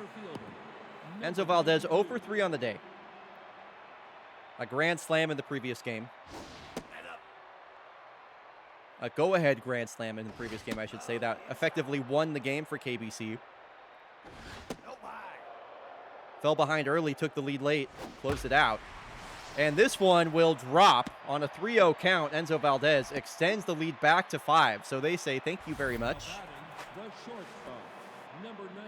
We'll take that 5-run lead right back. 9 runs for KBC. Duke Fleshman approaching 50 pitches, and we're not even out of the 5th inning yet. He's allowed 6 hits. And another 3-ball. I mean, it's been like a billion 3-ball counts from Duke Fleshman. The 3-1 to Patsy Traveler in the dirt. now batting, the first baseman, number 42. Now pitching, number. And they're sending Butch Boxeater back out? With her 81 ERA and rattled? Oh, boy. Uh-oh. Plaid Rasputin the other way, and that is gone.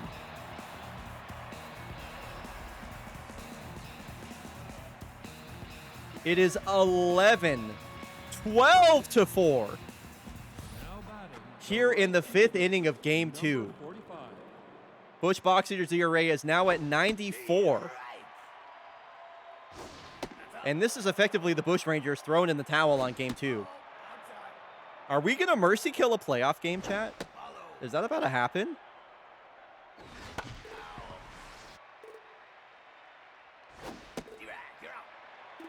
Wow.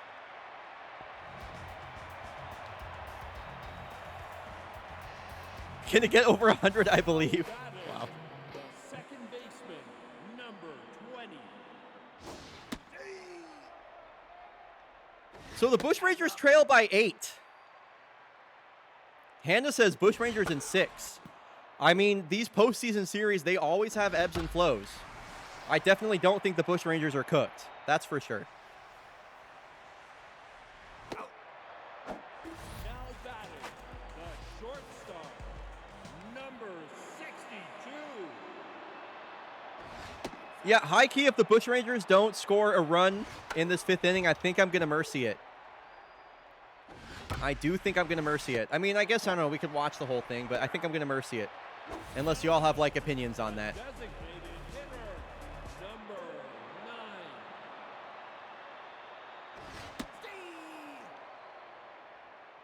9. Especially considering today's stream is going longer than I expected.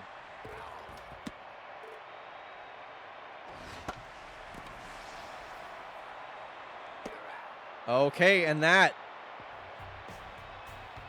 We only got to watch 5 innings of baseball before KBC put up 14 hits and 12 runs. What an offensive explosion. 17 runs. They win 17-4. They have in 2 games, they have outscored the Brisbane Bushrangers 23-6.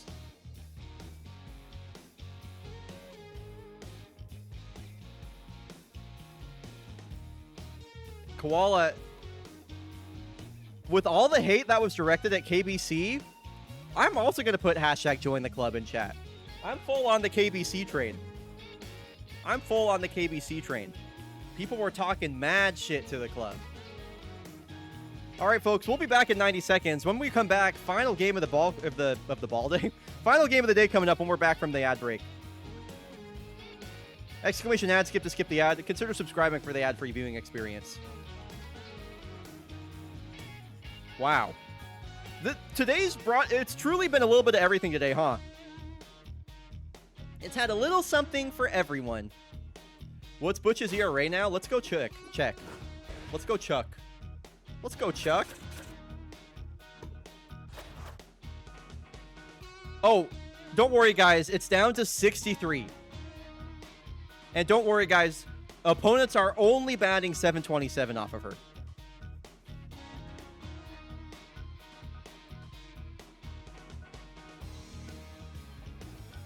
Looking good. Looking good. Atrocity. Oh, good, it's only 63. Phew, I was worried.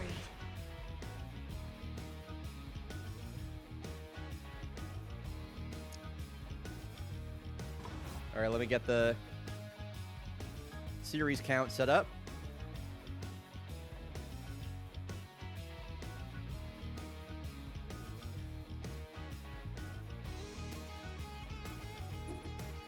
I forgot that the Mariners won game 1 of the series. I kind of didn't expect it.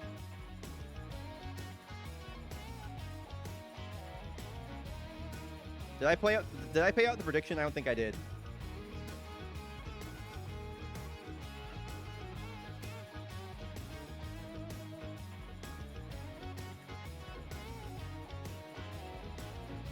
All right, welcome back from the ad break, everybody.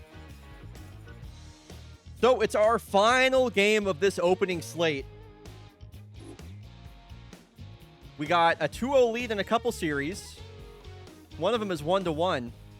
And Valencia going to be looking to tie this series up as well. It'll be Ransom Splints versus Andrea Bishop. Let's get this prediction going.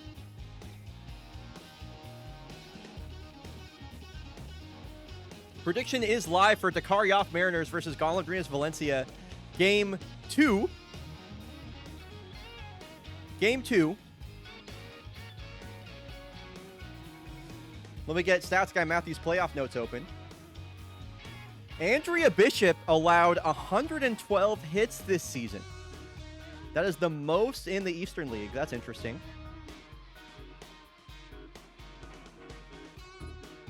All right, let's go.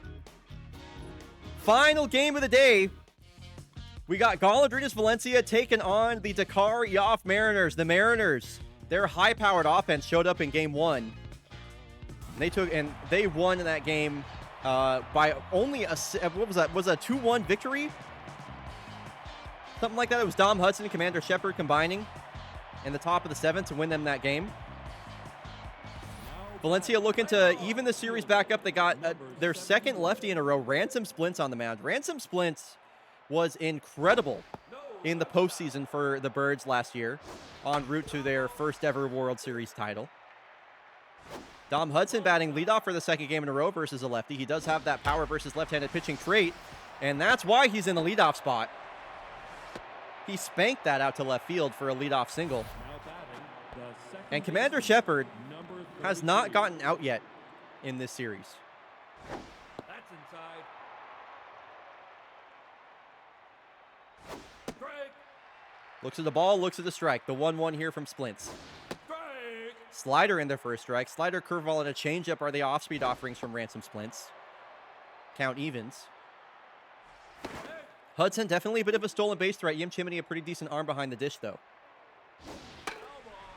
Fights off a changeup that was running off the plate. The 2-2. Spits on a curveball in the dirt. Count works full. The payoff. Popped up. Splints wins this battle. It's the first time Commander Shepard has not reached safely. That's the thing about this Mariners lineup, though. You get through Commander Shepard. Now you got to face Soap McTavish. Takes a big hack at a slider, a late swing. Splint's really concerned about Dom Hudson over there at first base. I don't think I mean, I would be surprised. I don't know. I wouldn't challenge Jim Chimney here. Guy's good. Changeup misses away. A lot of changeups from Ransom Splints early. This one's another pop-up. Easily playable for Slap Dappy. So a couple of weak contact a couple of times here for the Mariners. First baseman, number 12. After that leadoff single.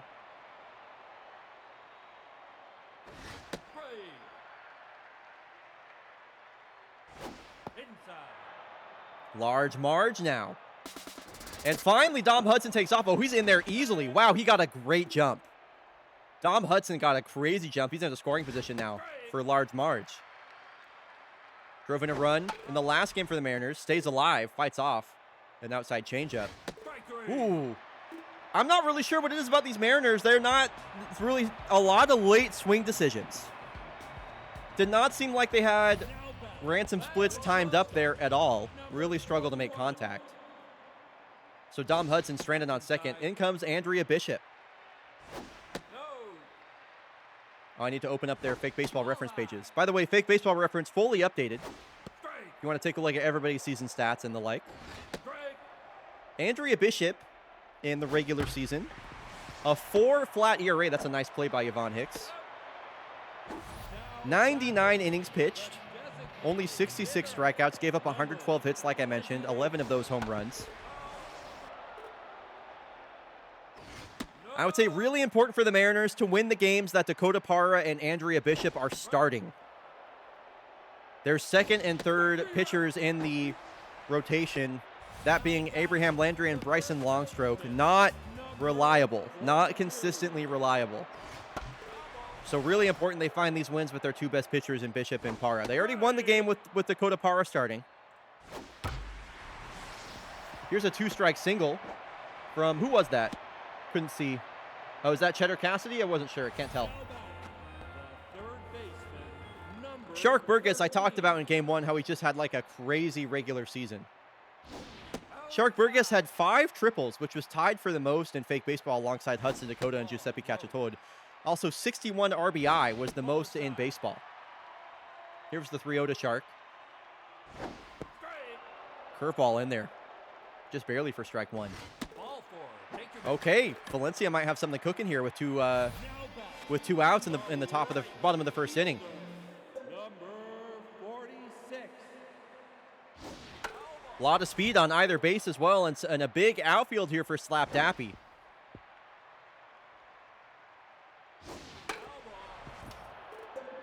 Tough out will activate on 2 strikes. That's outside. And the 2-2 offering from Bishop. It's a fastball at top of the zone. Slapped Appy, goes down looking. No argument from him either. That was pretty much over the middle of the plate. Hicks, Pruitt, Doinkers due up. Number 10. Yvonne Hicks looking for her first hit of the postseason. Held hitless in game 1. And a curveball and a fastball has her down 0-2 quickly. Another late swing decision from these Mariners.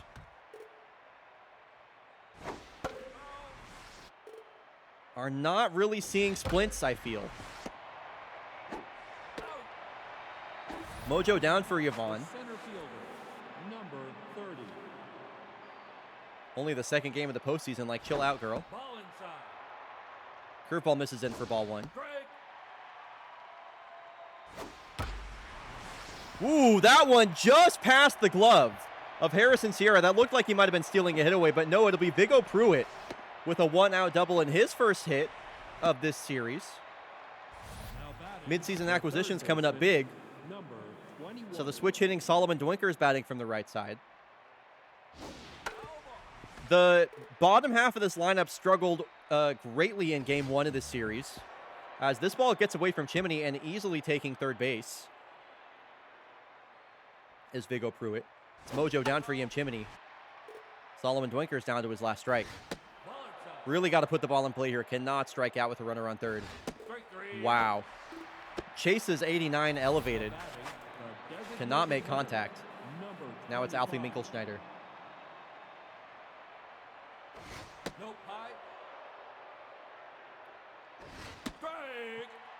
I don't think anybody 6 and onward in this lineup got a hit in game 1.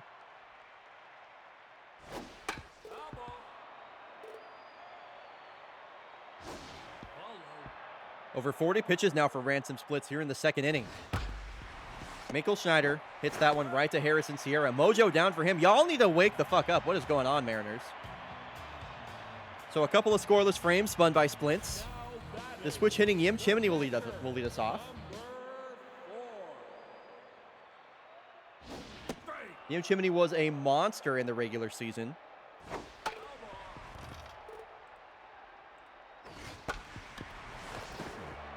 This one knocked down by Commander Shepard, but Yim Chimney able to find an infield single.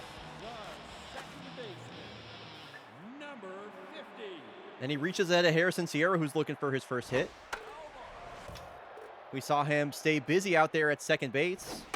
Seems to be where he's starting most regularly. This one gets away from Bishop. Commander Shepard there for the ricochet, and a nice play.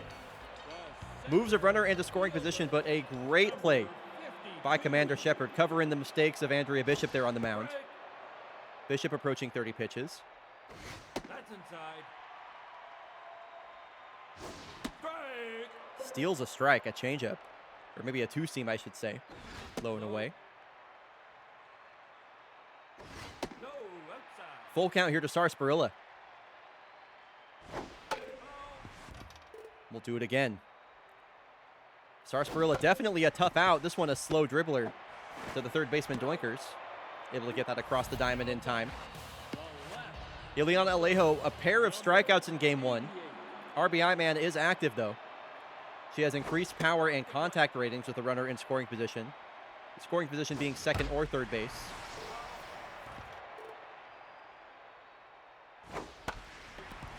This one hit to the other side of the corner infield, and Marge Lowbrow there to take that her first herself. So Vidar Usted, his first at bat of the day. 9-hole batter. Went 1 for 3 in game 1.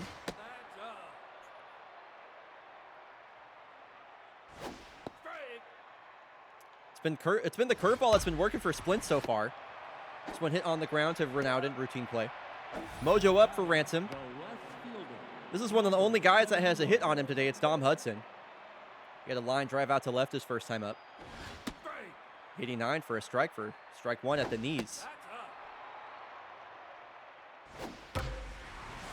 Driven deep out to center. Man, Sarsaparilla got a really nice jump on that ball.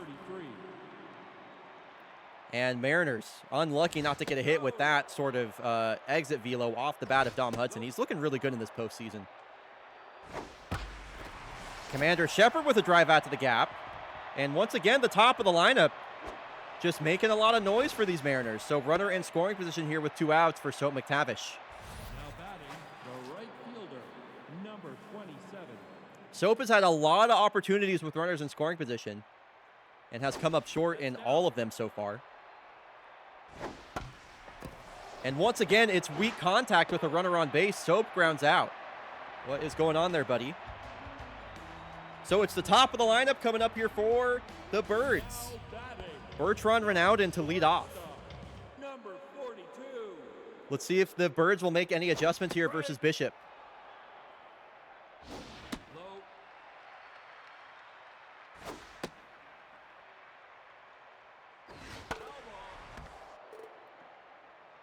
The 2-2 here to Renaudin. Jams him. Yvonne Hicks going to make that run out to shallow center and make the catch. Now batting, the designated hitter, number 28. So 1 out here for the DH today, Billie Jean Blackwood. 14 home runs in the regular season for Billie Jean. That's inside. Only got on base at a 31% clip, but slugged the piss out of the ball. Ooh, big sneeze, bless you. Snot ball coming in from Bishop. The pitch. Right. In there for a strike. A snot ball strike. And a changeup.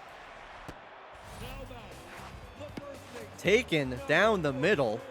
I think the snot ball just like threw her off. I'm not sure. A locked in Cheddar Cassidy swings at the first pitch he sees. And he's got his second base hit of the day. Now batting, the third. Cheddar Cassidy reaching really consistently in front of Stark Burgess. Checking it over at first is Bishop. This is the 50th pitch of the game. Runner takes off. The throw from Usted. Wow. Cheddar Cassidy was in there in a hurry. He beat that throw by a lot. And crucially, it activates RBI man for Burgess, who sends one the other way, and Doinkers will send that over to first and send us to the 4th inning. Part of the order due up here, it'll be Large Marge, Yvonne Hicks, and Vigo Pruitt. First baseman, number 12. She takes a big hack at a high fastball for strike 1. That one almost hit her. I would have just let myself get hit by that. I will not lie. 2-1. It's the changeup again, fouled away. Ground ball, charging this is Renaudin. And flips that over to first, well in time. The shortstop, number 10. Yvonne Hicks mojo down her last at-bat. She is 0 for so far in this series. Ball high. Mojo up for Ransom Splints as he approaches 60 pitches. Yvonne Hicks way out in front of it. Again, Mariners batters just having a really tough time timing up Ransom Splints for some reason. Makes you wonder if there's some deception he's doing with his delivery, changing up his timing. The center fielder, number 30. There is something that the Mariners are not seeing with him right now. Outside.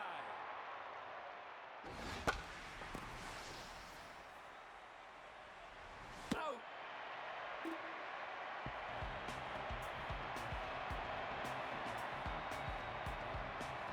Now batting, the right fielder.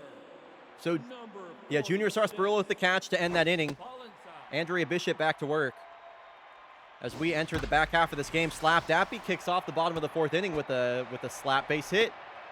So more base runners for Valencia. Feel like they've had base runners in every inning so far. So many threats all the way up and down this lineup for the Birds. They are such a complete team. Ball on the strike to Yim Chimney. This one is popped, and once again, Yvonne Hicks making a catch there in the outfield grass. 1 away. Bottom of the lineup due up here. Harrison Sierra's been real quiet so far. He was really quiet in the regular season, should be said as well. 252 batting average only for a 675 OPS. 3 home runs. He struck out 68 times. A lot of swing and miss on this lineup. 60-plus strikeouts for Alejo, Blackwood, and Sierra. Shepard gets the play over at first. Out number 2. Runner in scoring position now for junior Sarsaparilla, who had an excellent regular season. 7 homers, 315 batting average, and 875 OPS, 9 stolen bases. 2 triples, 12 doubles. Wow, what a season for Sarsaparilla. What the hell? These are great numbers. Jeez. Tough out activated here on 2 strikes.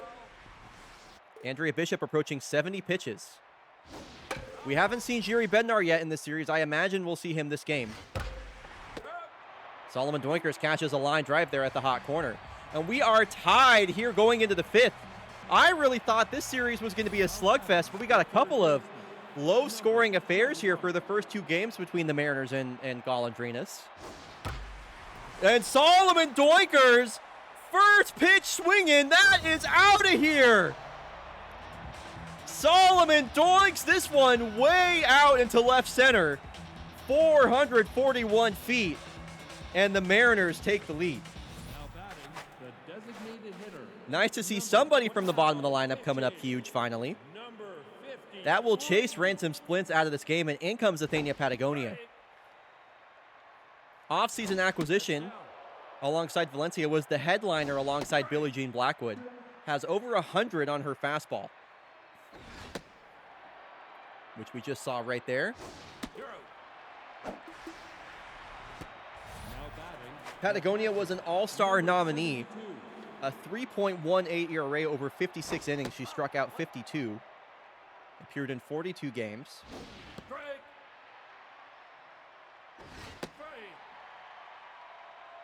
Gave up 61 hits in those 56 innings. And she's got a couple of strikeouts. So here's Dom Hudson, 2 outs, bases empty. It was a 1-run victory for Dakar in game 1. I don't feel that 1 run is going to be enough, though, versus this Valencia team. I don't see the Mariners shutting them out. So definitely going to need some insurance. They'll have Commander Shepard and Soap McTavish coming up in the 6th inning. But for now, it's 9-1-2 of Valencia. 4 hits for either team.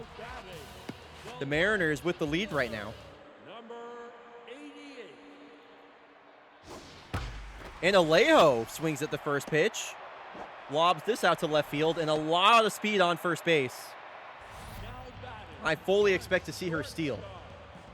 In the regular season, Ileana Alejo stole 24 bases, was only caught stealing twice, and here she goes.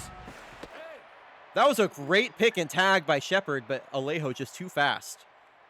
Throw was a little low from Usted. This is going to move the tying run into third base. A bit of a miscommunication there between Bishop and Shepard, but Shepard able to make that play. Infield is playing in here for Billie Jean Blackwood. Over 70 pitches now for Bishop. She's definitely laboring a little bit.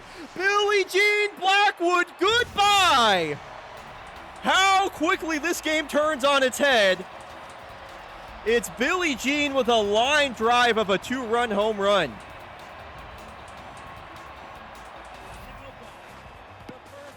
The defending champs take the lead, and they look to close out game 2 of this series now to tie things up. In comes Jiri Bednar, maybe a batter too late. And the Birds have propelled themselves back into the lead. And Cheddar Cassidy with his 3rd hit of the day. Nice job by Viggo Pruitt to cut that off. Hit rally continues here in the bottom of the 5th.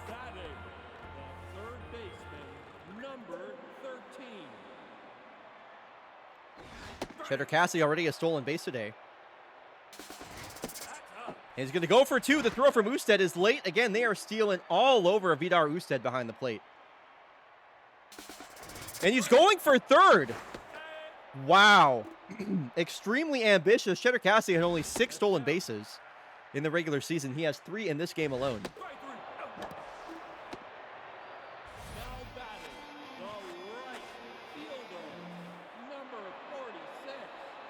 So, runner on 3rd here for Slap Dappy. A Shark Burgess strikes out. Line drive right to Doinkers. The damage has been done, though. Valencia's taken the lead. The Mariners got the big bats coming up, though. Shepard, McTavish, and Lowbrow. Great opportunity for them to tie this up, but against Athenia Patagonia, they're going to really have to work for it. Ball and a strike to Shepard. This one hit hard, picked by Ronaldo, and that's a great play. One away early. Number 27. So McTavish got a base hit in his first at-bat of the postseason, has been held hitless since. Strike. 100 at the knees, missing low.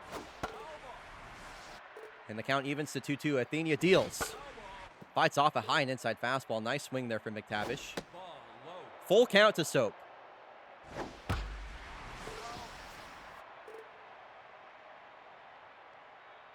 Swung on and fouled back. 8th pitch of this at-bat. It's a great at-bat from Soap McTavish.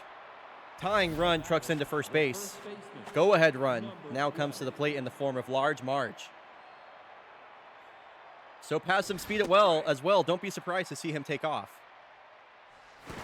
Patagonia hears me commentating and checks in over there at first base. She's like, oh shit, yeah, you're right.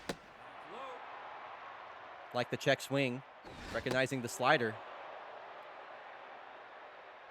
Long hold. Second throw over from Athenia this at-bat. The 2-1. That one almost hits Lowbrow.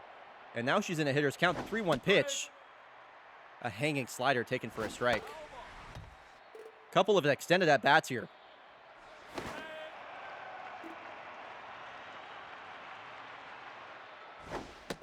Back-to-back walks for Patagonia.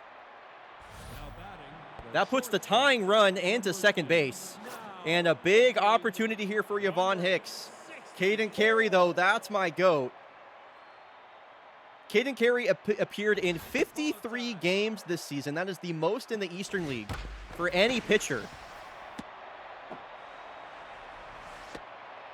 And he gives up a base hit to Yvonne Hicks. The bags are packed with Mariners. Number 30. And Viggo Pruitt now with the bases loaded. RBI dud is active. Can he overcome it? Got a double his last time up.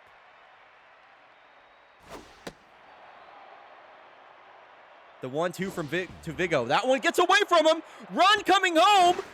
And so McTavish scores on a wild pitch. Yim Chimney, the ball gets away. And we have a brand new ball game. What a way for this to be tied up. Not at all what I expected. It's a slider in the dirt. It's away from Chimney, and Soap is so fast. He's in there, no problem. Did my food make it here yet? No, Deep Blue Cat. I haven't even gotten the confirmation that, like, the order was confirmed. So I'm getting the feeling the order's about to be canceled and you're about to be refunded, is what I'm guessing is what's going to happen. Anyway, 2-2 game. Viggo Pruitt strikes out. Solomon Doinkers just got a solo home run. His last time up. 2 runners in scoring position. Anything hit to the gaps would do a lot of damage right now. This one hit down the third base line and just foul. Ooh, 98. He chases Caden Carey. Gets him to swing and miss right there. Yim Chimney has the opportunity to earn that run back as he'll lead off the bottom of the 6th. We are all tied up here late in this game, and what a day of baseball this has been. Jiri Bednar gets things started. Big sneeze and a snot ball coming in. Jiri Bednar appeared in 41 games, pitched 65 innings. Struck out 63, a 2.91 ERA, was also appeared in the All-Star game. And Yim Chimney goes down looking.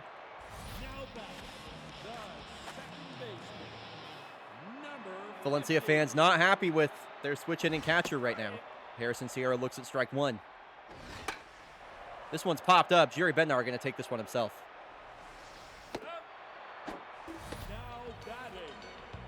A 4-seam, a slider, and a curveball for Jiri. His fastball, he can tick that up to triple digits. And a 90-mile-an-hour slider in there for strike 1. Just blowing it by him, 98 on the outside part of the plate. Woo, and a beautiful curveball. We are going to a tie game here in the final inning of regulation. Alfie Minkelschneider and Vidar Usted will get things started. Are they going to pinch hit for Alfie? They should. They won't, but they should. Strike. That's inside. Top of the 7th. Caden Carey strolls back to the mound. One of the few guys that's been in the league since season 1. Multiple-time World Series champion. Won with Valencia last year. Caden Carey, just one of the best relievers in baseball. Like, he appeared in more games than any other pitcher, and he's 42 years old. The man does not age. He has an elastic arm. Cheddar Cassidy with a diving stop, and Caden Carey covering first. The CC to CC connection. Cheddar Cassidy CC's Caden Carey on that email. And it's 2 outs for Dom Hudson. So important for Caden Carey to get this out right here and prevent Commander Shepard and Stoke McTavish. How were you able to order me food again? How is that possible? Was there not a cooldown on Treat Stream? Kat, how did you do that? Thank you, by the way.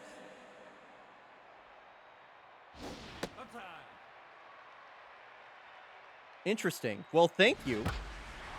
So Richie Grab comes into the game and gets a pinch hit leadoff single. That is a massive swing of momentum as Caden Carey able to neutralize the Mariners there in the first. And we've seen Valencia steal all over the Mariners so far this game. And Richie Grab coming in this game late, the rookie, he's got a pinch hit single and now can easily get on second base for the top of the order. This one splits the right side of the infield. Commander Shepard, like a toboggan, is there to make the catch, but their go-ahead run is on second base for Billie Jean Blackwood, who just hit a home run this game.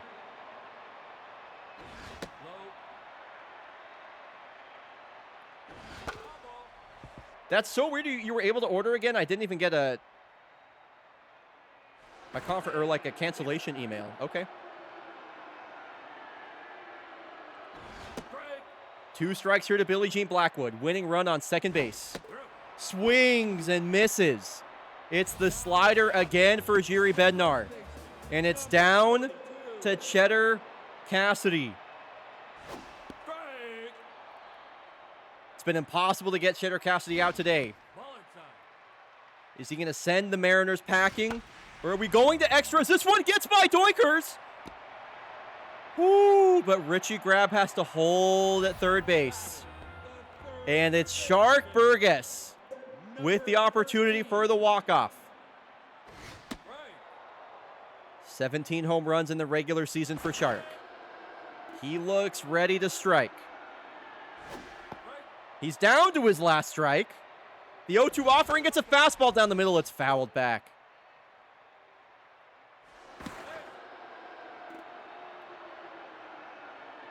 The 0-2 to Shark. Spits on that curveball in the dirt, waiting for his pitch. Runner takes off, and they will just give up that base. Not going to risk the throw with Cheddar at third. And she swings and misses. For the third time today, we have free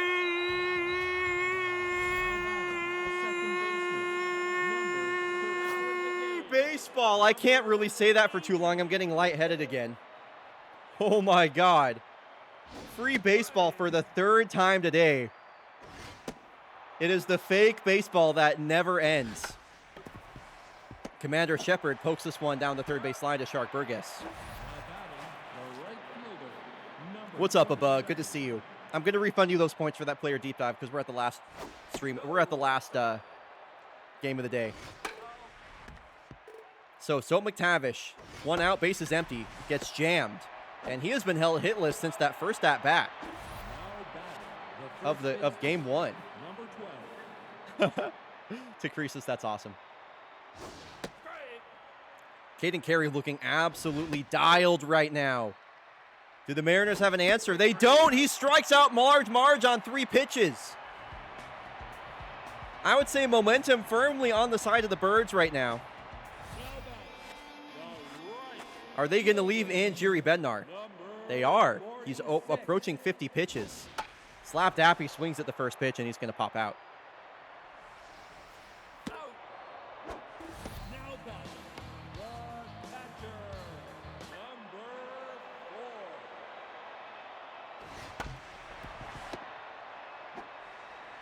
4. Was that 2 pitches, 2 outs? I think that was 2 pitches, 2 outs. Wow. And now Jiri Bednar's locked in. Him getting through this 8th inning would be massive if they can protect the rest of their bullpen. The 1-2 to Harrison Sierra. He goes down looking. The 8th inning is over in an absolute blink of an eye.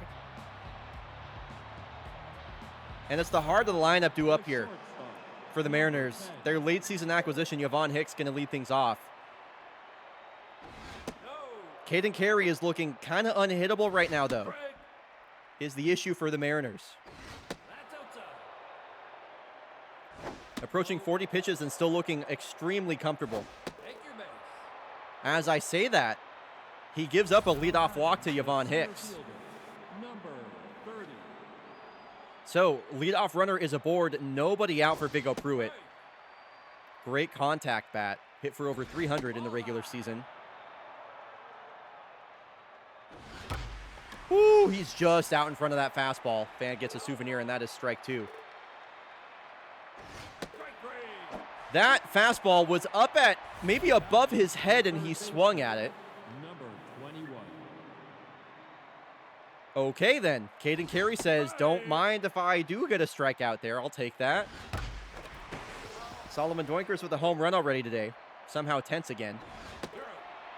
A lot of tense batters in this Mariners lineup. The designated hitter, number And they're not pinch hitting for anybody for some reason. Who do the Mariners have on the bench that they're not using right now? P.T. Beano, Ri Kyung Jae, Beaufort Flowers, Alfie Minkelschneider with a high fly ball out to the warning track, and this will hang up for Slap Dappy. Bottom of the 9th inning, 8, 9, and 1.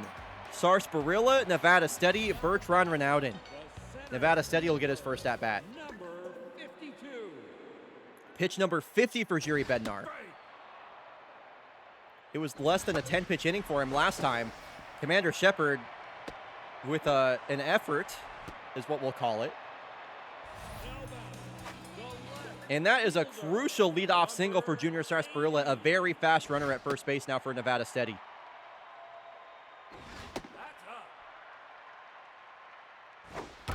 And Nevada Steady in his first at-bat has a base hit out to right field. So Valencia has set the table for the top of the order. The 8 and 9 batters have reached in front of the top of the lineup. Jiri Bednar staying in the game. I think this is a mistake from the Mariners.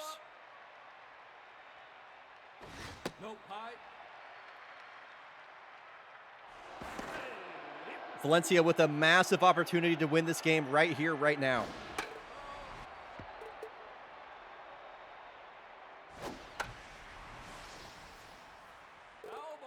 Approaching 60. This is the 60th pitch from Jiri Bednar, the 2-2. Renaudin's not going to make it easy, the All-Star. And a lot of speed at second base. He doesn't need a big hit to win it. Doinkers there to catch the line drive. And that is surely the end of Jiri Bednar's day. What an outing. In comes Alto Driveway. Alto Driveway, a 4.73 ERA through 40 innings pitched in the regular season. And he is looking not sharp coming out of the bullpen. The first time he's pitched in the postseason, he might be a little rattled, or a little nervous, I should say.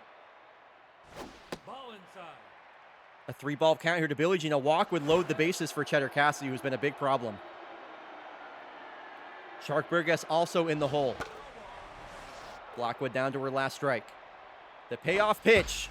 Hit on the ground. Solomon Doinkers catches another line drive. And once again, it is Cheddar Cassidy. In almost the same scenario as last time he was at the plate. And once again, Alto Driveway falling behind in the count, 0-2. Ooh. that was a hanging changeup that Cassidy missed. Hit on the ground. We are going to the 10th inning. We have real fake free baseball now. The second game of the day that has gone to the 10th inning. Number 72.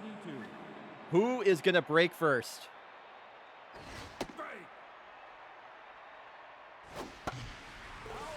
Jerry Bednar did his best Caden Carey impression. Now Caden Carey is, doing what Caden Carey does. Chad, I'm going to throw up. Oh, my God.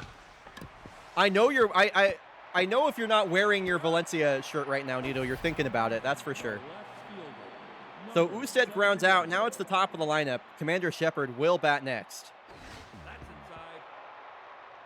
Now Caden Carey approaching 60 pitches. Ball in the strike here to Dom Hudson.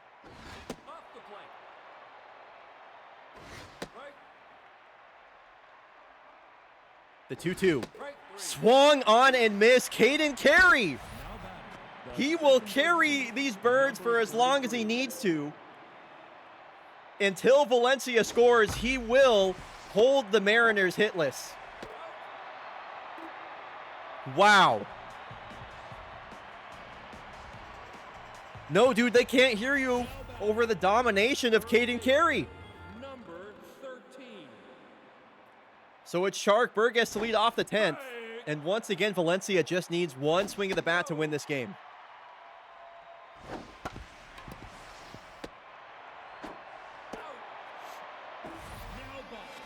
Who are you rooting for, Makabudu? Number 46.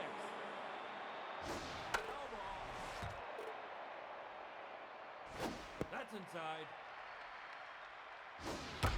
Slapped Appy. Gets that one over the glove of Yvonne Hicks out into shallow left. The winning run is on first base. The catcher. Right. So who are you rooting for in this game, Makabudu, was my question. Ground ball, a chance to go around the horn. Shepard covering second, gets it over to first. The Mariners turn 2, and as Nerd Piggy says, we will see y'all in the inning 11, and here we are in inning 11. Number 27. So McTavish to lead off. Caden Carey. Wow, Harrison Sierra, a long run to cut that off, and does throw out Soap McTavish at first. Number 12. 60th pitch of the game for Caden Carey. He has pitched 5 innings in relief in this game. 5 innings in relief.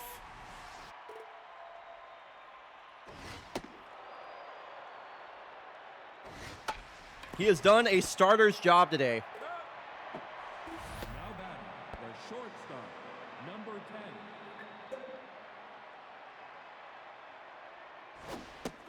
Does Yvonne Hicks have an answer? Ball inside. The 2-1. Out in front of it, foul. Caden Carey trying to make it 5 2/3 innings pitched. The full count. This is the last batter he'll face. Pitch number 69. Fouled away.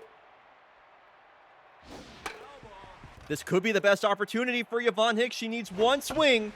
She gets jammed, but she muscles this out into left field. What an at-bat. That was veteran on veteran right there. 42-year-old versus 37-year-old. Yvonne Hicks wins the duel. And finally, Caden Carey is out of this game. In comes Cha-Cha Booger. Hard-throwing right-hander. Change up for strike 1. Vigo Pruitt quickly down to his last strike. And a high drive way out to the gap. This gets down. Yvonne Hicks is getting the wave. Vigo Pruitt puts the Mariners into the lead. Wow! A late game, huge hit for Vigo Pruitt all the way out to the warning track. Hit it as deep as you can in this ballpark without it being a homer. Wow. As soon as Caden Carey is out of the game, the Mariners waste no time capitalizing. Vigo Pruitt with the clutchest. Wow, that ball got away. Vigo Pruitt steals third base with the clutchest double of this postseason so far.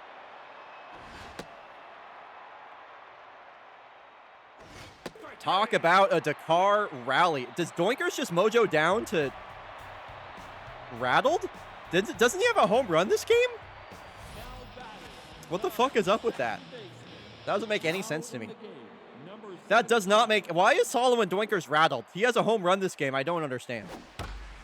Harrison Sierra swings at the first pitch. And Vigo Pruitt, once again, it's Vigo Pruitt, man. So they're leaving in Alto driveway to go for the save here. That is crazy. This one is knocked down by Alto driveway, and the Mariners are 1 out away. Valencia had every opportunity to win this game. And Bertrand Ronaldin's going to get a chance to win it. Nevada Steady gets a base hit. And Bertrand Ronaldin represents the winning run. Will it be another late game swing of fortune here? Ball and a strike to Ronaldin, the All-Star. High fly ball. This doesn't have enough on it. Vigo Pruitt makes the squeeze, and the Mariners will take a 2-0 lead versus the defending champs. Wow. Hashtag fish on. Fish on.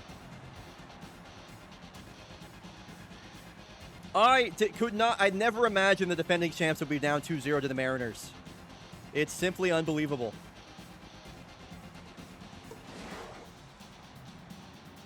Wow.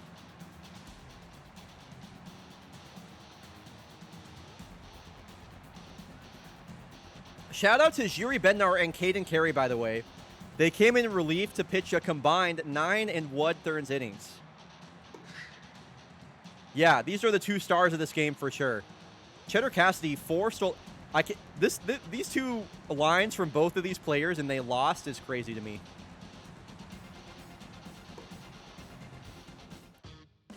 Y'all, that was only the first day of the playoffs.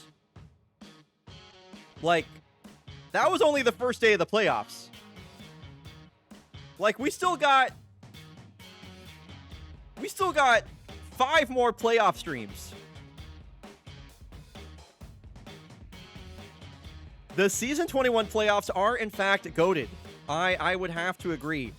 In case y'all missed it, by the way, do not miss Friday's broadcast. It's going to be one Bobby after another coming at us on Friday.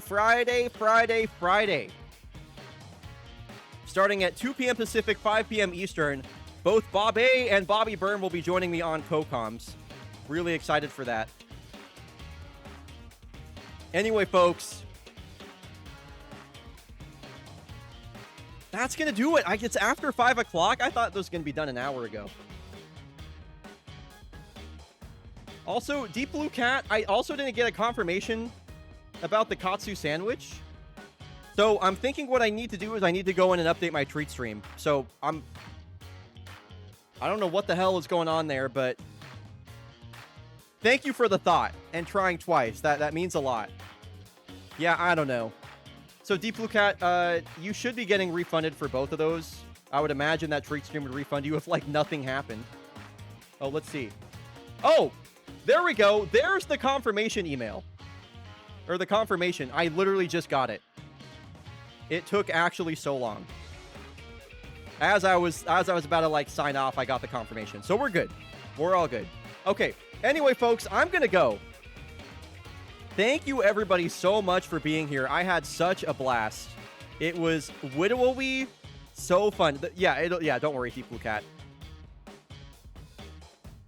This was such a great day. I will see y'all on Friday for one Bobby after another. Until next time, everybody, what a day of fake baseball. See you then. Bye, folks.